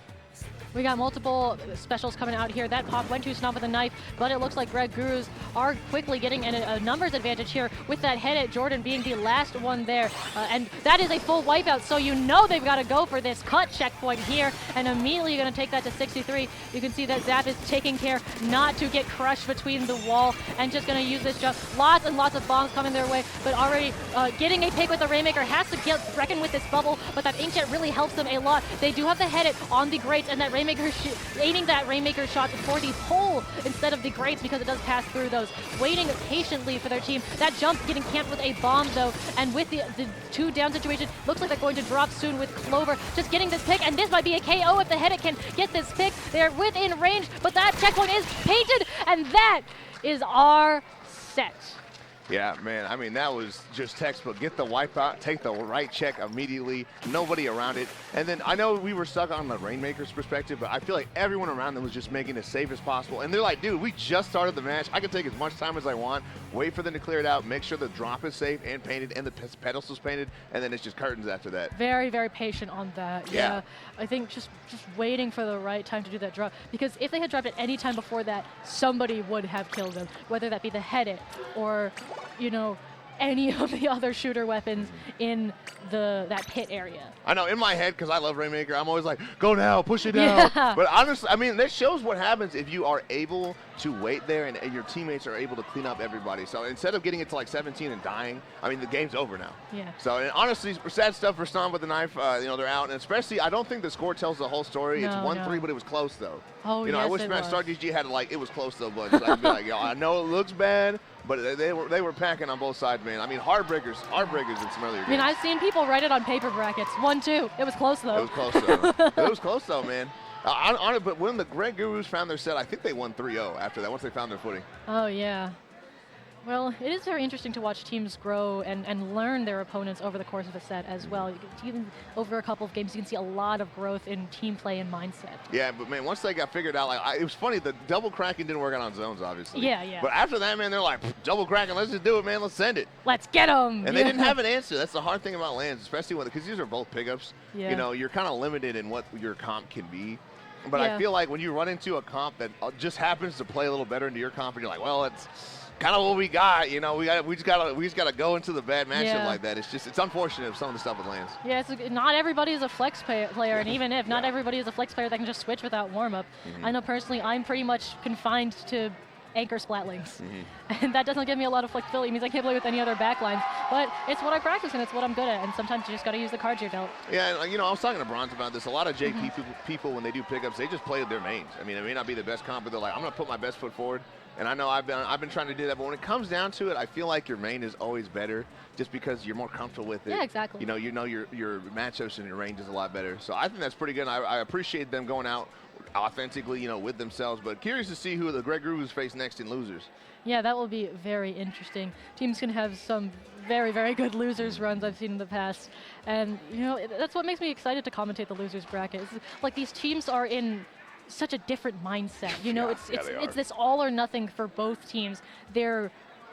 Everything's on the line, right? So they're all in high gear. And it's not something that you can necessarily feel in online tournaments, especially because in online tournaments, usually losers semis and losers finals is what gets streamed mostly. But here we are just going to go through losers, which I think is awesome. We can take a look at the bracket right here. We do have a couple matches that don't have scores reported yet, but looking at this, it looks like Triggerfish Zone Supremacy does 3-1 over Devils in Disguise and is going to go up against the Lost and Found there. Yeah, we saw Lost and Found. So Lost and Found was the team that beat Salt and Pepper, and that, if you were watching the main stream, you got multi-stream up or something, that was supposed to be who was playing against Moonlight. But I mean, I was over there with A2P, man, and it was another, man, I know I keep saying heartbreaker. They lost game 5 by Rainmaker by 3 points or something. And then Lost and Found obviously got beat up by Moonlight. So now they're fighting Triggerfish Zones. And then some other sets that I haven't reported yet. What's Quackin' versus Yellow Jackets. That's crazy because that's a rematch of pools. That was a stream set on the main set on Friday. And it did go to the side of What's Quackin'. I think it was 3-1. Curious to see how that one turns out. I know Ali was a little talking to me about it. They were a little worried about it. But just banger sets out of this. Again, remember, this is top 32 out of 113 teams. Yeah, so everybody has a story. Everybody has a place here, and I'm just excited to see how it shakes out. Yeah, it looks like we are going to be seeing for losers round 2, LYRE versus Wyrmwind here. I believe I did see I might have commentated Wyrmwind on stream yesterday. I'm not entirely sure. But either way, there's a lot of notable teams in losers bracket here. We've also got, of note, PJack Challenge. We've got Big Fat Sea Cows. We've got Artifice here. You already mentioned Assault and Pepper. We've got also, apparently, LeBron and the Lakers in Ohio. Dude, I know, banger name. I was luckily on the mic for when they got their upset on Friday. Oh, really? Crazy set, absolutely crazy set, man. The Dread player Mello got a triple followed by 2 more kills. Insane set. You should go back and watch it whenever the tournament's over. Yeah. But yeah, man, it's just it's hard to describe the scale of Riptide if you've never been to it. I have, there's just the depth of talent here is incredible. Some of the matches I would pull up to yesterday, I'm like, yo, what is it? They're like, it's Silvers round 1. I'm like, how is this Silvers, bro? Exactly. That's how, there are some incredible sets. And, this room is not the room that we used to be in. We're in a much bigger room this year. We were in a smaller side room the previous 4 years. And so I think it's brought a lot more eyes onto Splatoon, and you can actually mill around and watch sets without stepping on the toes of other people. It's awesome. Yeah, honestly, I don't know if whenever we go back to the venue cam, you'll see it, but I've literally been to like Smash Majors where the entire event is in a room this size. And I keep telling everybody, it weirds me out that everybody here is a Splatoon player. Like Mario Kart's gone, like it's just us. And it's like so awesome. You know, like you said, and there's enough space for everybody. You can watch every set. There's multiple sets happening. We have like 11 setups. Like, it's incredible. A huge amount of setups. We have a wonderful space for these side streamers here. It's awesome. Very cool. Everything's cool here. And another big perk is, man, there's 2 monitors for each stream setup. Yeah. I'm used to having to just look at like one monitor to share. Like it just feels, man, like this really is like the Evo, the like, you know, whatever big event for the scene. I just feel like it's on the map. And that's why I came here. I decided to come here like a week and a half ago, man, and I just wanted to just be a part of it so bad. Well, great whim that you followed. Let's see, we've got Wyrmwind and LYRE Egg Woe Super Ultra Deluxe 4th Anniversary Edition. So something tells me that this might be their 4th anniversary. I know, yeah, man. LYRE is like an old school name. I remember seeing them a lot. Haven't seen much of them like super recently, and I'm not exactly super familiar with Wyrmwind, but I do see Grace. I think they're like the IPLTO, right? That's IPLTO Grace? I believe so, yes. Heck yeah, bro. Nice to see TOs playing. Yes. I'm always supportive of that. Really great stuff to that. And again, man, LYRE, man, I feel like they've just been kind of been playing off and on a lot this weekend. You know, they did get upset, I think, on Friday, and that's why they had to play through Redemption. Curious to who they lost to in winners also. I don't know if we can put up the winners bracket. But either way, Wyrmwind is just happy to be here. I'm excited for them, excited to see this match. Yeah, it looks like they are one of 3 CCA teams at Drexel University and have gotten Div 1 in CCA every season. They've also been to Booyah Bowl, winning silver bracket there. So these guys know what they're doing and have been established for about 3 years. That is a pretty long time in terms of lifespan of Splatoon teams. Yeah, and it's crazy that Drexel University has 3 Splatoon teams. I don't know what's happening at Drexel. But man, good for that. Crazy. Everyone's turning around for the mainstream. If you don't got both streams up open, bro, what are you doing? You got to have both. If we got 2, might as well see both of them, man. Yep, bring it up on your other monitor. There's some sort of huge pop-up happening over there. And shout-outs to, of course, the other casters and staff on the main stream. Love you guys as well. Looking at LYRE being formed back in 2021. So, yes, they have been around also for quite a while. They've got Pulp on the pencil and Nico on the Glugas, saying they are a Gluga one-trick as well. Gluga's not a weapon you see very commonly, so I'm very excited to watch those. I believe Nico has been a Gluga one-trick since Splatoon 2. Yeah, I got to watch Nico at one event. I was watching behind him, and some of the stuff that you can just do with the Glugas, like, amazes me. It made me feel very validated, because, like, whenever I run into Glugas, I just look at them and just blow up, like, immediately after that. And I feel like Nico is just so good at that, you know, knowing their ranges and knowing they can just duff people, shoot off 2, and then roll back. So I'm curious to see this. I'm friends with a lot of the league players, and none of them play the Gluga. I'm always like, you should play Gluga. And they're like, dude, I don't want to lose. Like, come on, man. But Nico, man, Nico up here in top 32 saying, I am a Gluga one-trick. What up? I mean, there are some weapons that if you play them, you play them. And I think Glugas is one of them. I feel Tent is another. Explo. Yeah, every Tent player I've ever met is like, Tent is my lifeblood. I will never even so much as look at another weapon. And I think Gluga players are similar. It's a weapon with a pretty high skill floor, I think, that you've got to devote a lot of time and effort into learning it. And if you do, then you know you love that weapon. Yeah, I can't play Glugas because I don't like doing geometry. I don't want to be like, well, if I roll over here and I aim 45 degrees to my right, I'll be over here. I don't want to do that, bro. It's like the trigonometry, you know, you got to triangulate where your shots are going. Dude, I hate math. I haven't done math. My last math class was in 12th grade. Never took a math class in college. I despise math, but man, and also it's like nauseating. Sometimes, like when I would play dualies and I try to calm, I'm like, they're on the left, and I'm like, oh, just kidding. They're on my left, but it's your right because I'm turned around. Yeah, because you're facing the opposite direction as all your teammates. Yeah.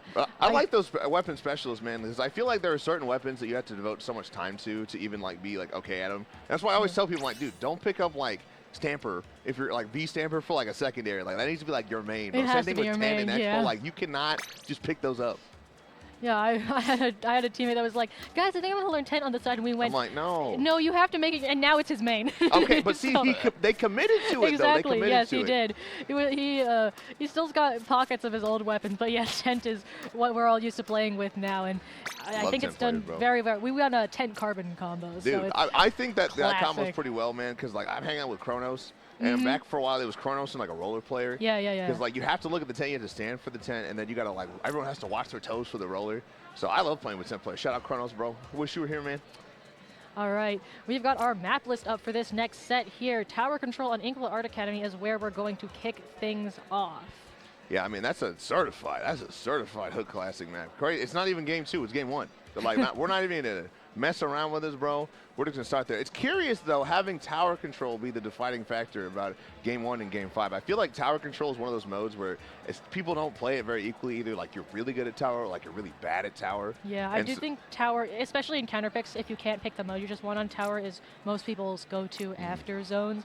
So I think it's fair. But yeah, it is. I'm much more used to seeing zones being the bookends of a set. You know? But only having one zones game is pretty rough if you're a zones player, because like a lot of these people I was talking to, like oh yeah, the Commentators team, they're like, right, yeah, because their game 5 on stream yesterday was a zones match. I'm like, you guys play more zones than they do. I know you guys do. Yeah, I got to commentate that one. Oh, seriously? Yeah. Commentating the Commentators. And so like they were like, yeah, I just know how to play zones more. And so it's curious because everyone's like, you got to play on like your back foot, like weaker modes. But I just is their team tag evil? Dude, we got W versus evil, man. W versus evil. Oh my goodness, it is. Well, we'll have to see whether the W or the evil will win. We look at these comps here. We've got Grace on that junior with the absolutely terrifying fresh fish head there. We've got the Nautilus with that splash in, and then Gilly's on that carbon roller running Ninja Squid as well, and then the Pen to round out that comp. We of course also have Nico on those Lugos as told, Pen again, and then that Bucket and the Mini to round things out. No surprises here. We are just seeing the pencils have a pencil off, but that is in Pulp's favor as well. 3 down on the side of Wyrmwind with that not being the only one remaining, and that hammer going out. You can see the Mini is already so far up, and there goes the Knot getting taken out on the side. Fly control very much in favor of LYRE right now as these strikes come out directly into Bats and the hammer as well. So many specials getting popped right now. Grace getting taken down in Bats, and that Nautilus going down to the hammer as well. Pulp is just chilling on Tower. I mean, Pulp hasn't even seen nobody for forever, man. And it's so hard when they throw all those specials into that tight, really cramped area on top left. It's really challenging to work around that sometimes. But I feel like it's just been an absolute onslaught from the side of LYRE onto this other team. They have not been able to mount any defenses. I mean, we're already at the last checkpoint. It's barely been a minute of the match. Yeah, we do have some of the members cleared out, but that cooler did get popped, and we have I think that is cleanup done for Wyrmwind. They were able to take out Pulp on that tower and their teammates. Sprinkler on the side of that tower. You love to see that placement. And now this cooler is going to get popped on the side of Wyrmwind. They're making their way out, but there's still threats on their plat in the form of the pencil looking at it, and the Slosher camping those ledges. Slosher also building up that strikes. We have the Zuka coming out from Wyrmwind. It is going to get ledge camped. That is a trade, a very interesting one there. Pencil getting a hit, looking out on that right side as well. We do also have the bubble from that junior that will be very useful. Pencil grabbing a pick, very nice. Man, that's an absolute banger sprinkler position. I didn't even know you could throw some over there. Yeah, it's awesome. Well, I feel like, man, this Pencil's been so far up, man, able to add so much support fire for their teammates, damage them, doing what Pencil does best. And I think it's been paying off for them on that defense. You know, they were able to mount something. Coolers coming out, they were alive to place those coolers, which hopefully should give their team a little bit more flexibility as they're trying to run it. This Booyah Bomb from Nico coming out just straight up, looking for the pick, unable to find it, and they lose out on the super splash down there. And again, man, we are back in the control of LYRE. Yeah, those strikes, arguably a little early.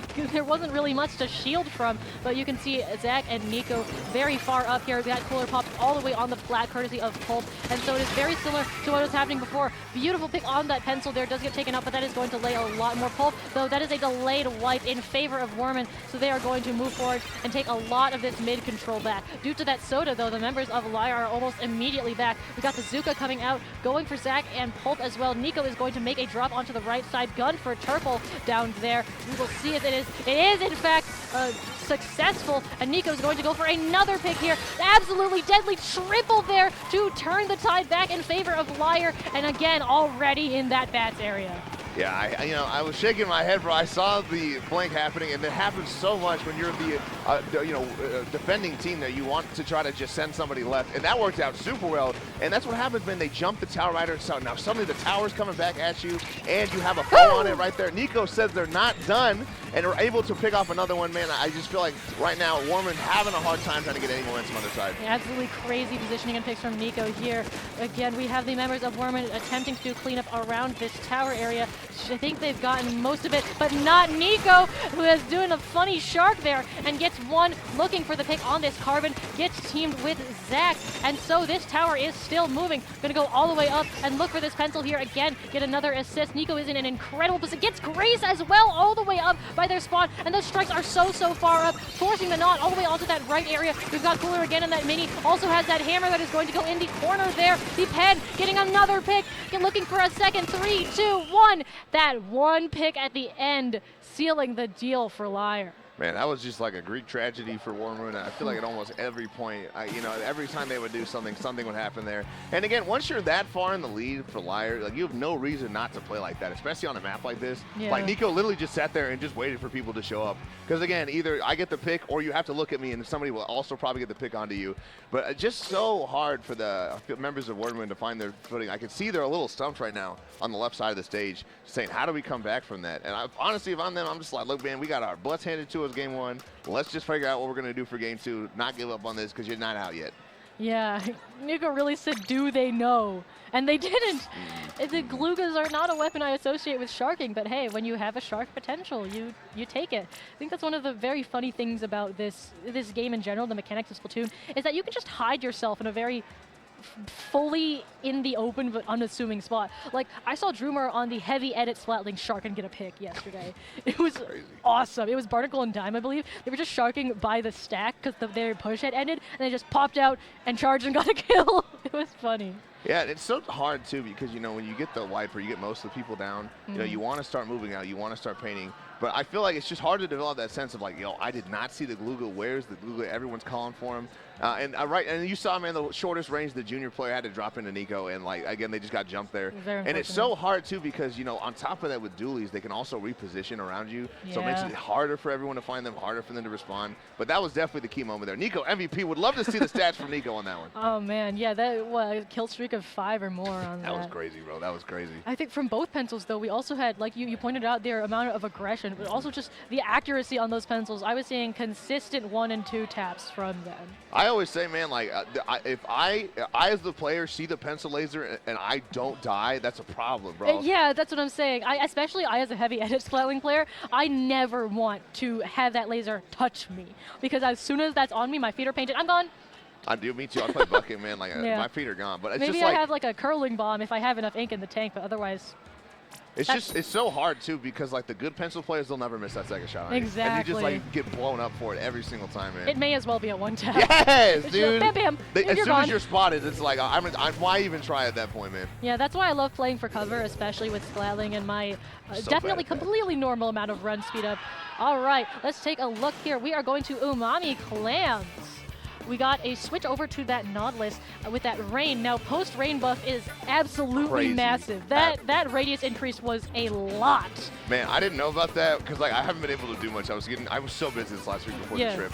And so I came back and I was like, dude, what did they do to rain? Everyone keeps talking about it. And I saw it and I was like, whoa, what is that? They made it big. All right, well, looking at this opening here, we saw that hammer and we see this bubble as well. Carbon pushing up, looking for a pick, doesn't quite find it, a little called out there. Bubble gets shredded here as well by Gray. We've got penciling off again. Hope going down, that is 3 down, the mini being the only one left, and Wyrmwind looking to get a quick push in here. They've got 9 claims, but no ball on them. Looks like they are forming one right now. 7, that player is probably calling for one more, but it may be a little too late. Oh, there's the Carbon pick, getting 2, and that is a full wipeout, so it is definitely not too late. There is the clam, and the Carbon on Dome has that Zuka at a very, very dangerous place for them to be. You can see Grace going out and getting those claims. Here is the Zuka cornering Zach. 2 down again on the side of LYRE. That is all the way down to 59, and a beautiful bubble as well on their on Dome, protecting that pencil a little bit too. We don't have any more clams coming in, but I think that is a jump, and there are 2 more down to 50. Here is the cooler. This push is never ending. Yeah, I mean, just really good stuff. I felt like, man, Turple on the pen was able to hold mid there really, really well. And then the Carbon player with that explosive triple, able to get that basket down to the 50. Always good to get past 60 when you're doing the clams just so you can't cheese by 2 power clams. But what a reversal in energy from Wyrmwind from game 1 to game 2 right now. Absolutely. Wyrmwind was feeling it there. LYRE is, so it is their turn for response. And we do actually see Pulp picking up that pity clam. So it looks like they are definitely gearing up for something, especially with Triple having to jump out there. And the Carbon does get one, but it's definitely called out, and they know they have to jump out. We've got that Booyah Bomb from Nico as well, and they are just waiting for members to drop directly onto the clam basket. It goes. There goes the cooler. That first clam goes in, and very, very quickly we're seeing a lot more go in. We're down to 65 right now, but Economy Pulp is coming back with 3 more. That takes us to 56. 3 more clams from that lead, but Gillies is pushed all the way up. Does get taken out, but here is the rain deterring those members from being able to go in. 2 more clams though, and Pulp is able to get the lead by 1 clam by diving and trading their life for it. Yeah, and then when the Carbon player didn't get the connection on that, I was like, dude, they got to watch out. They're going to sneak somebody, and that's exactly what happened. Really good awareness. I think that was the Pen player, actually, that swam in there with the clam. Yes, it was. Yeah, so now, like, both teams have a pretty hefty penalty. Opening the basket will not put any more points on them, and now they only have to open the basket, put a bajillion clams in to get past 1 clam lead. And sometimes that's all it takes against these higher-level teams, man. They might not be able to open the basket. As I say that, though, a really good fight is happening, forcing members of LYRE to jump out here. Nico opting to stay alive here and just kind of hold with their wall, saying, look, man, you got to come to me if this is going to happen. But as I'm talking about that, open the basket, get that 1 clam lead down to 46, and it is just the Carbon remaining. That's all they're going to get, though, unfortunately. Yeah, smart jump out, but that 1-point lead is a lead. Taking a look at these penalties here, if they are able to get another power claim in, that will, in fact, further their lead, whereas LYRE does have that 26-point penalty, but they are making those power clams right now and bringing them up. We do have those strikes as well from that V bucket that could come. That is strikes, right? That could come out very soon. And then the Mini has that hammer as well. We're looking at some chaotic gameplay here, almost at that bubble here, saving the ball. But here come these strikes and the hammer, and that Knot is the only one left alive to score. They are able to get a pick though, but that is going to be a lot of scoring. And there is a lead flip again. Pulp is coming in with 4 more clams and able to get all of those. And Maxica is doing their absolute best to fight off. Gets 1 pick on the slosher. And Gilly is here a little bit just stuck on that ledge. Doesn't have the paint that they need to move forward. We are now down to 26 for LYRE. Man, I was concerned when we were watching the junior, man. They weren't able to clear top mid, and then they started going down. I'm like, this is going to be really bad for Wyrmwind. And sure enough, man, not only did they get the more substantial lead, but down to 26 there. As again, we're 2 down still for the side of Wyrmwind. I think they were trying to set up something with the power clams, but now this might come back to bite them as they're getting too overzealous as members are going down left and right here, going to the last 50 seconds. Not what you want to see if you're a Wyrmwind enjoyer. No, we do have the slosher going down there, but that was very, very aggressive. And they're going to lose their clam. They do still have their pity right now, but they are on the back foot in their own spawn, trying to play defense here, especially since LYRE has a clam of their own. You can hear that Booyah Bomb on the left there, going to get thrown right below that, and the combination of that and the hammer is meaning just they just can't move. The pencil is there too. We do have the cooler coming out, but in the last 20 or so seconds, they need to get an offense going. Get a trade in the bubble, but a trade is not what you need, and going down on that dome as well. We have the hammer, we have the second ball coming out. Hammer does get canceled. No points on the board there, and that does mean another pity for Wyrmwind is happening here. I mean, I just feel like Wyrmwind has not been able to take away top mid control. And you saw that I was a little concerned the pencil was still up there and they was able to get Nico. And I don't know if the team members know that Nico's behind this wall, but they sure as heck know now that he's done his role. And this should be, man, going in overtime. There's a lot of clams on the side of Wyrmwind, but they can't have any members go down. They need everyone alive. And right now, 2 down from Giles. Zuka coming out. This might be the opening they need. Yes, but that Mini almost has this hammer ready. Let's see what they decide to do with that. 1 Knot down and gets the Carbon as well. That's 3 down. Pulp is the only one left alive there. That's not Pulp. That's Wyrmwind's pencil. My bad. And with Dre coming in and camping those jumps with the hammer, that is going to be 3 down on those attempted jump ins. Yeah, man, I thought Wyrmwind was really doing well there, but they got a little shattered there once their line was broken.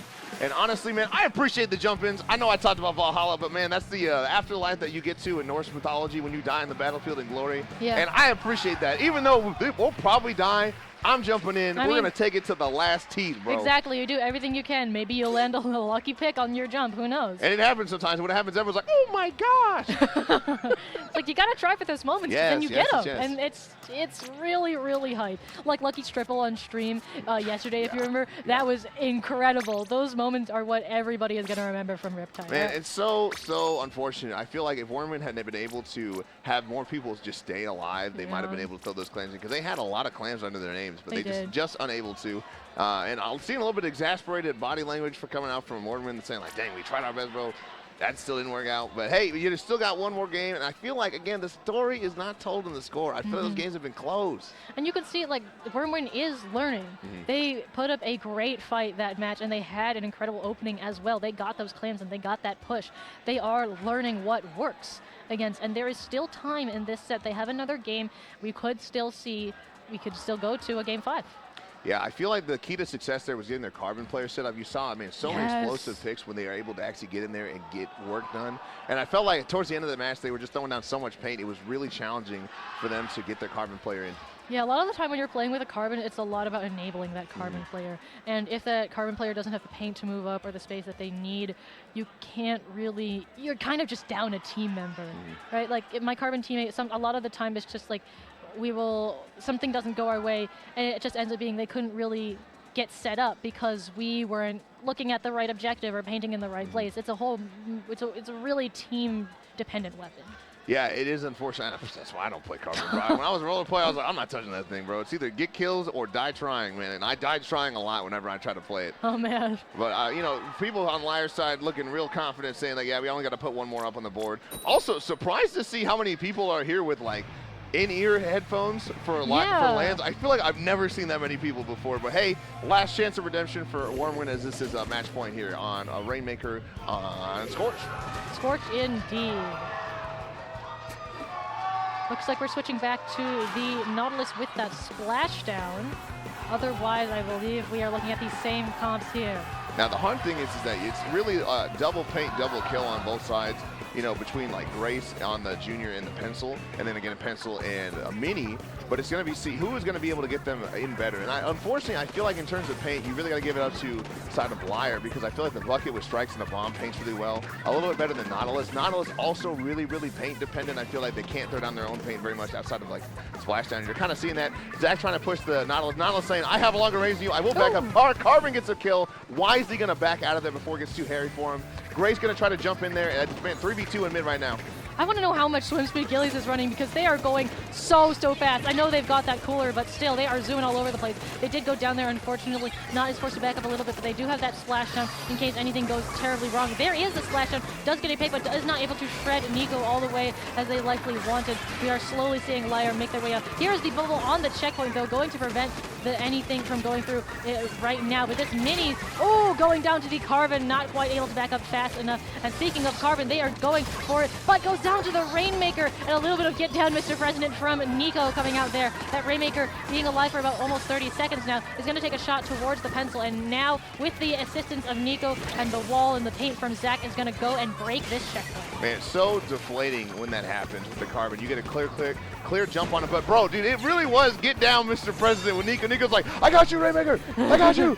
And man, I just feel like LYRE's done such a good job of turning bad situations for them into good situations. And man, they just with this really patient play coming out for them, I feel like it worked out for them. They're able to get the checkpoint. No one dies to that splashdown. And again, man, they're still staggered in their base, but unfortunately, it's going to be just the minis trying to fight out the Carbon player. Yeah, I'm very surprised nobody died to that splash, and I think it was a very fair space. All of those members of LYRE were very clumped up there, and I guess it was maybe a combination of map geometry and quick reaction times that saved them all. We have a Zuka coming out here directed for that pen in particular, does not find the target, but we do also have cooler. And see, do you see how fast they are? Like, I swear, dude, they look like Michael Phelps out there, bro. Like, honestly, like, I don't know what they have in their sodas, man, but they are going crazy. Very good strike to push this Rainmaker into a bad position. And I feel like right now, man, Wyrmwind is just being very, very cautious. They don't want to go down there, but you do need to start inching it closer to where the pedestal is, because right now, the purple team just painting for special.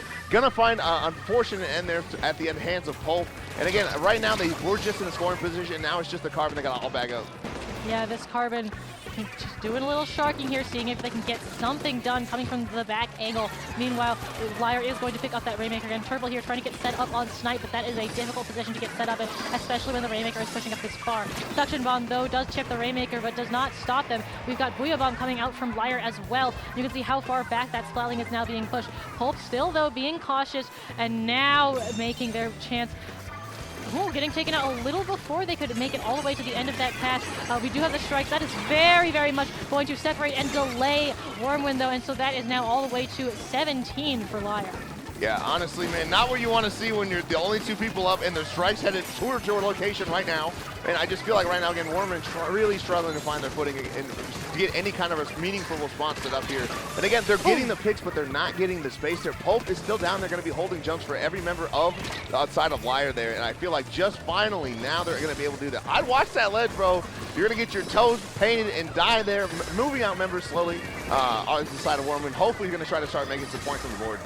Yeah, they are bringing the Rainmaker into mid right now. Top mid, though, Gillies is going to take that back from Zach, and now that is a good amount of paint on that board. It does look though that Nico was able to come around on the angle from this right side and laser down that Rainmaker before they were called out. Gillies gets them in another wonderful carbon pick, but now top mid has been taken over again. They are so chipped and have to retreat, going down to that bucket there. We have the bubble to come and protect the Rainmaker, but they are surrounded on all sides right now. And you saw the carbon wanted to go forward, but they knew, like, dude, if I paint out anything, they're going to find me immediately. Really showing the lack of paint that they have on the side of Wyrmwind, just because I feel like the pencil and their junior have not been set up in a way that they can actually start painting mid. And it's pretty much just been all LYRE all game, man. There's only 30 seconds left. Still no points on the board for Wyrmwind.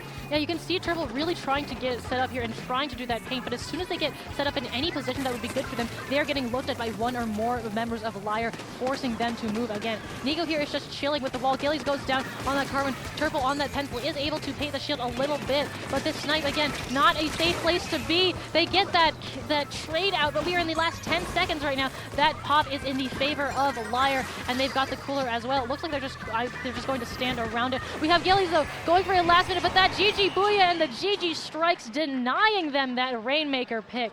And there is our set. Yeah, honestly, man, that last minute was just like, nope, out from the side of LYRE. They're like, absolutely not, bro. You saw the Booyah, the strikes come out. Absolutely stonewall defense from them. I know, and then on top of that, bro, the Rainmaker was inflated. It was like, it's like that picture of the Pokemon where it's like Perish in 3, confused, no stats, like all that other. That's how I felt like Wyrmwind was, man. They just were not able to get nothing done there. And LYRE saying like, yeah, man, we know how to play the game, bro. Absolutely not. You're not gonna touch this Rainmaker. I know, you saw it on camera. Something happened over there. Yeah, that is a large pop-off on mainstream. Well, I can't wait to watch back the VOD and see what's going on at the same time. That's exactly what I saw. I was like, dude, I gotta watch the VOD. I have to watch the VOD. What is going on here? Yeah, you saw everybody on camera look that way. Main stage is having a lot of fun. Unfortunately, that is the end of the line for Wyrmwind as LYRE is continuing on in this losers bracket. But again, Wyrmwind has great growth throughout this set, learning how to fight against LYRE, especially in that second game. I really feel like mentally they had it. It's just 2 games is not a lot of time to adjust. No, and especially when you're playing like somebody as like skilled and as seasoned as LYRE is. But honestly, man, I'm not very familiar with the CCA teams, but to make a CCA, like actual CCA team, make it this far, like unironically, is fantastic. I mean, still, man, like whatever place that is at 111, so nothing to be said at. And they played well, man. I felt like they really showed why they deserve to be in this set right now. Yeah. Just not able to pull it off versus like a monster team like LYRE. That's always the doomsday sec team. Like, you know, what are you supposed to do about that? Yeah, speaking of collegiate, there's a couple other teams in our bracket right now. PSU Blue is still here. Okay, that's basically a real team anyway. Like they just win everything. PSU Blue, Big Fat Seek House is here. There's a few others as well. I know Golden Barracudas had some very good games, and I on Stu, we're a collegiate team. We played yesterday as well. So there's a good amount of collegiate teams that do also like to compete in the further scene. Of course, we did have our collegiate brackets and top 4 earlier yesterday and today. And who won that one? Who won that one? Let me take a guess. PSU Blue? I know, dude. Like they're just like, we got to get them out of there, bro. Like they shouldn't be allowed to win that much. They're like that, dude. They're like the USA basketball team, where they just dunk on everybody every single time. That's the only time I'm happy to be American, bro. It was during the Olympics. I'm like, that's right. That's my country, bro. Winning at the sport we invented. No contest at all, like every time, because they got like LeBron and Devin Booker and KD on the same team. It's like, of course we're gonna win, dude. Like, come on. Yeah, PSU Blue has very skilled players, but they had some very good matches against, I believe it was USF Gold. Another strong team. I know that one. Yes, I know that one. Yes, very much so. And then of course, very strong players on Big Fat Seek House as well. I really loved watching the collegiate matches yesterday. Those were a lot of fun. Yeah, unfortunately, I was too old. I started playing Splatoon like right after I graduated college, so like I never got involved with CCA. and I've only commentated for a couple of their events. But I mean, the hype stuff, man, it's cool. You get to rep your school, bro. And some of the schools get involved with like real logos and like jerseys and stuff. I think that's super cool. Yeah, I'd love a jersey of some sort to rep Purdue at some point. But yeah. Oh, you're a Boilermaker? Yeah, don't say it like that. What? That's what they're called. I know it's what they're called. I know. So you want me to say the Purdue choo-choo trains? Like, come on. Arguably, maybe. No. It's a choo-choo train. That's what it is. You got the train. They put the little band in the back of it. Sometimes they ride around campus and play music. It's really fun. I remember because Purdue it's weird being on it because I'm from the West Coast, and it's weird being on the East Coast with all these East Coast teams. Like, dude, somebody was wearing a Patriots jersey, and I'm like, that's a high sin anywhere east of the Mississippi, bro. Unironically, and like seeing all of the, especially Purdue, not very popular out where I live. I was like, you're telling me they're a train? That's their. Yeah, we're a train. Well, we got the guy too. He's the sports mascot, but the actual college mascot is the train. I know, and it's just like, well, the trains, bro. Like, I mean, not even like the engines or just the trains. Yeah. The Boilermakers, man. Boiler up. Boiler up, man. And someone was telling me on campus there's like the trains whistle on game days. Yeah, the trains drive around and they whistle really loud, and it wakes everybody in the dorms up. See, I was a Sun Devil. See, Sun Devil, I think, is a really baseball. Like, we got Pitchfork, bro. We got Sparky. Hip, very Arizona, and then you got the trains over here, man. Yeah, the trains. While we're setting up our next set, I do also want to take a moment and shout out the Riptide trading card, artist trading card project. I am a part of that. You can pick up my card either at the TO desk or just by finding me in person. It is the last day to pick up the cards. Some of the artists are out. A lot of the cards are at the TO desk, though. There are, I believe, 36 of us. We've got all our info on the back of the cards, and all of us will have purple bandanas somewhere on our person as well.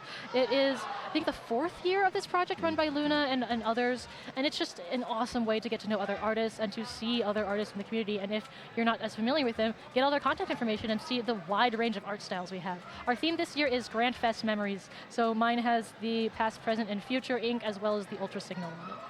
I was like, I saw yours. I was like, I feel like that's so like black and white for how colorful I remember you being. Like your, like even your PFP's like really colorful and rainbow. And like they got rainbow hair on right now, but they're like super serious black and white one. But dude, I was so excited with the trading card thing because like every year, I don't know how everyone else feels at home that's not a Riptide, but like I'm always like, oh man, that tournament I can't go to, you know. But I was here, I was like, gotta get my trading cards, bro. Yeah. I'm actually here, and it's just super cool to get free stuff. There's so much free stuff in the community. Artists are very, very generous. Yes, there's a ton of stickers being handed out. It's one of my favorite parts of Lands is seeing all of the artistry and some of the joke stickers that come around. There was like a couple years ago, there was that blue Chara sticker that was everywhere. There's like 5 of them on the Splatoon banner. I saw someone on the back windshield of someone's car. Which is crazy, it's hilarious. Crazy. Yeah, it's awesome. The reason that this card is so black and white is because some of mine are holographic, and the holographic foil effect shows up better on dark backgrounds. I would believe that. So I thought, and I also thought it would be nice to have a sort of contrast on I was just surprised. I'm like, it's like, man, I feel like it's pretty colorful, man. I was like, what is this ultra deadly serious card art coming out from? But I know what you mean.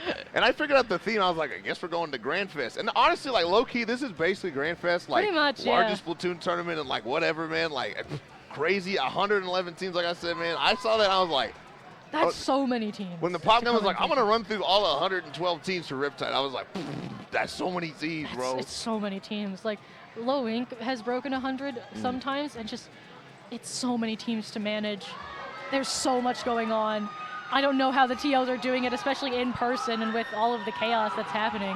Speaking of chaos, dude, again, man, something is happening on the stream.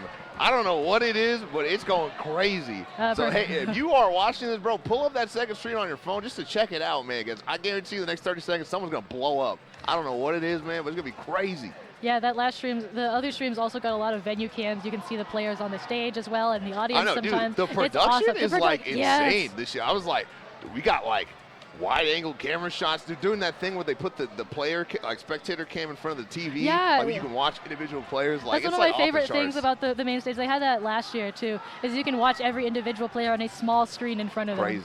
Sometimes when, like, if there's a really long delay, players will start playing other games on their Switch. Of course not. I don't recommend it because it takes more time for you to get set up. But it is very good comedy potential. It's just crazy, man. So shout outs to whoever just won that match. I'm sure they're happy or crushed or whatever. A lot of emotion. Everyone really wants to do their best. Because again, man, I got to win the biggest Riptide tournament. Sorry, biggest Splatoon tournament ever. And honestly, man, it's pretty cool being a Riptide. Like, everyone respects us. Like, I was talking to, like, TK Breezy. He's like, I'm supposed to come out to hang out with the Splatoon people. This is, like, your event. Yeah, it's awesome. Again, I think having the new room this year really puts a lot more eyes on us. There's just some people that don't even know that much about Splatoon coming and watching. I think that's awesome. I love more outreach to the community. This game is so awesome, and I love to share it with other people. Dude, the game is awesome, and I do love to share it with other people. That's exactly right. I love this game, bro. That's why I'm here. That's why I'm on stream and talking about it to y'all in chat. I know, like, unironically, man, I just love casting because I just love just talking about the game. Like, Yeah. I got interviewed the other day, and I was like, man, Splatoon is just so cool. That's what brought me back. Like, I used to be a Smash player, and, like, just the world in general was so cool and so fun. I was like, I just want to be like a part of this, and the community's awesome. Like, it's a very accepted community, very cool. I don't know, I just love everybody, man. It's amazing. Yeah, I've been a part of this community I think since 2020, and it really has shaped me and changed me for so much better. I know, bro. I mean, I flew across the country to meet my internet friends. I was talking to everybody. I was like, man, these are people I talk to like almost on a daily basis. Yeah, it's so crazy. We had one of the servers, the Splatoon servers that I'm in, we had a group meetup yesterday, and we took a giant group picture, and it's so strange to see people that I'm like talking with and joking with every day in person in front of me. Man. Like, you're real.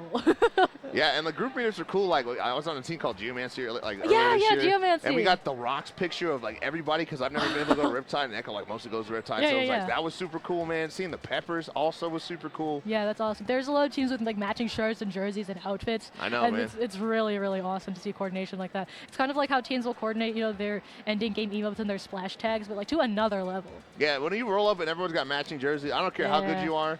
Bro, yes, that's Geomancy of Xerneas infamy, man. Because, like, we spent so long looking for a team. We were together for, like, a year before we even, like, made a name or anything. And I just like the term Geomancy, and it's cool because it's, like, a Pokemon move.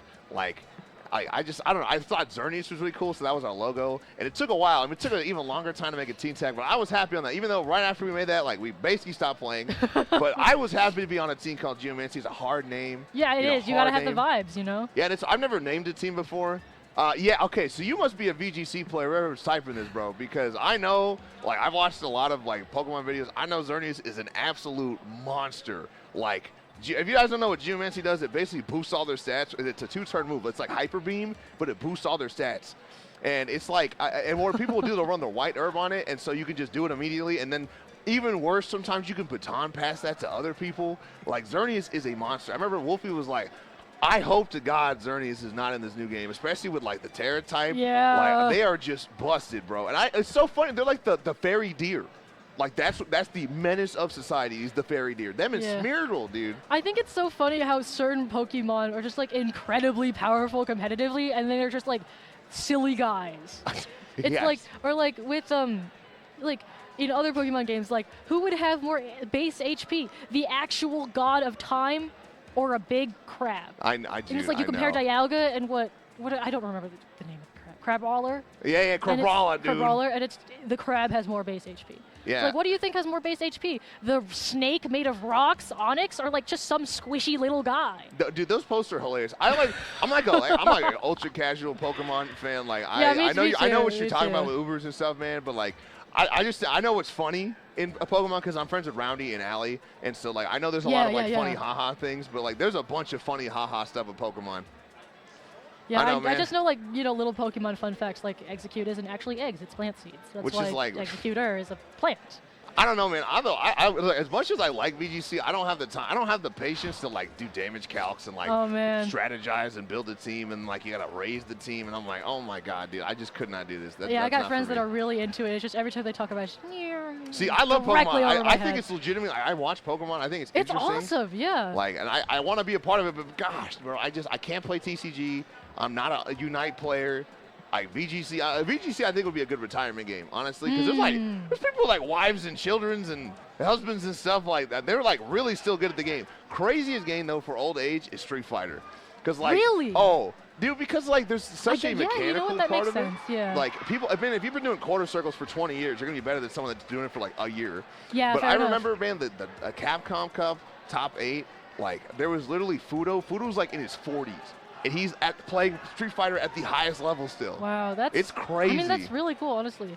Yeah, yeah. I know. I'm old also, man. Like, I'm 28, man. I feel like an absolutely ancient god in Splatoon. I'm so old. I guess in the terms of Splatoon, where everybody is at like early mid 20s, you might. Yeah. I would say, if you like polled the average age of the community, I say it's like 18 or 19. I would agree. Melee, honestly. bro. I know, man. I was an ultimate player. I can't play melee. Like, same thing, bro. I don't want to learn how to wave dash and just get beat up for like 4 years, man.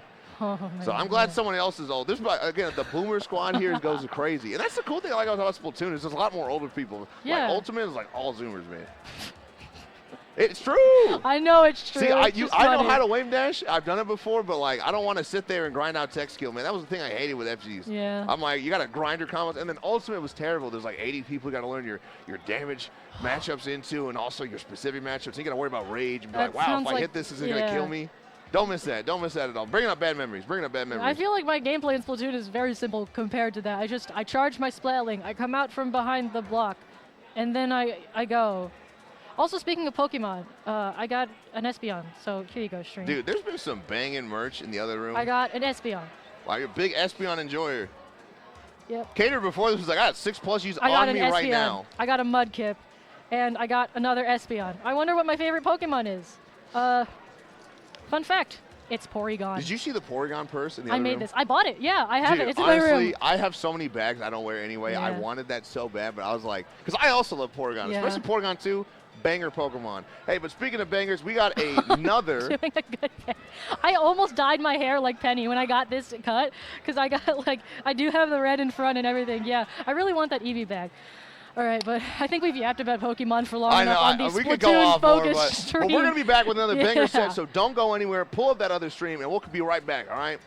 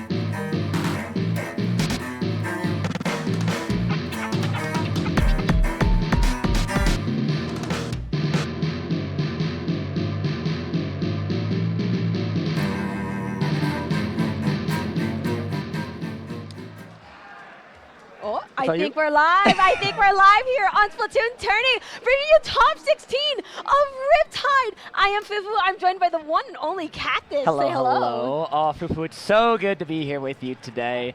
We got to commentate once before as part of a TriCast with the lovely Nell, and now it's just you and me here, as I also commented earlier today with Nell. So y'all got to split me up a bit. Kind of. We got a piece of Cactus. Yeah, y'all got a piece of me today. It's a piece of Cactus for all of us. Yeah. Cactus so good, you got to split them in two. Yeah. Forgive me also if my voice is gone. I've been doing lots of yelling for fun and good purposes the entire weekend. There's a reason I have a cough drop in my mouth, and so does he. Yeah. It's been a lot of talking throughout the day. It's been a lot of fun here at Riptide. Honestly, this is, I was here last year, and I was just not prepared for the jump of this year. There's just so much more happening. Yeah. And that's what I'm spectating. I only played one set this time. And I'm already like, whoa, so I'm scared of next year, if I'm being honest. Yeah, I mean, it's been such an exhilarating event this year. I've been to Riptide the past 4 years, and this is my third year in a row commentating and playing, and it has been exciting every year. I mean, the atmosphere is fantastic, the crowd is fantastic, the players are amazing, staff is always wonderful, production is always fantastic to be with. I mean, it's always a good time just to come to these events, hang out with friends, and make new connections. Absolutely, and they're only getting bigger from here. Again, I do like to talk about the LAN scene, especially the local scene. That definitely plays a part in just how much the LAN boom is what I like to call it. Yeah, no, absolutely. That's a great way of calling it. No, yeah, there's just been so many of them coming up, and I think that definitely reflects itself in our Riptide numbers as well. So, again, I've said it every cast, I'm going to say it again. Support your locals. Yes. Locals are very fun. The vibes are big. If you love Riptide's vibes, you're gonna love your local lanes vibes. It's like if you shrunk Riptide down into a little bite size and put it in a land. Go to your lands. It's so fun. Pretty much, like I love to think about it is like, I love that kind of analogy. It's like you just like, I like to think that you take a part of Riptide and you throw it all over the world, and those are your locals. Those are the places that you're able to, even like 1 or 2 days of events that you're able to attend, compete, and just have a good time. We really grow that kind of family aspect in that kind of home region, home state that it's in. And looking down at our teams, it looks like we finally got some information, Cactus, with FTWin, which absolutely needs no introduction, with Kyo, Bursty, Biscuit, Sam, and Toon. I think is that a usual player? I believe Toon might be an alternate, because I know the core 4 is Kyo, Bursty, Biscuit, and Sam. But it's really exciting to see them to have a potential fifth if needed. And why don't you tell us a little about Pokefish? Oh, I love Pokefish. So fun fact, I'm rooming with all of these guys. So I've had a very fun experience with these guys. Evie's on healthy diet. Shiny, despite was previously on Cherry, Limeade, and Monsoon, has been absolutely climbing the ranks. They're insane, by the way. It has some incredible development. Same with Pika. Pika has been doing some insane development as well. And Storm, also fresh from Monsoon, amazing shot. So these players are all filled with potential.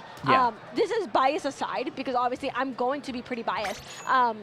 They are phenomenal players, and I'm really curious to see how they're going to hold up against FTWin. FTWin, again, incredibly strong, previous world championships. They need no introduction.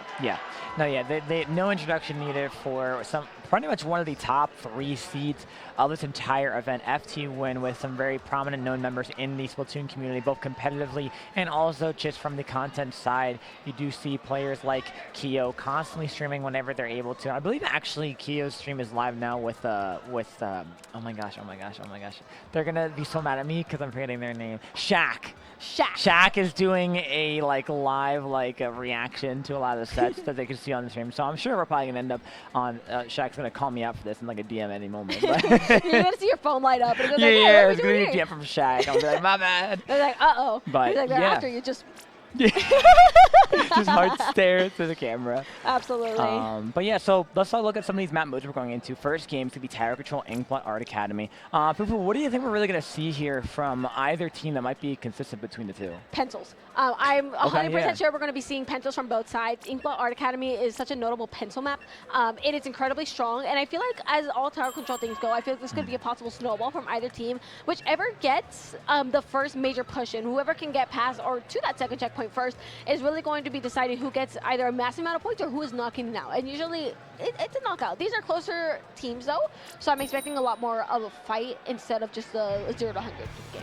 No, absolutely. And you do see that these teams are going to be loading up very soon. And I also want to just throw that out there. If you notice on Biscuit's head, a little cactus logo on that headset, that's my headset. Yeah? I'm going to hopefully get some of that top level gaming when I put the headset back on. Anyway, the game's starting up. Let's look at some of these comps. Funny enough, only one pencil coming from the side on for Shiny from PokeFish. FTWin going with a very, very aggressive comp. Dualies, he's the Slosher and the Stamper. And a lot of trades happening in the mid right now. No, absolutely. Already seeing 2 members of PokeFish down. Already looking at FTWin quickly setting themselves up to try and get a push for themselves going, wanting to get as many points as they can, as quick as they can, really, while they have their cooler and while they have more specials up. Already seeing Shiny trying to get some value, unable, and getting picked off by the Crab tank.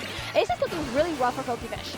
It definitely is. They don't really have a strong footing right now. FTWin is just doing a very excellent job, taking a lot of space, but not overextending. Right, they're playing very patient here around the tower, only moving up when they absolutely have to as that tower moves closer and closer. We are going to see this Rapid Blaster here on the top left, bad section, trying to poke up for some paint, make sure all players stay back. There's going to be that cooler, so they're going to be able to rotate in and out if they do go down, as we're going to see some players shift around on the tower.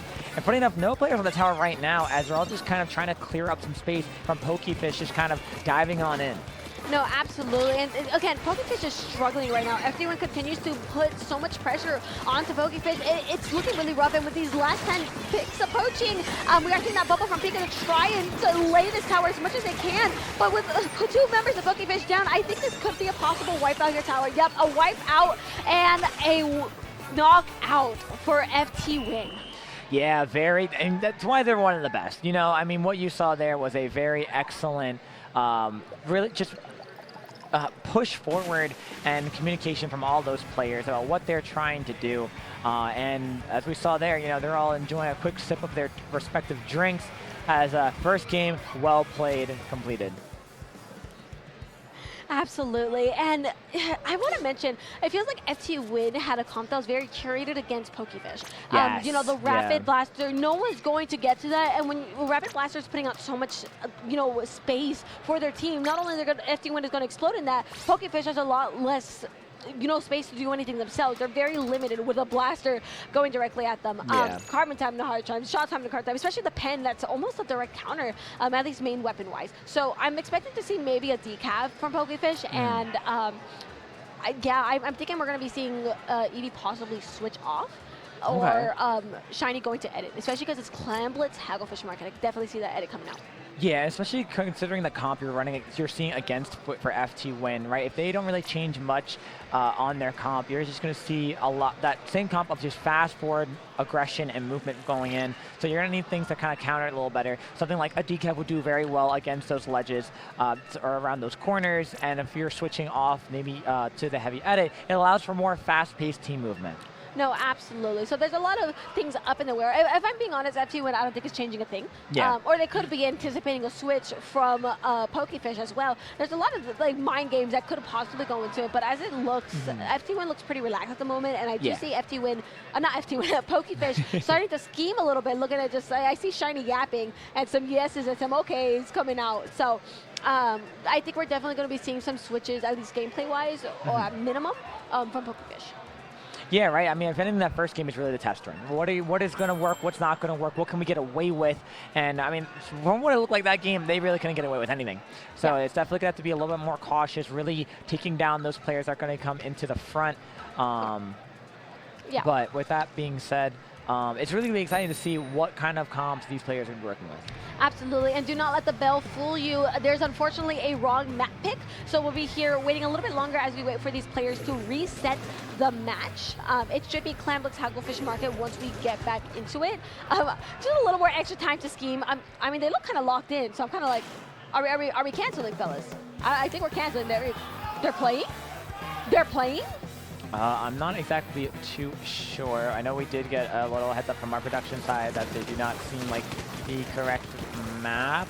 So right now we are hearing these teams kind of come at each other and go on in. They're sending it. They are sending it, yeah. Okay, we're just sending it. So it's actually not going to be at all what it was supposed to be. It's going to be Clamblitz on Umami.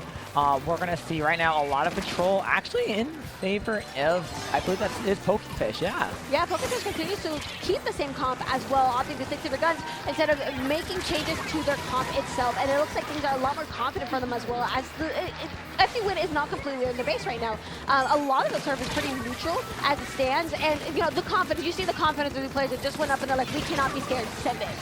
Yeah, absolutely. You got to be playing with that aggression. I do love that they were able to switch to that 52 gal, which is going to be a lot more aggressive for their end, especially with the wall. Unfortunately, right here, you are going to see Eevee go down to Bursty on those dualies, and they actually did switch over to the Missile Pro. But with 3 players going down, and you're going to have, I believe that was Shiny jumping on out. Jump come on in, FTWin making the first double Power Clam score of the game. Absolutely, and with Tented Missiles as well to hold PokeFish back for even longer, things are looking really tough again. FTWin looking to just score so many points. It doesn't look like they're letting go of this basket anytime soon, as this is left behind to collect whatever remains of clams there are nearby. Yeah, find whatever you can and try to score it away, but it looks like the score is going to slowly close up as the members of PokeFish are getting the rest of these members of FTWin down away from their spawn area and trying to push it back to mid. Yeah, nice pick there from Pika as well to give themselves a little bit more space to move forward. PokeFish has not lost all hope just yet, as they are ready to make a push of their own, hopefully soon, slowly collecting clams, but they do got to get through some of the members of FTWin. They got to get some picks that they really want to get to the basket. Beautiful 2 down on FTWin right now in favor of PokeFish, so they might just be able to get this basket open soon, Cactus.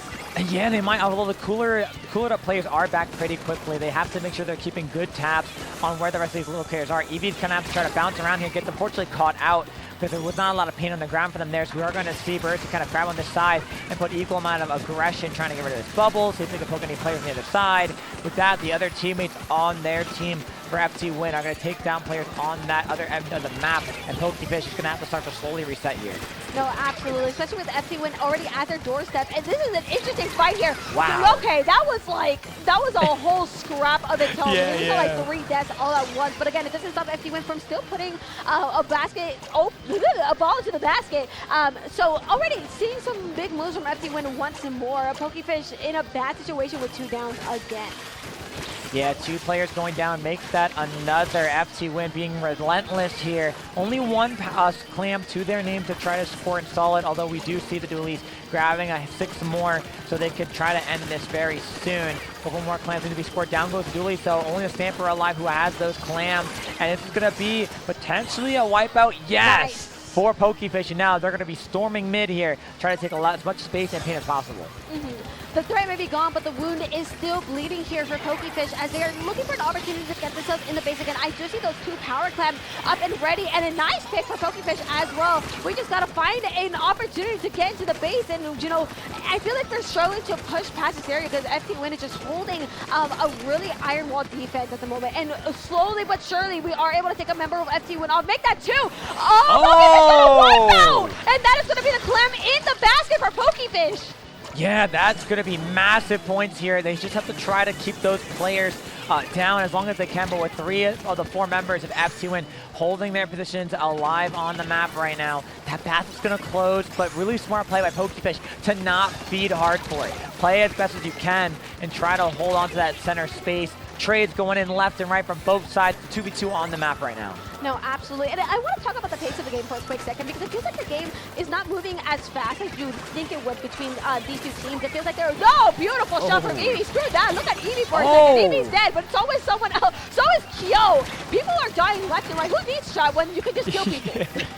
No, exactly. With only 25 seconds left on this map right now, it is a tied score of players on the board.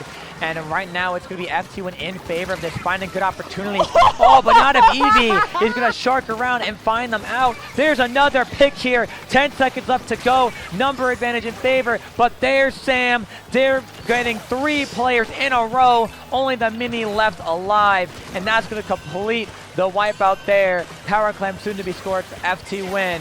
So this may end. And the counter ended before they could end the game themselves.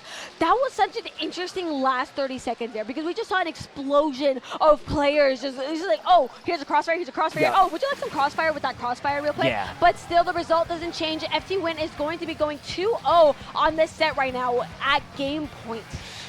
I mean, you know, as much as, like, I'm sure FTWin's feeling good about that win, probably not too nervous. Huge props to PokeFish. They found the opportunity that they needed that game to not only just hold a secure mid position, but go on in and attack and get those points on the board down to less than 50. I mean, that shows strong resilience, knowing well how you're going to play against a team like this where a player like Sam can just 1v4 because that's just what their weapon does, and that's how mechanically gifted they can be. But if you're able to play the map just right in your favor, you can turn things around. Because the pace was very much a slow down, accelerate, especially from PokeFish, because it feels like they were just trying to play their cards safe and make sure that they had an opportunity to get picks and not lose a majority of their players, especially, you know, FTWin, both of these teams have really good mechanics, but I feel like the pressure of FTWin, it shows that it is slightly getting to PokeFish. Yeah. But I think once they're able to release the shackles, this can be a lot closer game of what we saw last time.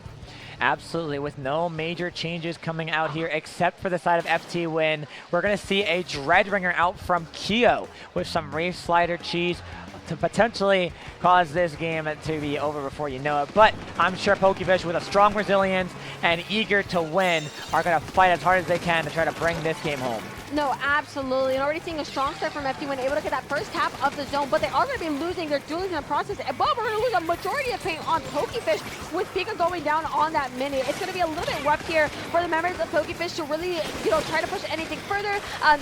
We're kind of in a neutral-ish position with FTWin having the slight advantage, of course, the zone being in their favor, and they're just trying to weed out Storm, and Storm just barely, did both of them run out of ink? They both ran out of ink, and we have one jumping out, and Sam trying to use the Zipcaster to try to stay up. It is going to be a zone flip for PokeFish, and a nice camp from Eevee. That's going to take Sam down, one of the aggressors, and that's going to cause a little bit of trouble there. Storm doing a great job using that wall to hold up that space, force the crap into an uncomfortable position just to shred it. Fortunately, no pick's going to be had, but that's the lead swap for PokeFish. A lead swap indeed, and a huge one, but FTWin is ready to war first as they got that cooler up, and just as quick are able to flip the zone back in their favor. Again, PokeFish is getting weeded out a little bit here with 2 members down. It's looking a little rough again. I think they very much have the potential to swing this back in a second if they can keep their positions, but with them going down one by one, it's going to get a little tough, Cactus. That it is, and you know, even though that lead is about to probably swap soon, the members of FTWin just used up all of their specials pretty quickly. Now, in most scenarios, you usually wouldn't see that kind of situation happen. However, with FTWin, they're just being as aggressive with their main weapons as they could be with their specials. So here you are going to see some counter specials come on out against PokeFish to try to find a way in. Unfortunately, they're practically glued to their spawns, unable to find the right angle to try to get in because FTWin is everywhere. Yeah, it's going to be a little bit rough, but those jumps are coming out from Eevee to try and give themselves a little bit more space to work with. Pull it out on both sides, and it's going to get tough as PokeFish is actually able to get 2 down. No way! And the zone flips! Chomps. They're able to stop with the Chomps! The power of Chomps, Your Honor. We are not done, but it's still going to be FTWin that's going to regain the zone here in a second. Wait, pause! They got 2 down on FTWin! Pause! 3 members down on FTWin, from Chumps capping the zone to player advantage. FTWin is now a little bit on the back pedal here, getting pushed on out. Unfortunately, that Keo is going to help assist that one pick onto Storm. No cooler heads up, so it's taking a little bit from them to come back. We're going to see Eevee here have to dive on down and try to reset themselves. Keo will try to zone cheese that zone, but it won't be enough. A lot of paint being put out on PokeFish, and they still have control. Here's that zip from Sam. Can they cancel it out in time? It will be ignored. It looks like they are just going to ignore it. But with 2 members down on PokeFish, FTWin might come for the reclaim. Yeah, but looking at in the back, it looks like Bursty's in the back with Dooley's able to provide a really good flank for FTWin, giving them the chance to get that zone back. And we are seeing that crab online from Bursty as well. PokeFish really has to get out of their base at this point. They're kind of in a rough position once more with FTWin at their toes, but here come the iconic chumps from Eevee to hopefully turn their luck around again. Yep, the chumps are on out, and you're going to have to see Eevee dive on in. 1 goes down. Keo goes down as well. Eevee's going to try to attack the pencil, but they will get on out. It's just Bursty up alive. Bursty gets 1. Jump comes in from Keo, gets another. Sam jumps in as well and gets another player out from here, and they're going to flip that zone back as PokeFish had an opportunity, but it was gone in the flash. Yeah, it seems like just when they have some stable ground. Oh, that's rough. It almost seems like once PokeFish are stable ground, someone's flanking from FTWin to really disrupt their flow. And I think that's that's the hard part that PokeFish is dealing with at the moment, I think. Absolutely. It's very hard for them to find an opportunity here. Keel will re-slide her in, try to get the pick up Storm, will find it. Penalty points are going to be counting down here with only 2 members up for PokeFish. It's going to take a lot for them to try to get in and cap the zone. Yeah, but a sneaky move here from Pika as they're trying to get the jump for the rest of their team, just doing everything they can to stop the zone from capping. Pika and their dang mini paint. That is going to be the big contender and why they're still in this game, but there's going to be 2 down on PokeFish and 1 down. But they did lose their pencil on FTWin, but it's not enough. FTWin still having the zone in their favor, and 1 carry cannot stop that. FTWin 3-0. Oh my goodness. What a great effort from PokeFish there, putting FTWin a little bit on the edge of their seats, just having to find their way back in. But with how calm, cool, collected they seem to be, you know that they were not worried whatsoever. They knew that what they needed to do to break out of those situations, they did a fantastic job at it. No, absolutely. If anything, it's like you said, made FTWin have to lean a little forward in their chair because like, oh, wait, we can't actually lose this. Pause, hold on. So PokeFish put up an amazing fight, and this does mean they are going to be dropping down to the loser side of the top 32 bracket. So the run is not over. So they have some matches they can do still, but FTWin will continue to move on through the bracket. If I'm not mistaken, let me do some bracket checking. Yes, absolutely. It's a little bracket check. As we do see the GGs come out from both of these sides, and you notice some of the players here are holding these little blue or orange clappers. Now, there is a group of players that had wanted to put some funds together so that we can continue the tradition from the past 2-ish Riptides, I believe. So if you do hear some spec cam sounds of the clappers in the background, just know that the crowd's loving it. That's their way of supporting what is happening. So that's a really fun way. And that's what happens at LANs. There's always fun little gimmicks that happen that aren't just glued to the game, but in person. Yes, and I took a peek at the bracket. It looks like FTWin is going to be going into winners semifinals, fighting Leviakittens. And meanwhile, I think our next set is going to be whoever wins between Moonlight and Hypernova and Voie or Milky Way. Oh, okay, very nice. We have some very, very exciting sets coming up for us, Kat, because this is like peak content we're having going on. No, absolutely. A lot of greatness, and there's the lovely view of the pretty much what Fufu held up for the bracket. Yeah, you do see there. Leviakittens took the 3-0 over bet. FTWin 3 over PokeFish. Voie Lactee taking a 3-0 over Cleanup Crew. So Moonlight versus Hypernova, considering that set's not done yet, it has to be close. It has to be close. I almost want to like turn my head and see what's going on over there. Because if I'm not, they might be mainstream. I don't know. I believe they're out on the floor stations. No, yeah, they're on station 6 right now. Yes. So it's going to be a little bit of a wait. We can't live check the score. They will report the score once it is done. So we have a little bit of waiting to do. I think that means we can be back in a little bit. We can take a little bit of a break. So don't go anywhere. Top 32 is definitely not over, and the sets are only going to get tighter from here. So don't go anywhere. See you guys soon.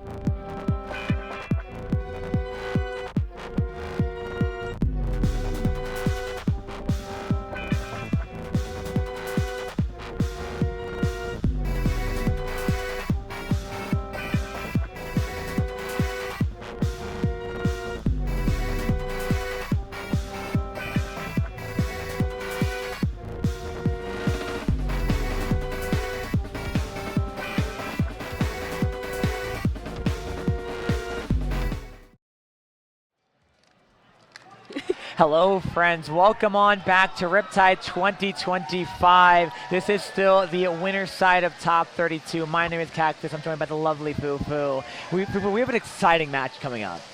Yes, we do. We just saw Hypernova take out a Moonlight in a 3-1 set just before this. So they are moving on to fight Lactee or Milky Way. I hope my French pronunciation is okay today. I don't speak French, I speak Spanish. So I'm hoping that is okay. But of course, Lactee is a lot of players that are recognizable. Jared, Gray, Q, Bran. I don't think a lot of these players need introduction. And of course, Hypernova, Hello and Lexi, my goats, and Datman and Dylan. Yeah, these are actually not, if you've been around the competitive scene, well enough, you do know some of these players in Hypernova. Of course, also, their team had qualified for the Splat World Series. Yes. They have made tons of rounds in other online competitions, doing very well repeatedly, and they honestly need a little bit of introduction, but if you know them, you do. Some of these players known for just their skill level all around. Of course, again, it's going to be hard to not know them, like you said before, when they beat Moonlight 3-1 on a floor setup, so pretty impressive from them. And Voie Lactee, yeah, like you said, no introduction for these players. Some previous champions of this game all around, from online to in-person events. Most impressively, I think right now what we have here is Gray, who came all the way from the EU to be here. That is so awesome to have them here. I mean, just two monsters sitting on this stage right now. No, absolutely. And, I have to respect the commitment for coming all the way from the EU to come play in our fun little Splatoon tournament here at Riptide. So I'm excited because, you're taking out Moonlight. And Moonlight, if I'm mistaken, nearly was ready to take out FTWin in a qualifier during the SWS. Yes. So I have a lot of expectation for Hypernova, especially because I know like two of these players and I know they're really good at the game too.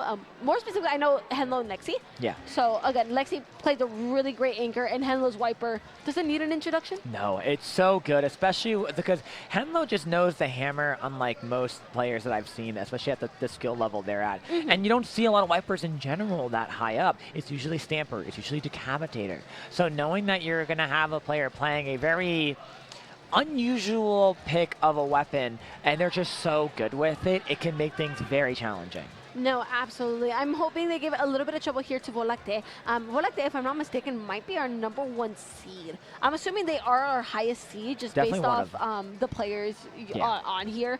That's pretty self-explanatory. So maybe we'll see some games taken off. Maybe it'll be close, or maybe it won't. We don't know until we get in here. No, absolutely. This could be one of those cases where it is a strong 3-0 sweep, or it is a consistent back and forth. And for all we know, if it even is a 3-0, I'm sure these games are not going to be swift knockouts. They are going to go the distance because you have players on both ends that are just doing so well that are going to give it their all, especially this far into the tournament. No, absolutely. And, I'm getting pretty antsy as we're waiting for our first game. So while we wait for the game to start, we can talk about the map modes that they're going to be playing on, starting off with Splat Zone's Mahi Resort. What opinions you got on this, Cactus? It's pretty decent, right? It is a very small zone, so something like a Dreadringer with Reslider will easily take it out. They cap that very swiftly. However, when it comes to the map fully dropping down, for the water levels dropping down, it's really nice to see whoever's in that advantage use that kind of extra paint to continue their hold. Get that specials built up, use it to keep going. Very rarely do you see scenarios where it's a defensive team that just maybe so happens to get that space back before the other team can use that paint. No, absolutely. And, Mahi is an interesting one, too, because it also has the map change on top of that. You didn't mention that. I'm not tweaking that. You didn't mention that. I did. You did? That's what I was my talking God, about. Like the water levels dropping. Yeah. What did Sorry, I used different left words. my memory. It was like, yeah, okay, yeah, Cactus mentioned it. No, he didn't. No, he didn't. No, he didn't. That's not what he said. That's not what he said. I mean, I'm hearing the players. Thank you for your insight, because you're absolutely Yeah, right. yeah. I'm more nervous about the Reslider. Yeah. I mean, I don't think any of these teams play it, as far as I'm aware. But yeah, you never know. It could just be one of those things where it's like, hey, it's just a one time. Yeah, just pick it. Just pick it, just for sillies. I feel like we're going to be sticking to something a lot closer to the meta. There's our go. I was going to say, we see the TO at the desk. I love seeing them walking around. Yeah. No, yeah. I think we're going to be sticking to a little bit more of meta-ish comps. I know for sure Henlo's going to be the one off there, especially with the Wiper. Yeah. I respect Henlo a lot for pushing Wiper this far. I have a lot of respect for players that bring weapons that are not necessarily the meta into games. And already here, our mainstream behind us starting up, so that means we should be starting up soon as these players are getting into the lobby. Absolutely. These players are probably joining one by one. I know we do see Voie, Lactee, mostly probably all in the room already. Probably just waiting on some members of Hypernova to set up their switch, set up their games instead in general to get into those lobbies. As we do see the staff just kind of making sure things are going well their way. They might be having connection issues. I think. It could be, it could be happening because I know sometimes, it's not a Splatoon LAN unless we have some sort of connection issue. Like Yeah. No, you're right. Absolutely. You truly never know. Sometimes there's like the slightest bit of maybe a controller's not really connecting well. Maybe it is a issue with just the switch overall. Those things you just kind of can't unpredict because we know it's going to happen, but it's just kind of like you got to deal with it. You know, once it happens. People underestimate how complicated it is to actually it's simple in theory, but like there's a lot of connecting parts in the Splatoon LAN setup. Yeah. That's just like, hey, what do you need? We need a LAN adapter, we need AC, we need like our power extensions, we need our wire connection, we need monitors, we need setups. Yeah. Can you give us all that? Thanks. Yeah, Awesome. Splatoon needs a lot to run smoothly. I think the biggest thing is those mix amps. Oh yeah. So everyone can hear each other. For those that know. We need our TM. We have TM1s back at Commentators. Yeah. So I think they have Astros here today. I think that's what they have on the setups. I know it's some of them. At least it's some of them at minimum. So that's for sure. Again, so many connecting parts, and you are bound to have issues even here at the biggest lab we have. So it happens. We're going to be getting along as it's easier to rent them than buy them outright. There we go. There's our answer, especially for something happening once a year. I don't blame y'all at all. No, absolutely. There's just so much that needs to make everything move so swiftly, so smoothly. We do hear a couple of the remaining players hitting those check marks in and confirming their comps. Again, Splat Zone's Mahi Resort will be the first map mode. Depending on how things will roll here will depend on either a continuation of that win from one of these teams or a little bit of back and forth depending on the map modes. Absolutely. And as you said, we're going to be going to Mahi Resort. I also think it's funny because, we're going to the resort while we're at the resort. We're at the resort. I want to go swimming later, by the way. Yeah. See, maybe it's a very nice water park. It is so nice. I believe you. I didn't get to go last year. And, maybe these players are not going to want to be taking a dip in the Mahi water, but I will take a dip in the Kalahari water, I think. I mean, hey, you never know what's going to happen at lands. And I think something that's always really cool to see is like when these kind of events are at a resort, you kind of bring the whole family. You know what I mean? Yeah, some people are here for Splatoon, but hey, there's a whole water park to enjoy. But not enough about the water park. Let's get into these matches. Water on the field. Will someone take a dip, and who will survive the swim? Both teams loaded on in. Let's look at these comps. Yeah, we're either sinking or we are swimming as Inkbrush. Oh. Pause. Oh my God, we have an Inkbrush on the yellow side. I think this is going to be chaotic. Yeah, I mean, Inkbrush, you have Wiper, you have Decapitator, all on the side. Oh, wow, right away, though, Decapitator going down, blows up to the pencil. A nice counter of the pencils taking each other out, and it is going to be Voie Lactee taking down most of Hypernova here, just so they're able to get that zone. But wow, great play from the Brush here, and they're securing that zone flip just to stall it out a little bit more.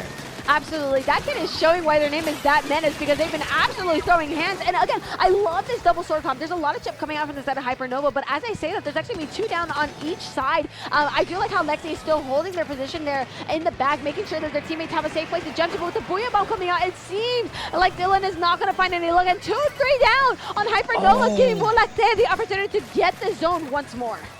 That zone is capped for Voie Lactee. They're going to do a really great job having a high ground crab with Brand still holding that low ledge there, holding onto the strikes, making sure they can keep this push going. Gray doing a great job of getting a nice blast on the side there with that S-Blast, and they're going to keep holding on strong as the stamp from Hypernova is going to come on out, hopefully finding a counter to the zone. Absolutely, and that lead swap is going to go out in the favor of Lactee, and a beautiful hammer taking out Brand. I don't know if it was that Menace or if it was Hendo that I almost like crab threw that hammer out. There's a lot going on the field, but a lot of it is blue, and that's something we know. That Menace is already there trying to cause a little bit of mayhem, giving their team just a little bit of extra time to get themselves set up against Lactee. Yeah, and look how forward and aggressive Voie are being right now. There's going to be that jump to the side, staying alive, jumping out one more time because the cooler allows for just such a quick movement with it. A hammer though will take out Gray, but it's still player disadvantage for Hypernova. Still trapped in their spawn, no real specials ready for their name. Brush will come on down and get a pick on the Slosher. A lot of trades and picks going on back and forth with the Booyah Bomb to try to push out that bubble. Still not looking good for Hypernova to find a way back in. Yeah, Hypernova is in troubled waters as it stands, with members still trying to fight their way to the zone. Hendo just went down, and with the 4-6 left, I don't think there's enough pain or players to sustain that. Voie they're taking the first match of the set. Yep, yeah, great play by both teams, but Voie was able to secure that fully with a nice hold of their spawn, holding those ledges strongly. Hypernova having some good plays all around when it came to that game. Just the consistency wasn't fully there. We did see a lot of panic jumps coming on in. I think they just need to slow it down a little bit. Kind of playing their very jump in and go, but when you have players like Voie that are just so good at punishing those kind of plays, those kind of play styles, it's not the best way to keep that going, so gotta change something up. Absolutely. But I think this was still a really great game to learn from, especially if you're Hypernova. You now have a better idea of what you need to do this game and what mistakes that you need to clean up. Again, they pushed Moonlight pretty back, I would say. I think that was still a pretty good game for Hypernova for what it was, despite it being a loss. But I feel like a lot of things are going to be turned on its head because Rainmaker Manta Maria is next. Rainmaker Manta Maria, this could really snowball forward for whatever team gets a great opening position, and honestly, it kind of feels in favor of Voie based on their comp. Now, they might switch things up, we're not too sure, we're going to find out right now, but this could be very stally very quickly if someone gets one good push and they just have to hold. Yeah, and I still will see these ledge campers coming out on the side of Lactee and not a single comp change on the side of Hypernova. So things are going to be pretty the same weapon-wise, but I feel like playstyle-wise, things are going to very much be swapped up just by the layout of Manta Maria. This is a very ledge-heavy map, very small map at that. Yeah, definitely. I mean, you do have those kind of alleyways opened up just a little bit. Hammer will get thrown out here from Hypernova trying to find a pick. And you're going to see players try to take advantage of a lot of space they have on them. With 2 players, 3 players, a full wipeout onto Voie. Hypernova is going to take the first checkpoint. Absolutely, already looking great on this first checkpoint. Again, Hammer from that Menace unfortunately not able to quite find anything on the strikes from Voie to clear Hypernova off of their street. They really don't want them there if they don't want to lose any more points. Already seeing all 4 members of Voie moving forward, quickly taking their... Oh, pause! Hendo Hammer, you're on it! Hendo Hammer, you're on it! Hendo! And a nice cleanup from that Menace, doing a fantastic job at holding this space. This is what you like to see, a lot of stronghold. Lexi will pick up that Rainmaker, dropping it on that far right. This is going to be a lot of points earned for Hypernova, down to 15. Yeah, Hypernova feels right at home with these points that they are getting before they're finally having a chance to possibly push them back. But Hendo's right there to say hello and just tearing heads as Dylan is just able to take a pick off, not even able to get a trade actually. I'm a liar. 2 down on Hypernova, and this Rainmaker is resetting. Pause! Oh! Crazy timing there. Unfortunately, the Brush was not able to get on in for that. So with that being said, if you're able to hear me from this crowd going crazy around us, we're going to see Voie finally take an opportunity to get this Rainmaker on hold, try to survive out here, but goes down to the decab. Not a lot of space really being had as Hypernova has a strong defense being built. For sure, and just a little bit of defending here from Hypernova goes a long way. It's a little bit hard to break into the street, but these strikes are going to do anything it can to aid them into getting the checkpoint. But that kid's right there to say nope, but they're going to be going down themselves. This actually might be the chance for Relic to get this Rainmaker into the pedestal, and the pedestal it goes, giving them the first checkpoint. First checkpoint finally cleared. Jared's going to use that crab on high ground to try to take out Lexi, and they will right as that is cooler is popped. Jared will have to pick it up. Only 2 players left up. Dylan tries to go on and get the pick there. It's unable to. Booyah Bomb clearing the way. That's going to be a lead swap for Voie, and it's a knockout, folks. Wow. I blinked. I blinked Cactus, and just like that, Voie like they said, great, you had to push, we're going to push even harder. Yeah. And just like that, they're going to be taking that Rainmaker to the pedestal with a quick knockout and a 2-0 score for Voie like they. What? That was honestly insane. I was not expecting that kind of turnaround when it came for Hypernova. They seemed they had so much security when it came to that lead, but it wasn't enough. Voie Lactee just found their way in and just never took their foot off the gas. No, absolutely. It's like once they found that opportunity, they got the first checkpoint, clear enough space, it said, great, we're going to force it open. And just like that, the Rainmaker will go into the pedestal. It really, Rainmaker is not a game mode where you hesitate, and they completely showed why. If you don't hesitate, you're where you need to be, and you do everything right, you get a knockout. Yeah, and they, it's crazy to think that they completely knocked that out, but they had all the right resources to do so. It was a really good play ultimately to the end there, and they secured that in the bag. 2-0 is the score. One more game for them. Does Hypernova have what it takes to take this third game? They started a reverse sweep. I think it's going to be really rough for them to do so. They're very much on the back foot, and it can, the nerves kind of get to you at this point, and I think it takes a very big mental reset to come back from that, because you go from near knocking out to getting knocked out yourself, and that definitely takes a blow to your mental. It's just up to Hypernova to see how much that affects them in the first place. Absolutely. I mean, you got to think for Hypernova, that loss is defeating, but you got to feel pretty good that you were able to get that far down for the Rainmaker. Now, third map is going to be Tower Control Hagglefish, so a little bit of room to work with there. You do have a chance to push that tower as far as you can and just hold that midsection. Shark under a couple areas like that tent on this map that most backlines like to sit on, like the pencils. But so it'll be really interesting to see the kind of movement these teams are going to have when it comes to pushing this tower. Absolutely. And again, we're finally back to regular map modes. I think this is the most neutral we can get in terms of maps as well. So I think it's just going to be a really great map to see where both of these teams' strengths and weaknesses lie. And I hear the bell going off, signing us into our next match of Tower Control Hagglefish Market. Here we go. Let's see if we've noticed any comp changes or if this is going to be a if it ain't broke, don't fix it scenario. We actually going to see Gray switch to the Vanilla Blaster, I believe. Dylan over to the Neo Splash. And we're going to see a Range Blaster coming out from, I believe that's Datman. So, wow.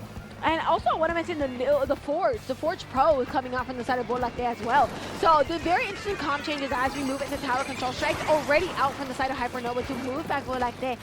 Looking to take a little bit more space. Already seeing that kid line. Now left side not quite taking it just yet. Ooh, but Hypernova going to be the first team to lose 3 members on their Team Cactus. 3 members going down and resources online for the members of Voie Lactee. We also did see that Bro is coming on out for the side of them as well. So decent comp changes all around, but look how it's not stopping their momentum. They know these weapons that they got to play and they know how to take care of it. First checkpoint will fall immediately. A couple of picks going on the ramp, and Voie Lactee is going to be 3 players down with Hypernova diving on forward, trying to get a pick on cue, and that will be successful. Jump coming on in, but gets canceled on out. It is blow for blow right now in mid. Absolutely, and already so many, there's been like 3 separate fights here on the left, but it's going to end in Hyper. Why? Hello's here too! Hello wants a piece of the action, but Hello's going to be going down to Gray, but Gray taken out by Lexi. There's a lot of trades, a lot of cleanups happening on the field, and not a lot of points on the board past this. Hypernova, while despite having a pretty solid control of mid, they're not necessarily moving forward just yet. Oh? No, we do see a little bit of a shark opportunity here from Bran, and Bran will do a great job getting 2 or 1.5, a little bit of assist there. So that tower gets no further past that 95-point mark, and Voie Lactee has a lot of control going on with their paint. Just dropping on down will be Adaki getting a pick on Q, looking to see if they can find another, and they're going to chip 1. Chip 2 players. Hammer getting the double. 1 player left alive at the front, and that's going to be a 2-to-1 situation on the map for both teams. Absolutely. Again, Hypernova looking to take a little bit more space, but Voie Lactee fights back even harder with the Booyah Bomb to clear space of their own, looking to move past this tower, and I think they're going to be able to do this here if they don't get threatened too hard. Again, so many fights are happening on the left side because there's always a flank of some sort, and that fight continues to happen in a 2v2 fashion, leaving it down to a 1v1 as... you know, a Blaster v Blaster fight was going to happen at some point. This is exactly where it took place. Strikes coming on out from that Neo Splash will unfortunately get picked off. Gray's going to shark this ledge a little bit, try to find any opportunities for anyone trying to rush forward, and a little bit of chip damage being applied from that AoE, area of effect that that weapon has. A lot of players diving on board, but something that's not going to stop is that tower. Already down, 45 points remaining, but no one is able to take control of it, as we do see Henlo messing around a little bit in that mid area, distracting some of these players before they can keep going. Yeah, I want to talk about that distraction, but that where it looked like it was pretty risky, it actually worked hella in Hypernova's favor, because suddenly no one's looking at the tower, suddenly they want to take care of Henlo, and that was really good bait. I just wanted to mention that. But that being said, it doesn't matter because there's a Blaster in the backline. Oh. Hypernova taking 2 down, looking for a third one, opting to step back to not get killed themselves, but again, huge waves here from Lactee. Yeah, really great job making sure they have all kinds of control needed. Bubble will be popped one more time. Crab as well. 2 players going on both sides. The Booyah Bomb will be punished here. Pushing on forward by Brandon. The jumps will come on in. Tower stopped on that second checkpoint. When it comes to 39 points on the board for him, they're going to try to keep this going on in. Is it going to be possible for them to do it? And right now, it seems pretty tricky as Hypernova is just putting on a relentless defense. Absolutely, and Hypernova finally seeing a little bit more blue on the field, forced to return back for this cooler though, and they're losing a lot of the space that they just got. See, Hypernova's fast, but more like they were just faster here, getting themselves back into a neutral position. You know, and just to say that, they actually just went 2 down, so I guess maybe not. Yeah, no, wow, nice dive by Jared there to get down the Blaster. With that being the play here, Towers finally went on to that first checkpoint for Hypernova. Strikes will come out to stall just a little bit longer. Cooler will allow all these players to come on in and push on forward. Booyah Bomb being held, waiting for a good opportunity. That is when they feel it is. 2 players down for Hypernova with just Henlo on that front line, but down they go. Now it's going to have to be a little bit of a mid-reset here for Hypernova. 30 seconds left in the game. Can they get this all the way to the last checkpoint and hold it for just a little bit longer? I think things are going to get a little bit tricky, as Hypernova did lose their Blaster player during the scramble, and if they're actually going to return that, taking out the Force player off of Lactee, again, there's a lot of things happening. So there's going to be a lot of scrap. There's a lot of crossfire happening on the field, and I think it's like you take an interaction and you're going to expect to get intercepted by someone else. That is what this game is right now. Yeah, it's very hard to find the way in when all you're having is just constant back and forth of picks. And unfortunately, with only a couple seconds left to go, no one is really on that tower for Hypernova, meaning that is a 3-0 finish for Voie Lactee. Voie Lactee, very much in that flawless 3-0 finish. That was a really good gaming from both sides. I feel like Hypernova definitely stepped it up a little bit and got pretty close to the lead, but I just don't think there was enough manpower up in front to really pull that through. Again, a team with so much potential. I mean, they did take out Moonlight last set, so I don't think their efforts are in vain. They will be moving down into the losers bracket to hopefully see them later. Absolutely, and losers bracket is where it is your last time to shine. Will you be able to bring things back? Voie Lactee now going to be sitting comfortably for a little bit on that winner's side as some of the other sets have to complete up. And again, the silence has kind of fallen between both these teams, and it seems like the rest of the venue, as there is a more exciting matches being tuned in, not just on the main stream, but also soon for us here on this stream. Absolutely. I don't know if the voices in my head can confirm if this is our last game or if we are going to be moving on to the next set.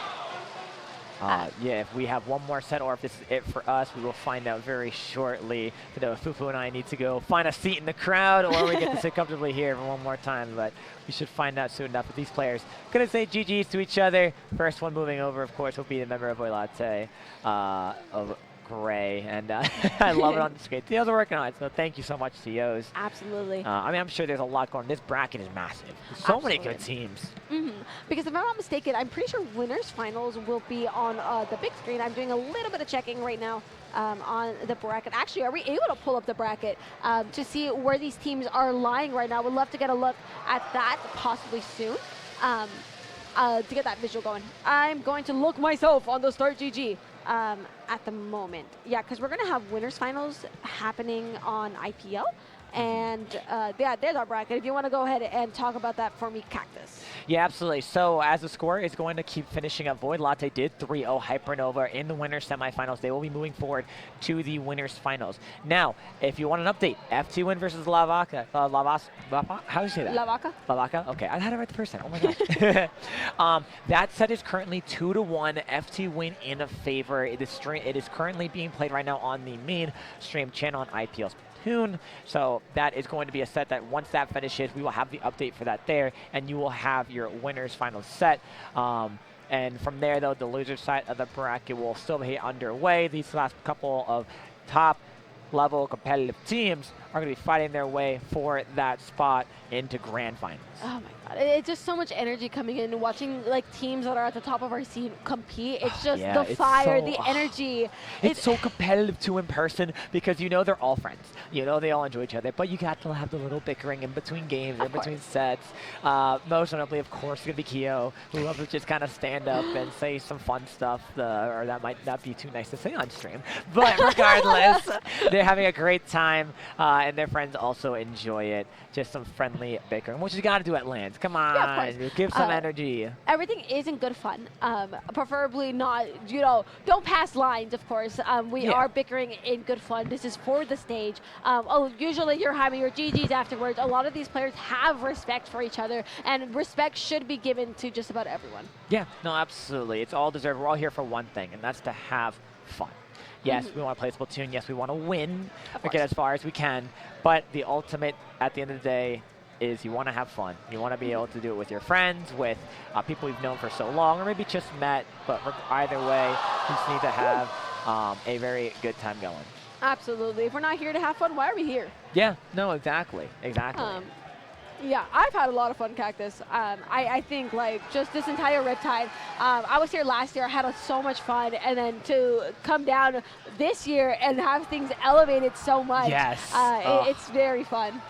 So exciting. I mean, we talked a little bit off the stream for it, but I've been so thankful to be able to attend the past 3-4 Riptides, and just every year seeing it just larger and larger, the competition getting more and more fierce, players from all different skill levels coming to attend and try their best with friends, with sometimes even family, or with just people they know or are able to put together. And that's how a lot of sometimes friendships and teams are formed. You just form a random team of people for an event, and next thing you know, you're the next top team. Absolutely. And I'm hoping to see a lot more competition next year. This competition was amazing, by the way. This is the competition here is phenomenal. But I want to see even more people next year. Again, the LAN numbers are growing. So I'm hoping to see even more people show up to Riptide, to those that can make it. It's such a fun event. I couldn't recommend it. I think last year, Riptide was my first out-of-state LAN. So very nice. It was very much an experience. And suddenly I was hooked. I'm like, I'm going to all my locals nearby. Let me in. What is it? The crowd is crowding. I could see a peek through. The crowd is going nuts. They're going berserk. I'm guessing something exciting is happening on the stream behind us. But we won't find out just yet exactly, even though I do kind of have a little sneaky peek on my phone. A little sneaky peek. Also, you're going to put it in the middle here for me, right? You're going to put it yeah. here in the center for me to also peek. What's going to be crazy too is there's always that stream delay, so we're going to hear something crazy happen and we're not going to know for like 10 seconds. But that's okay. Like right now, the crowd's going crazy, shaking their clappers and just shouting and cheering. Again, the set is 2-1 FTWin in favor. Leviakittens is down a point, and right now they're trying to hold on a strong defense. Oh my god. Sounds like the crowd is done cheering. And I think that was FTWin. Yeah, the score is 2-2. That was. I'm blind, guys. The score is tied. So, fun fact, Leviakittens is currently 2-2 with FTWin. FTWin. So this is like the set of the century right here. We're trying to get some last minute confirmations on whether we will be here in a second to bring you another set, or if we will be passing you guys on to the mainstream. So bear with us, as we're going to be talking a little bit as we wait for confirmations. Yeah, absolutely. Again, we'll give you the live info if you want to have some tune-in knowledge of the set happening behind us, why the crowd's going crazy, or just some random commentary bickering that we could have. Oh yeah, we're always here to bicker. You're so lucky I don't have a brick to throw you. That's right. Yeah, don't brick I for could you throw this water time. bottle. Whoa, what? No, like Do you remember? You didn't. I don't know if you. No, yeah, you were a part of this, right? When you all just poured water. Yeah, but we on weren't. me. Yeah, just pouring water. The name's Cactus. I'm a plant, I guess. Smile. Cactus or nopal. Nopal. That's If you right. want to be Spanish, you can have nopal. Nopal. So very exciting all around. Oh, these clappers are so like exhilarating because the crowd gets into a unison chant of like a. Like a little song. Crowd's going crazy again because Game 5 is starting underway on the main stream. And there's a lot of cheering. Oh, the DC! No way. Yeah, main stage occasionally has DCs. They're chanting 3v4.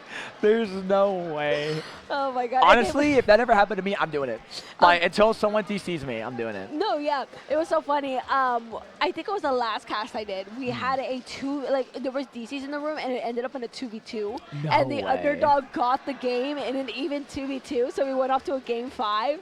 It was so funny. Oh my gosh. That's online, obviously. So, Yeah. Occasionally, something's happened, lobbies explode. If you play Splatoon, you know the feeling. Yeah. We've all been there. But no, literally, it was so entertaining. That was the most entertaining I had been in a while. Off of a disconnect. Yeah, and for those wondering if you're like thinking like, how is there disconnects on LAN? Setups aren't perfect, like nothing is. So unfortunately, sometimes there is just that little bit of connection that is not there. But you know, with that being said, I think we're going to a little bit of a break here. Yeah, if I'm not mistaken, we might just be returning. I think we're returning, Cactus, so I think we have another one going for us. Yeah, why not? Just in case, we'll throw it to a break, and we won't obviously do our sign-offs. But if we don't, if it's not us, then who knows? Maybe then we'll see you some other time. Yeah. But with that being said, Well, we're going to throw it to a quick, short break. Don't go anywhere. More action-packed Splatoon coming your way.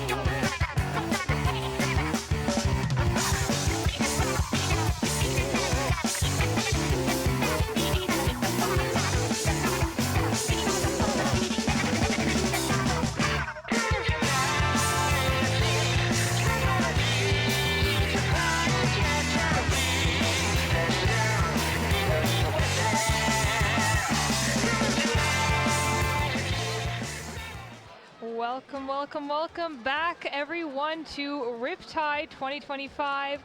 I'm Siren. I am on a very impromptu block here with Fusion. Yeah. Hi, how are you doing? Hi, I'm doing good. I was in the arcade and got pulled in to commentate here because we have extra exciting matches, and I'm glad we get to commentate these because these are going to be very interesting. The one that we're actually going to be bringing you is Moonlight versus Cleanup Crew. So many familiar faces to both us and the people at home.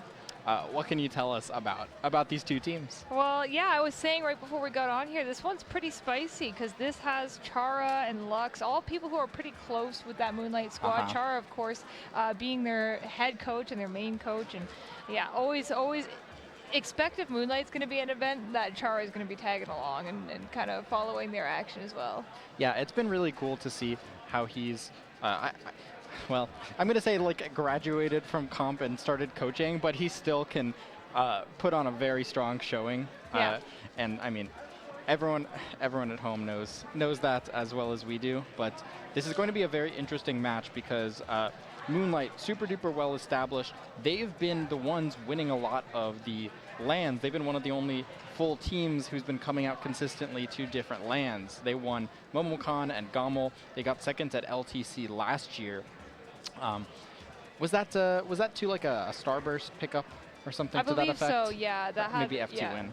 Yeah, the same kind of roster you would expect with Kyo and it was definitely an interesting setup for sure there. So they've been on a bit of a winning streak and, not quite getting that same amount of luck right now, I believe, because we're looking at the loser side. Yeah, but all that being said, Moonlight, I mean, this tournament was gigantic. This tournament is stacked. All of these teams have had some very difficult matches to make their way here. I believe this may be a match to get into, is this to get into top 8? Or I believe so, yeah. So they're fighting for their spot in top 8. And I know that doesn't sound like it's a very, very high placement this far into the tournament, but I've been saying this all day, and I think everyone has already noticed before the tournament even started. This is an extremely stacked event. We have players coming overseas from Europe who are playing and might just win the whole thing. And we have Leviakittens, which is a extremely strong pickup that I'm sure, if you were just watching the mainstream a second ago, you probably got a good look at all that action happening there. And I didn't even get to see all that because we just got pulled in for this very quick commentary set. So this is quite the gauntlet. We'll put it that way. Yeah, I mean, that's something to say the least. Like Cleanup Crew has already beaten Artifice after going down in winners, but Moonlight ended up going down to Hypernova. A very interesting, I think, match, especially since I think this Hypernova is only a couple of the players from, well, I guess 3 of the players from Hypernova who we typically see online, but that's definitely a strong up-and-coming team. Moonlight going down to them, they want to bounce back from it, and we know them well. We know they're more than capable of bouncing back from that. I mean, if anything, I'm gonna bully them a bit. Someone needs to get 3rd place.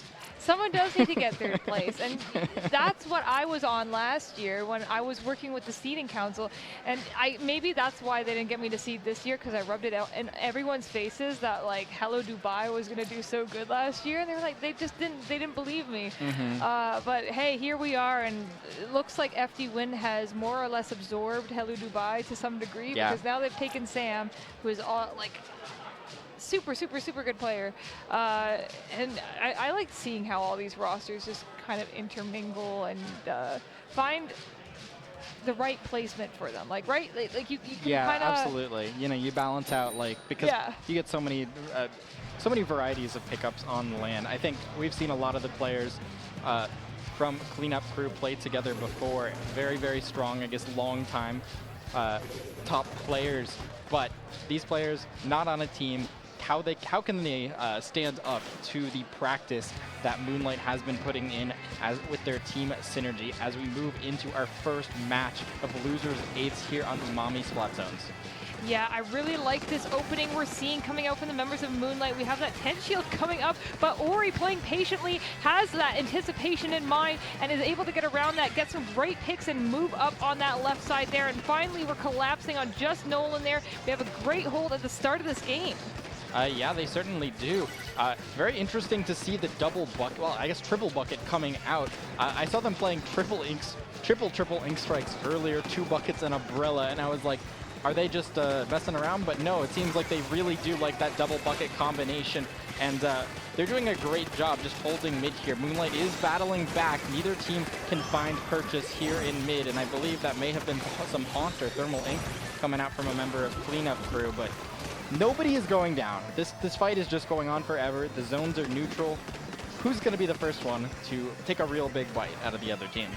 Yeah, and you know, just being able to observe these players on these teams, I can tell you for a fact that the triple bucket thing is not a gimmick for them at all. This is all what they mainly play. So pulling that out on a very vertical Splat Zones map that uses a lot of different angles, I totally understand the use of the bucket here, right? It's just going to be a challenge for them to get out once they have Shadow camping up here on that left side. No pun intended, they do have that 10 umbrella. They are going to be popping that Zuka, not able to quite find any picks left, but this is going to be a bit of a pickle for them. They still need to find some kind of opening. We've burst specials for this, and we're still not quite getting that man advantage that we're looking for desperately. Yeah, I mean, Moonlight's in a very strong position with that pencil up on the dome from Basil. Nolan's coming in here. I guess when you have too many ink strikes, who's going to be the one rushing forward to take advantage of them? It seems like it may have been Ori there, but that attempt is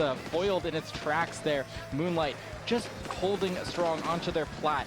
When the tent loses the shield, the Kraken comes out. When the Kraken goes out, the pencil is ready. The decav is there, jumping in with the bubble. They are covering for each other so well, watching each other, staggering their specials, and that was smooth as butter. Yeah, Moonlight's just one of those teams where once they get into position, they are very, very hard to dislodge, and you could see that exactly there. I think it would have been a challenge for Cleanup Crew no matter what, unless they had some sort of like tool to get out of that. And I think they kind of put a lot of pieces towards keeping the zones and being in there, but I'm almost surprised they didn't consider the Reef Slider Dreadringer just to help them get out of spawn. It does have one zone, which is like, you know, it's not really good enough on Umami, yeah. But when you consider the fact that like the campouts and lockouts on this map are just so prevalent, I am surprised that that wasn't used as a tool. Yeah, I mean, I think Reef Slider's also been relatively popular in, I guess, recent meta developments. There's now some better weapons, I think, with it. Even something like Dapple has been seeing more use, so that's another Reef Slider weapon to add to the stew. There's been a decent number of them being used here, especially good into Bubble. That decav has been in the meta ever since it came out. Omega was doing an incredible job with it that game. We saw Omega just kind of camping under the ledge, which is, against 3 buckets, extremely difficult and impressive to do. It's impressive, and you do have to be able to dodge a lot of shots to get in that kind of spot. But it does also force them to use a lot of resources to take care of you. I think it's a checkmate no matter where you are. Like, the bucket can do that to you as well if they get up into your spawn. And I think, honestly, in that situation, it's even harder for the Carbon to deal with the bucket that's above them. Honestly, props to Omega for kind of understanding and almost predicting where the shots are going to be so that he can avoid them and just get around it and stay alive and be a nuisance for as long as possible. Yeah, I mean, that game looked a little bit difficult for them. I'm surprised that the dome was just so difficult for them to clear with those two, the pair of triple ink strikes there. It felt like they just were not quite using their specials in time with each other, moving together. Here's that third ink strike that I saw earlier. It's going to be a very interesting, interesting match here. I'm anticipating a little bit of the strikes coming through the bunker, clearing the way through that flank along each team's right side. Let's see how these teams are going to open up here, if Moonlight's going to be able to maintain that dominance they had in game 1. You saw a smile crack across my face at the start of this game. I am so happy to see Chara pull out that umbrella, the Splatbrella. We know this is recently buffed. I could see how excited he was about that when those patch notes dropped. But even more so, Brella players have always said, like historically, the weapon is always better on land. So this was like a golden opportunity for him. I'm so glad that he got to do it, even though he just fell off the map there. Ooh, nice stuff from Ori. Gets a couple quick picks circling around the side of Moonlight there.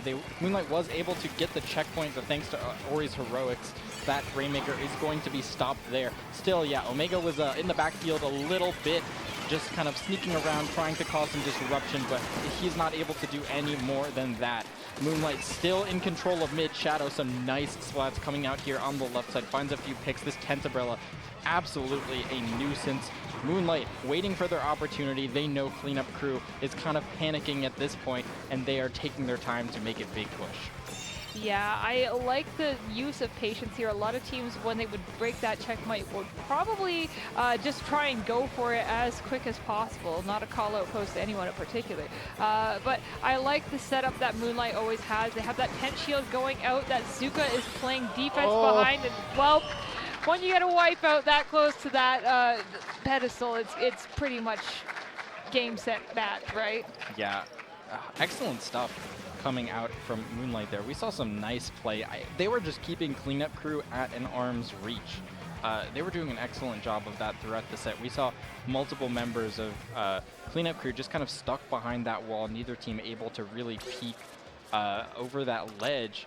And a lot of that is just thanks to really smart aggressive play coming out from Moonlight. They're able to make that jump from the checkpoint up onto the high ground, and also to just shoot from the high ground over on that bunk.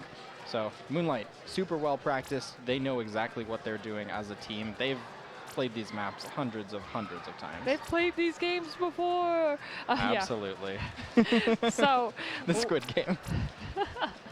Well, we're perhaps looking at the final game of this set, moving into game 3 here. It's going to be tower control on Hagglefish Market. Quite the classic map. I'm not too sure how Moonlight fares in particular with it. You always kind of have to look at how each team plays based on like the unique aspects of their comp, and that always makes me just think of Shadowwind and the Tentabrella. But this could be one of those maps where they get rid of it, no? Maybe. Shadow, I feel like it's been very hard to knock Shadow off of the Tentabrella. Shadow, a lot of Tent players, I feel like, at least more recently, stick with it no matter what. Even on like tower control, where it might be a little bit awkward. I think that this is absolutely a map where Shadow might keep the Tentabrella, not just because it's valuable, not because it's particularly valuable when you hold it up on the tower, but because if you can like get onto that high ground, like in the top right, or get in front of the canopy onto the enemy plat, you could do so much damage. All you need to do is open the shield there, and you cause as much pressure as any weapon in the game. Yeah, exactly that. I like them seeing those pathways that are the perfect width to work with. But as I was saying before, yeah, we're missing it entirely. We go into the S-Blast decav comp, and Shadow's just going to take a seat back, let Basil hop on that E-Leader, and they will be providing the coolers for the rest of the team. She finally did it. She's back on E-Leader. Did not even need the encouragement from Kyo this time. Moonlight looking to finish this set here on tower control. It is going to be a difficult battle considering all the ink strikes on the other team, as well as those Tenta missiles from the Splattershot throw. But yeah, Moonlight already setting up in mid. Cleanup Crew had a bit of a nice opening, but was not able to really follow up and ended up going multiple members down. Yeah, I once again love seeing Chara pop the Brella on this left side here. Does have strikes at the ready, is going to chuck those at that checkpoint. Hopefully quell the momentum of Omega, who's just running forward into their base. Unfortunately, Chara is a bit too weak there, is going to go down, and that is going to allow Basil to sit pretty on that tower for a lot longer. Absolutely, this tower rolls on into that second checkpoint. No one's on it right now, though. Shadow, depending on whether or not Shadow can finish this fight in the top right, but the bubble from Omega comes out in the nick of time. That is going to be the checkpoint. Moonlight staying alive. They're not even getting the picks right now. They're just standing in between Cleanup Crew and the tower, and as a result, the tower continues on rolling. But it seems like the pressure is going to subside here from Moonlight as Cleanup Crew gets back on their feet, finds a few important picks, and lets them get back into mid. But Shadow, thanks to getting out in time, is going to be able to find a pick and help Moonlight stabilize. Shadow doing a great job at holding down this right side, is able to get a couple picks there, and now as Omega tries to break out themselves, is getting stopped by a few things. Basil once again riding that tower, but is forced to back out as two members of Moonlight are going down here. This is a great opportunity for the members of Cleanup Crew. We have spotted Omega, and we're going on the longest chase ever. We're back on our side of the map. Oh, Omega is running them in circles, and I think Omega's gonna get the pick here. No, both these players are looking for an opportunity, and that just wasted so much of Cleanup Crew's time. The checkpoint could have been taken and then some. So incredible stuff from Omega, distracting Cleanup Crew for a long time, but these missiles are still at the ready. Cleanup Crew is going to use those to take another shot at this push here. Omega looking to shut things down, finds two, goes down in the process, and that is going to shift the tides here. Moonlight gets some paint onto the board and is going to regain control of their side of the middle of the map. Yeah, well, a golden opportunity maybe missed out on, but we can still regain things as soon as possible, as we just need to get a couple more picks here. We do see Nolan goes down, Shadow goes down on the left. Is this going to be Lux in mid popping that cooler for herself, and Ori is going to be moving up, doesn't quite get the pick on Basil. Maybe we're getting a little bit too greedy here, and that alone, I think, just allowed Nolan to get back in. Yeah, Nolan now back in. The Booyah is going to come out, install them from, let them survive the pencil. So now Cleanup Crew, they've been getting some nice picks and winning some small fights, but have not been able to convert it into a push just yet. Moonlight is just able to stop the momentum before it gets out of control. No snowballs have quite happened yet. The strikes are going to come out as Moonlight goes 2 down. Cleanup Crew is going to need to make a move quickly because the Booyah is going to be coming out in overtime. They need to make a move on this tower if they want to win the game. Yeah, Lux getting stuck in a bad situation there with Omega, but somehow Max is able to hop right back in and is able to get the pinch on that pick. Now we see Shadow and Chara stuck. Oh my gosh! Wait, no, it's just going to be Basil as a Kraken by that tower. But as you know, Krakens, they're pretty allergic to that tower pull. What could happen here? Oh my goodness, Shadow knocked off the map a little bit earlier. Chara winning that fight here at the start. Some nice shots from Lux. That's going to be a huge pick onto that high ground, onto Nolan. Now, Cleanup Crew has this first checkpoint. It's all going to come down to just after this checkpoint. They need to win the fight on the top right. If they're able to do that, they could convert this into a comeback victory, but Max in a difficult spot. The strikes are going to come out. Brella, Chara over in that top right is going to be able to find a pick. Here comes the tower. It's going to make its way through that checkpoint. The bubble comes out from Omega, defending himself on the plat. That's multiple members down on the side of Cleanup Crew. They're all going to dive into that top right. Multiple goes down, and 3 down on each side, but it is Moonlight who comes out on top. Oh, just barely Lux jumping in there, but she's just a pencil. She's just a pencil. Oh, not what you want to see if you're Cleanup Crew, but definitely a lot of love from both sides of this match. You can tell that, you know, we're chill about this. The vibes are correct, and I'm sure that Cleanup Crew will be wishing Moonlight the best of luck on the rest of their tournament run. Absolutely. Cleanup Crew and Chara are going to need to get some coaching from Moonlight after this set. Chara now going to be focused on getting Moonlight through the goalposts. Excellent stuff. Moonlight showing their strength as a top team They had an upset earlier, but they are going to be continuing strong now into that top 8. Congratulations to them. I mean, that set was just very, very well played. Just excellent stuff from Moonlight. I feel like there wasn't any doubt beyond the last second of that game. Oh, absolutely. It could have really gone either way there. One crazy pick happened, anything along that sort. But once you have one jump in and it's frantic like that, you can basically guarantee that more people are just going to jump in and do the same thing, and it's pretty easy to take care of. Mm-hmm.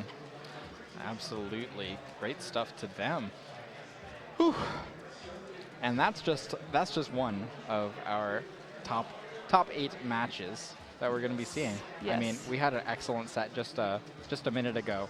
That was on stage, Yes, the FTWin versus the Crush Soda team, Leviakittens. Yes. Yes. That I believe Leviakittens took. I heard FTWin took it in the last second. Okay, but I probably think that because I didn't see regardless. the end. Yeah, it was a very intense set. Yeah, FTWin did win it in the last moment of Game 5. So now we got, Voie, Lactee, and FTWin in winners finals, which will be on the main stream. Oh, it's Voie Lactee. Yeah, yes. I think it's is that Milky Way in French? Voie Lactee? Yeah, I guess so. I think so. Which makes sense. It's got Gray, who I guess came all the way over from Europe. Which is awesome.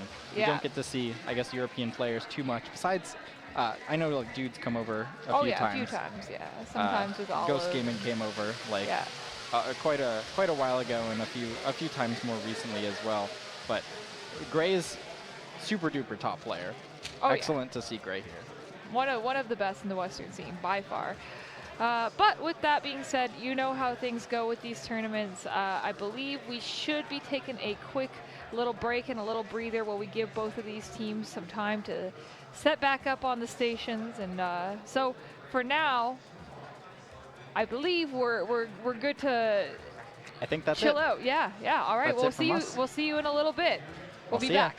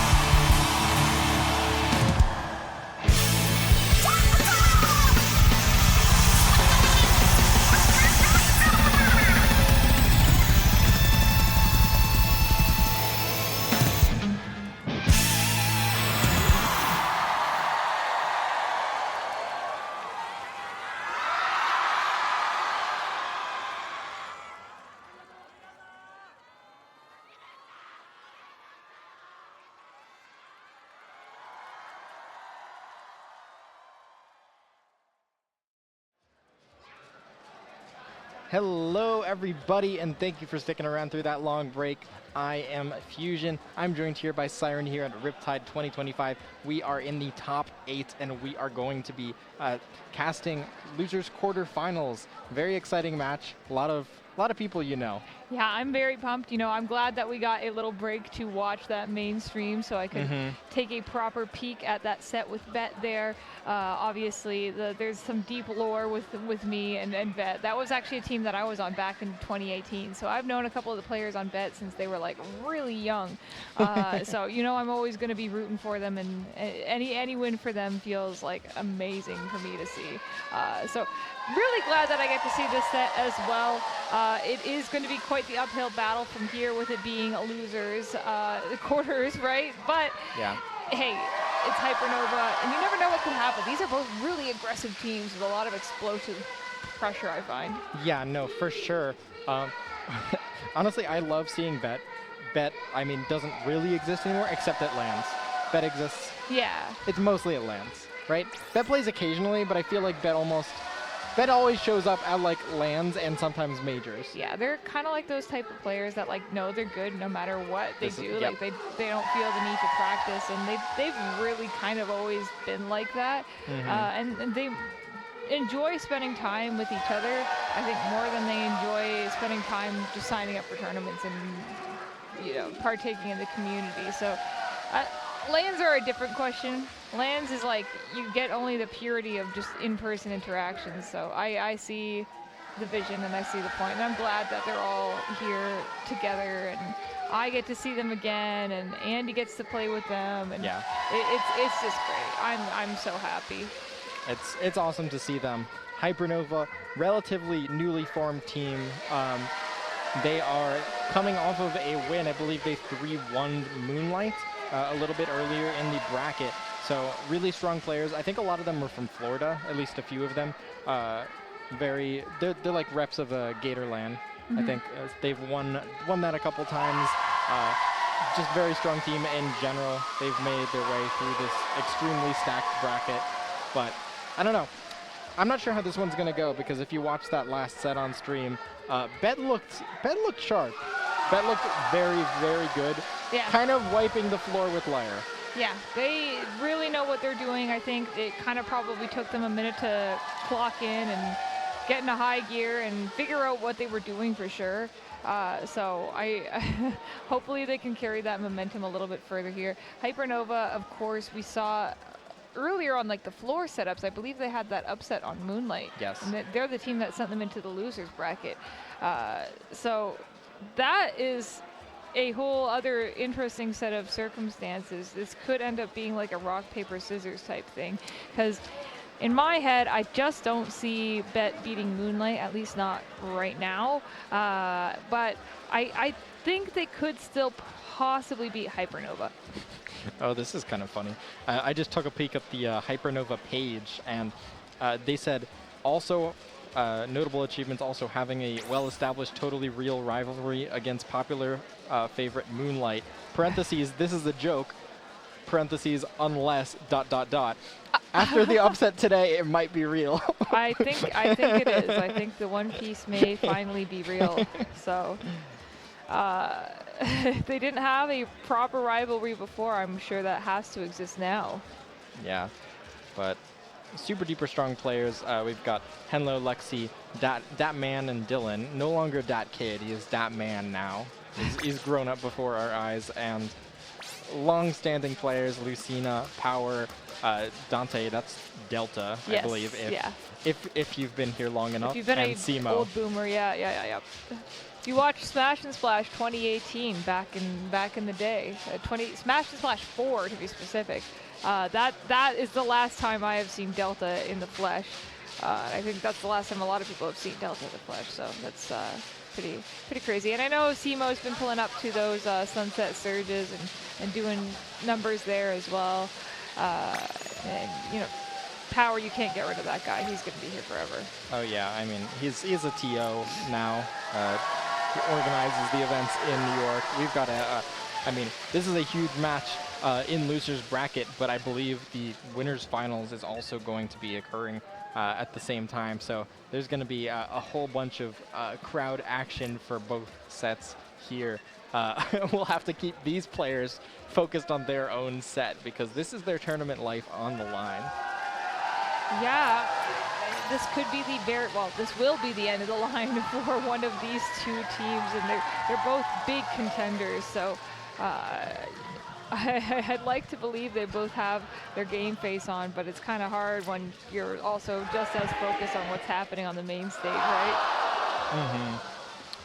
Yeah, it can certainly be very difficult. I mean, look at that. The timer's ticking down, and all of them are watching the stream match. Actually, Bet seems pretty locked in. Hypernova, very busy watching the exciting match on the other side. Yeah, little do they know. I mean, well, I'm sure they do know, but their games are going to be starting pretty soon. It feels like we're waiting on something, but nope, actually, we do have the game starting. So hopping right into it, we're going into tower control on Mako Mart. All right, hopping in, we have some interesting picks coming out. Yeah, Decade always plays some very interesting weapons, very ratty weapons, like that Ink Brush. I think that is yeah, that's the Mine Hammer version. Henlo, of course, on that Viper. 2 swords and a brush. Very interesting stuff coming out from Hypernova. Really well-balanced comp on the other side. I think this is a comp that seems like it could have come from a few years ago on the side of Bet, as they're going to be taking an early advantage. Keeping an eye on the flank. They see Dylan and they team up to take him out. Excellent stuff, and Bet is in prime position to get this first check.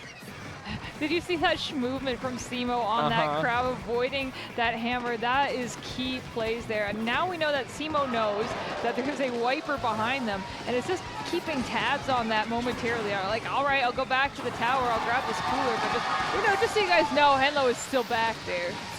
Oh wow, some nice strafes coming out from Power there on the pencil, but Power is going to be chased backward as Hypernova storms back into the middle of the map. They do stop the tower at that second checkpoint. That's probably the most difficult spot to get through on this map, so good stuff from Hypernova there, and now it is their turn to aggress. I believe the hammer's going to help find the pick onto the crab. Another hammer's going to be popped. So Hypernova puts on a lot of pressure, gets a few picks, not able to take that checkpoint yet, though. Yeah, and that just made me notice that they have 2 hammers on the side of Hypernova right now, and it's already quite a tough matchup as a slosher to take out that hammer, just at least from the very front. But add another one onto that equation, it's like, okay, well, we need to bank on a miracle. And without me even seeing, 3 members on both sides go down. So it's just going to be a fight between Dante and, oh my goodness, the decap on the tower. That bubble is just going to be the last thing alive. But Dante, do not let him go free. You have to take care of him. He is going on an absolute tear. Yeah, Dante unleashing his inferno here on Mako Mart. And that is almost an incredible hammer throw that is going to be that man taken out. Dante on the bucket. Hypernova, despite that huge stall coming out from Bet, they have the tower once again and are going to get it moving. There's only a few more points for the lead, and yeah, that bubble is going to solidify it. That should be the lead for Hypernova with 2.5 minutes left in this game. This push seems like it's kind of fizzling out here as Bet manages to find the picks they need to stop it, but the lead swap is massive. Yeah, wow, what a move out of Henlo. Just trying to get out of there and maybe cause a little bit of chaos on that left lane. Dante says, hey, monkey see, monkey do. I'll follow you down into the left corner because I know that's exactly where I would position myself as well. And now Simo going to be riding that tower, ideally looking for that lead swap back into the favor of Bet, but it does seem like they played it a little patiently, understood that the members of Hypernova were going to throw a bunch of specials towards that tower in those last few seconds there. Did back up, and most of them have made it out alive from that situation. However, Power kind of stuck in a bad spot here, is going to get dived, albeit, well, one by one, taken out by Dylan. Yeah, great stuff. Hypernova now is going to attempt to push their lead here by flanking around that right side, but some nice teamwork coming out from Bet is going to shut that down. Henlo forced to retreat. The tower's going to keep moving, but they're not going to be able to make much progress while members of Bet are just waiting for that tower here. And yeah, they are going to end up going down, I think, as a result of the blaster from Lucina there. So Bet now, a minute left in the game. They have a chance to take back the lead. They have some nice space to work with. They are down a player, but they have some specials online. They are getting ready, but Henlo just shuts it down before it even has a chance to get off the ground. Lucina is able to get a pick on one of the members of Hypernova there, but that's not what you want to see, a trade happening this late into the game when you don't have the lead.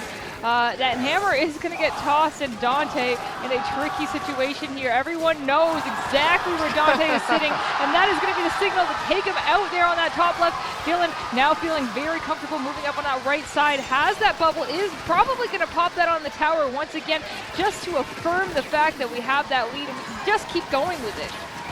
Yeah, Hypernova showing no signs of slowing down whatsoever here. Dylan has been a nuisance in Bet's side, being able to get to the quick picks, huge AoEs, and Bet's had a hard time really dealing with that. Time is ticking down.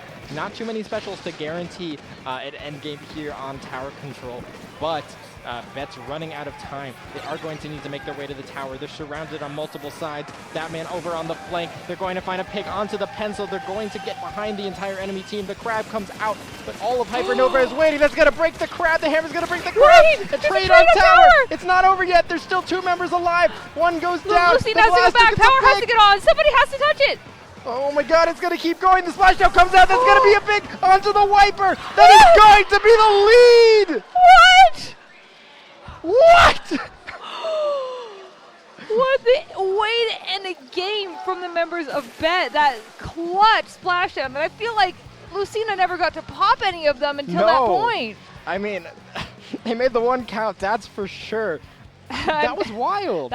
You know what? We got to start employing that strategy. Gaslight my opponents into not even thinking I have that special to begin with. Let them get comfortable, then I'll pop it. I just have the special. I have the bubble, the one that I get once a game. Forget about it. Please come within 3 feet of me. No, but that was actually wild. I thought it was over as soon as the hammer broke the crab. The wiper jumped onto the tower, but it wasn't a clean kill. I believe Power was able to get a trade out of that situation, which is crazy. And we're not even going to have time for a break because we're already going to be moving into our second game. Bet does take that game 1, but Hypernova angry. Angry, for sure. We are going right into Clam Blitz on Scorch Gorge. Looking forward to seeing this opening from both teams here. Both these comps pretty par for the course for both teams. We're still seeing that double hammer coming out from the side of Hypernova. And, you know, we'll see how that plays out at the beginning here. Decav gets taken out very first. And looks like a couple of fights are forming on both sides of the map. There's something about this matchup. There's something about this matchup where just the fights are just kind of happening all over the place. And then from the mess, you start to see a picture of like team synergy. It's like the team synergy is coming together from the individual plays, and it's not the other way around.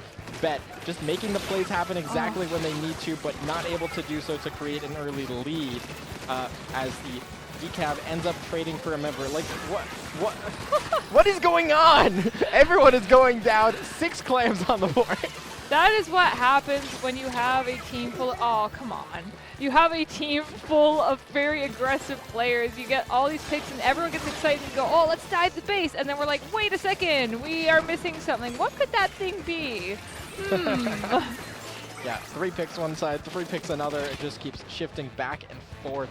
Now, 4 members up, but not for long. Actually, Lucina, incredible flank over on that left side. That's such a strong angle here, and that's Lucina with a delayed quad. Bet, wipe out onto Hypernova here, and they didn't forget the clams this time as 40 points come on in, and more coming in from Simo back in mid. Yeah, Lucina was able to dunk a little bit more. Has that splashdown going off, gets punished for it, but the fists still come down. Dante going to be caught on bottom right, dealing with both Henlo and Dylan from the side of Hypernova. But as we've seen earlier in this match and continuing on to now, a couple members of Bet, one fight loses, the other ones just collapse on the winners. Absolutely. But now with nearly a 50-point lead. Bet still in control of mid. They have a lot of clams at the ready. The pressure is on for Hypernova to make a move, and it's going to be Dante finding the first early pick there. No strikes or anything online just yet, but it seems like they are applying a lot of pressure onto this right side, but they are going to get stopped in their tracks. The hammers come out. A big, oh my goodness. I don't care about anything you're doing. 2 hammers flying at your face. Hypernova is back in the game.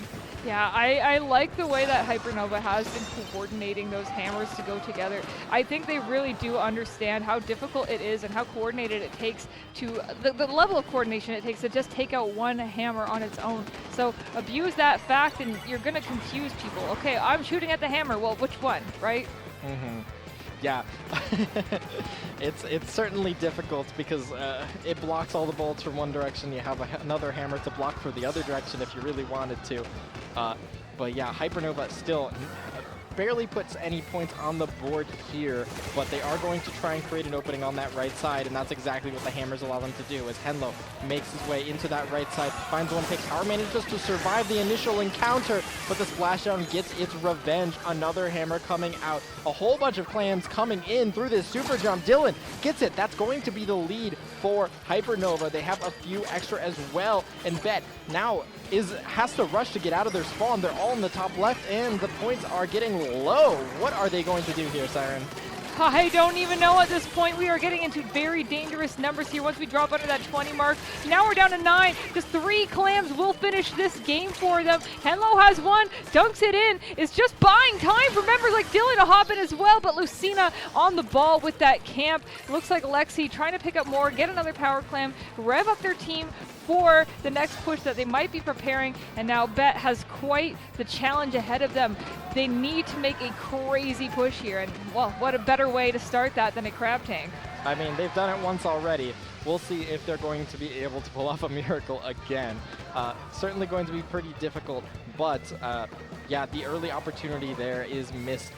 Lucina ends up getting taken out by Hypernova, doing a great job watching behind and protecting their back lines there. Hypernova, 30 seconds left. They have so much paint in mid. The pressure's really going to be on Bet. They have the clams at the ready, but they're going to need to find the picks in a quick order. Dylan, oh my goodness, just jumping in, finding a pick wherever he goes.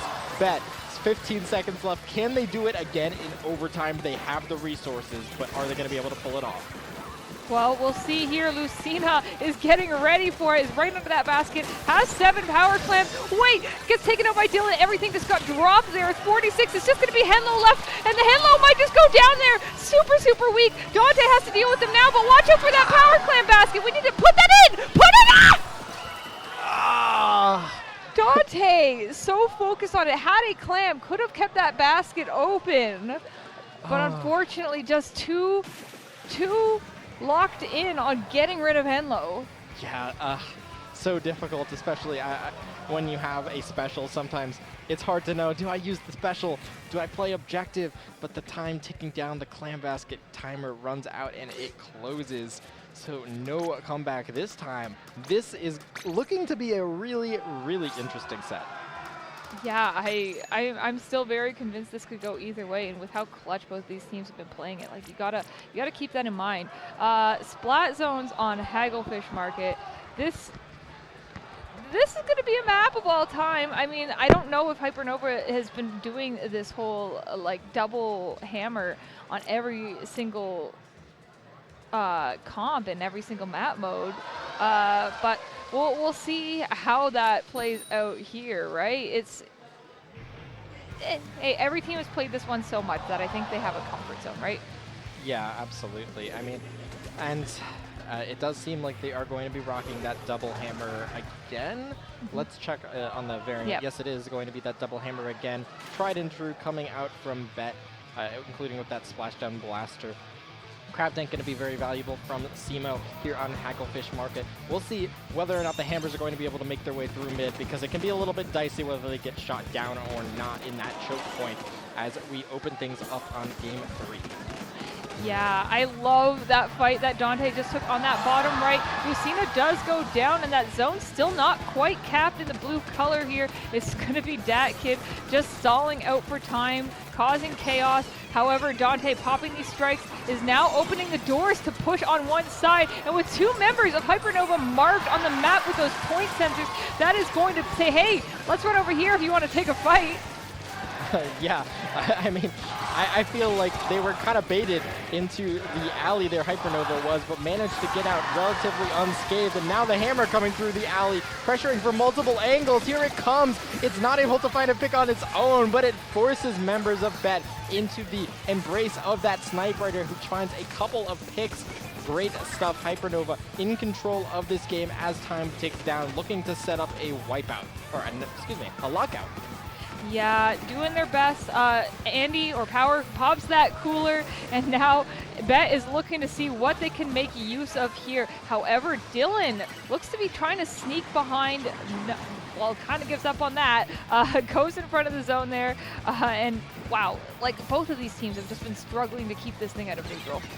Yeah, that's for sure. They were up so aggressively, that crab almost painted the zone on its own. Some fights going on the side there, but it is going to be Hypernova cleaning up their side of the map, and they're going to regain the zone. They have a pretty considerable lead here, but they need to really extend it. It is not over till it's over in the Splat Zone, especially here on Hagglefish Market. Bet stuck in their spawn, looking for a way out. The strikes might be exactly how they do that. Yeah, I love the way that they've been getting out of here, but they just haven't been managing to get any proper like continuations or really follow through on any sort of plan that it looks like they've had. But taking out the Ink Brush Dat Man on the side of Hypernova, that should be a great start. Getting another pick on a Henlo, that is massive. They can move up here as far as they want to, but will they actually? They need to be careful. They need to watch that zone, because looks like somehow we snuck out. Yeah, Dylan behind fielding jumps to that menace, but it doesn't work out how they were hoping. And now, because of that, because of the awareness from Bet, it's going to be a huge stagger. Look at them in the enemy spawn. They are going to be forced out. Oh my goodness, a splashdown jump. We never see that. Lucina finds a pick. Now that is going to be the lead for Bet. Hypernova making their way towards the zone. Hammer finds one pick, but 2 members of Bet go down. Hypernova is creating some space, but they do lose the lead and a lot of the control they once had in this game. A very unfortunate time for that Cougar to come out when 2 of your other members have just gone down, and that space looking to be reclaimed by Bet as soon as possible. And you see how patient and deliberate they've been about it. They're not getting too far into the spawn of Hypernova. They understand the position that they lie in now, and they want to kind of just sit around the zone, albeit not on top of it, just around the zone and play safety. Hard to play safely. Those hammers are coming from every direction. 2 picks coming out onto Bet. Hypernova shifting the tide yet again. Lexi cleaning up the middle of the map. She needs to help her team really clear up those ramps, stop members of Bet from getting up onto that roof. But it's going to be so difficult, especially with that blaster. Lucina watching the roof. But Dylan, the bubble, that shuts down the blaster. That's going to be huge. The drops are going to be so much harder to take control of at this point. That is going to be the lead for Hypernova. With 1 minute left to go, they need to make this count. Oh no! Dante getting the pick. However, making that a trade, we need to get back on the zone right away, and that hammer is going to seal the deal for Hypernova. Once you take out that primary painting weapon, you are done for. Great stuff, Hypernova. They had some very tricky situations in that game. They found themselves, I'd say, pretty locked into spawn, but only for a couple of seconds. They managed to get a nice pick that forced several other members of Bet to jump back into mid, and they were able to just punish that very quickly. I think it can be pretty dangerous when you're running a team that's so intent on like fighting one-on-one, and especially with hammers, like they don't have really dedicated like displacement specials and whatnot. They need to just win their fights. That is their whole game plan. So getting locked out would be a death sentence, but they managed to battle back and take that game 3. Now 1 game away from making the next round, and I think that would be top, would that be top 6 or top 4? That's a good question. I don't know, and I'm not a mathematician right now. You know, for sure, I heard everyone check up very quickly. I think we're very set in our ways and we're ready to go. No changes on the side of Hypernova, and as expected, not really any changes on the side of Bet either. It's going to be Rainmaker on Humpback Pump Track. Clearly, we trust what we're doing well enough, but my question now is which of these teams can get that initial pop? Yeah, that's going to be huge. It is going to be Hypernova. They take control of mid here, looking to really get an opening. Neither of these teams has like a Kraken or anything. It's going to be a little bit easier for them to, excuse me, a little bit harder for them to really stop the pushes in their tracks, guaranteed. But that being said, Bet has a sharpshooter of their own. Power helps shut down that initial push, and that is going to be Bet taking an early advantage. They have an opportunity. The way is clear. It's just going to be pencil v pencil, and Power comes out on top. Bet has an opportunity to get this checkpoint very early. Now, Dylan, I think, jumped into Henlo from a couple seconds ago, but is able to move up and get the pick onto Lucina, gave them maybe a bit of a false sense of security on the right side there. Power able to pop that Rainmaker shield, and it looks like we're getting right back into trying this thing out. Dante says, hey, I have Ink Strikes. I can throw them right at the checkpoint, but my question is, do we know that Dat Menace is sitting there? Well, I guess we do now. You have to assume. you know. Even if you don't know, you know. That is still a very nice stop coming out from Hypernova. Able to stop the Ranger from ducking onto that checkpoint. A nice pick onto the opposite backline is going to allow Hypernova to stall a little bit longer here. The hammer is now going to come out. Is it going to die to the Rainmaker pop? No! It's going to be Dat Menace finding a pick and stopping this attempt at a push from Bets, and they're not even going to get a checkpoint out of it. So absolutely nothing to show for it. And Hypernova has specials like that bubble to secure this checkpoint ready. Yeah, Alexi able to very cleanly dunk that Rainmaker onto the pedestal now with the coverage of that big bubbler. The question now for a lot of teams is what next? How do we proceed past this corner here? How do we make it through the most difficult part of the map to get through? Yeah, absolutely. It's a very difficult spot. Something like that splashdown could help create a path, as can that hammer, leading the Rainmaker all the way down to the 28-point mark. Another hammer is coming. Is it going to pop that Rainmaker? I think it may. That's going to let Hypernova potentially get a few more points on the board. Not quite. Henlo's going to sneak it forward through the splashdown. Incredible stuff. Hypernova with a commanding lead. Now they just have to outlast Bet here in the last 2 minutes of this game to move on to top 4. Wow. All right, well, hey, I don't even have room to speak. That Menace is going on a complete tear, is able to just trade out the entirety of Bet, and that has given Henlo this amazing window to just run right into their spawn. We don't even have the Rainmaker picked up yet, but hey, we got plenty of time. We have made ourselves a little home. We put up a big bubbler. We're, you know, I think we're putting together some logs for a fireplace. Yeah, and my goodness.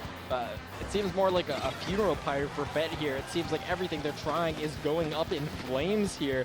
We saw that crab get nailed in the face with a hammer. These hammers have been coming out non-stop. I can't imagine it's very fun to be a crab tank in this economy. As Hypernova continues their attack onto this choke point in the corner here, they're not even going to move the Ranger any further. They're content with just keeping Bet back. And I mean, Bet doesn't have any better ideas at the moment. Yeah, this is going to be difficult for them. I mean, I've said this a lot, but when you're dealing with a 17 lead like that, and as that timer dwindles down lower and lower, every push matters more and more as it gets more and more punishing once you lose extra safety nets. That's just how Rainmaker works. Every second is basically a little teeny tiny safety net. Okay. Some interesting circling of the Rainmaker coming out from Dat Menace here as he is going to continue to stall that Rainmaker. And yeah, they are just going to camp it here. Will Bet come up with some new ideas? It doesn't seem like they have been able to do that just yet. The strikes are going to come out. They do manage to finally clear off their flat, but just the army, the quick respawn army, the Coolard army coming through that choke point repeatedly. The Wiper, the Brush, the Decab. Bet cannot get past that wall. Yeah, that is going to be the struggle. And Dat Menace has an opportunity here, has just picked up that Rainmaker. He's going to stall in that corner. Henlo now sees that Rainmaker and says, all right, my turn, my turn. Henlo gets it. Oh, it's Dylan's turn now. Oh my goodness. They're going to pop the Rainmaker, but I think they're going to go down if they grab it. No, they're going to keep it neutral. Dat Menace finds 3 kills and a 4th. That's the game! Hypernova comes back strong and takes the set. Wow. And that menace being a complete menace and still a respectful one somehow. Didn't even like resisted the urge entirely to just start squid bagging. I feel like the brush flailing back and forth is base. It feels like squid bagging to me. It feels... It's got the wacky vibes. Yeah, it's a little fun. It's a little silly. It is what it is, right? But Hypernova probably experiencing a bit of a sigh of relief knowing that they're still staying in that tournament. And knowing Bet, they're probably like, dang, that kind of sucks, but hey, it was fun. Yeah, absolutely. They did a great job. They had a incredible run in the tournament, making it to 5th in this incredibly stacked tournament. Great stuff to them. And hey, what can you say? Incredible stuff to Bet. Hypernova had some nice upsets on Moonlight. They've beaten Bet. They have a potential opportunity to meet with the winner of Leviakittens and Moonlight, which will be a very exciting match in coming up shortly. Yeah, this tournament is going to be very exciting.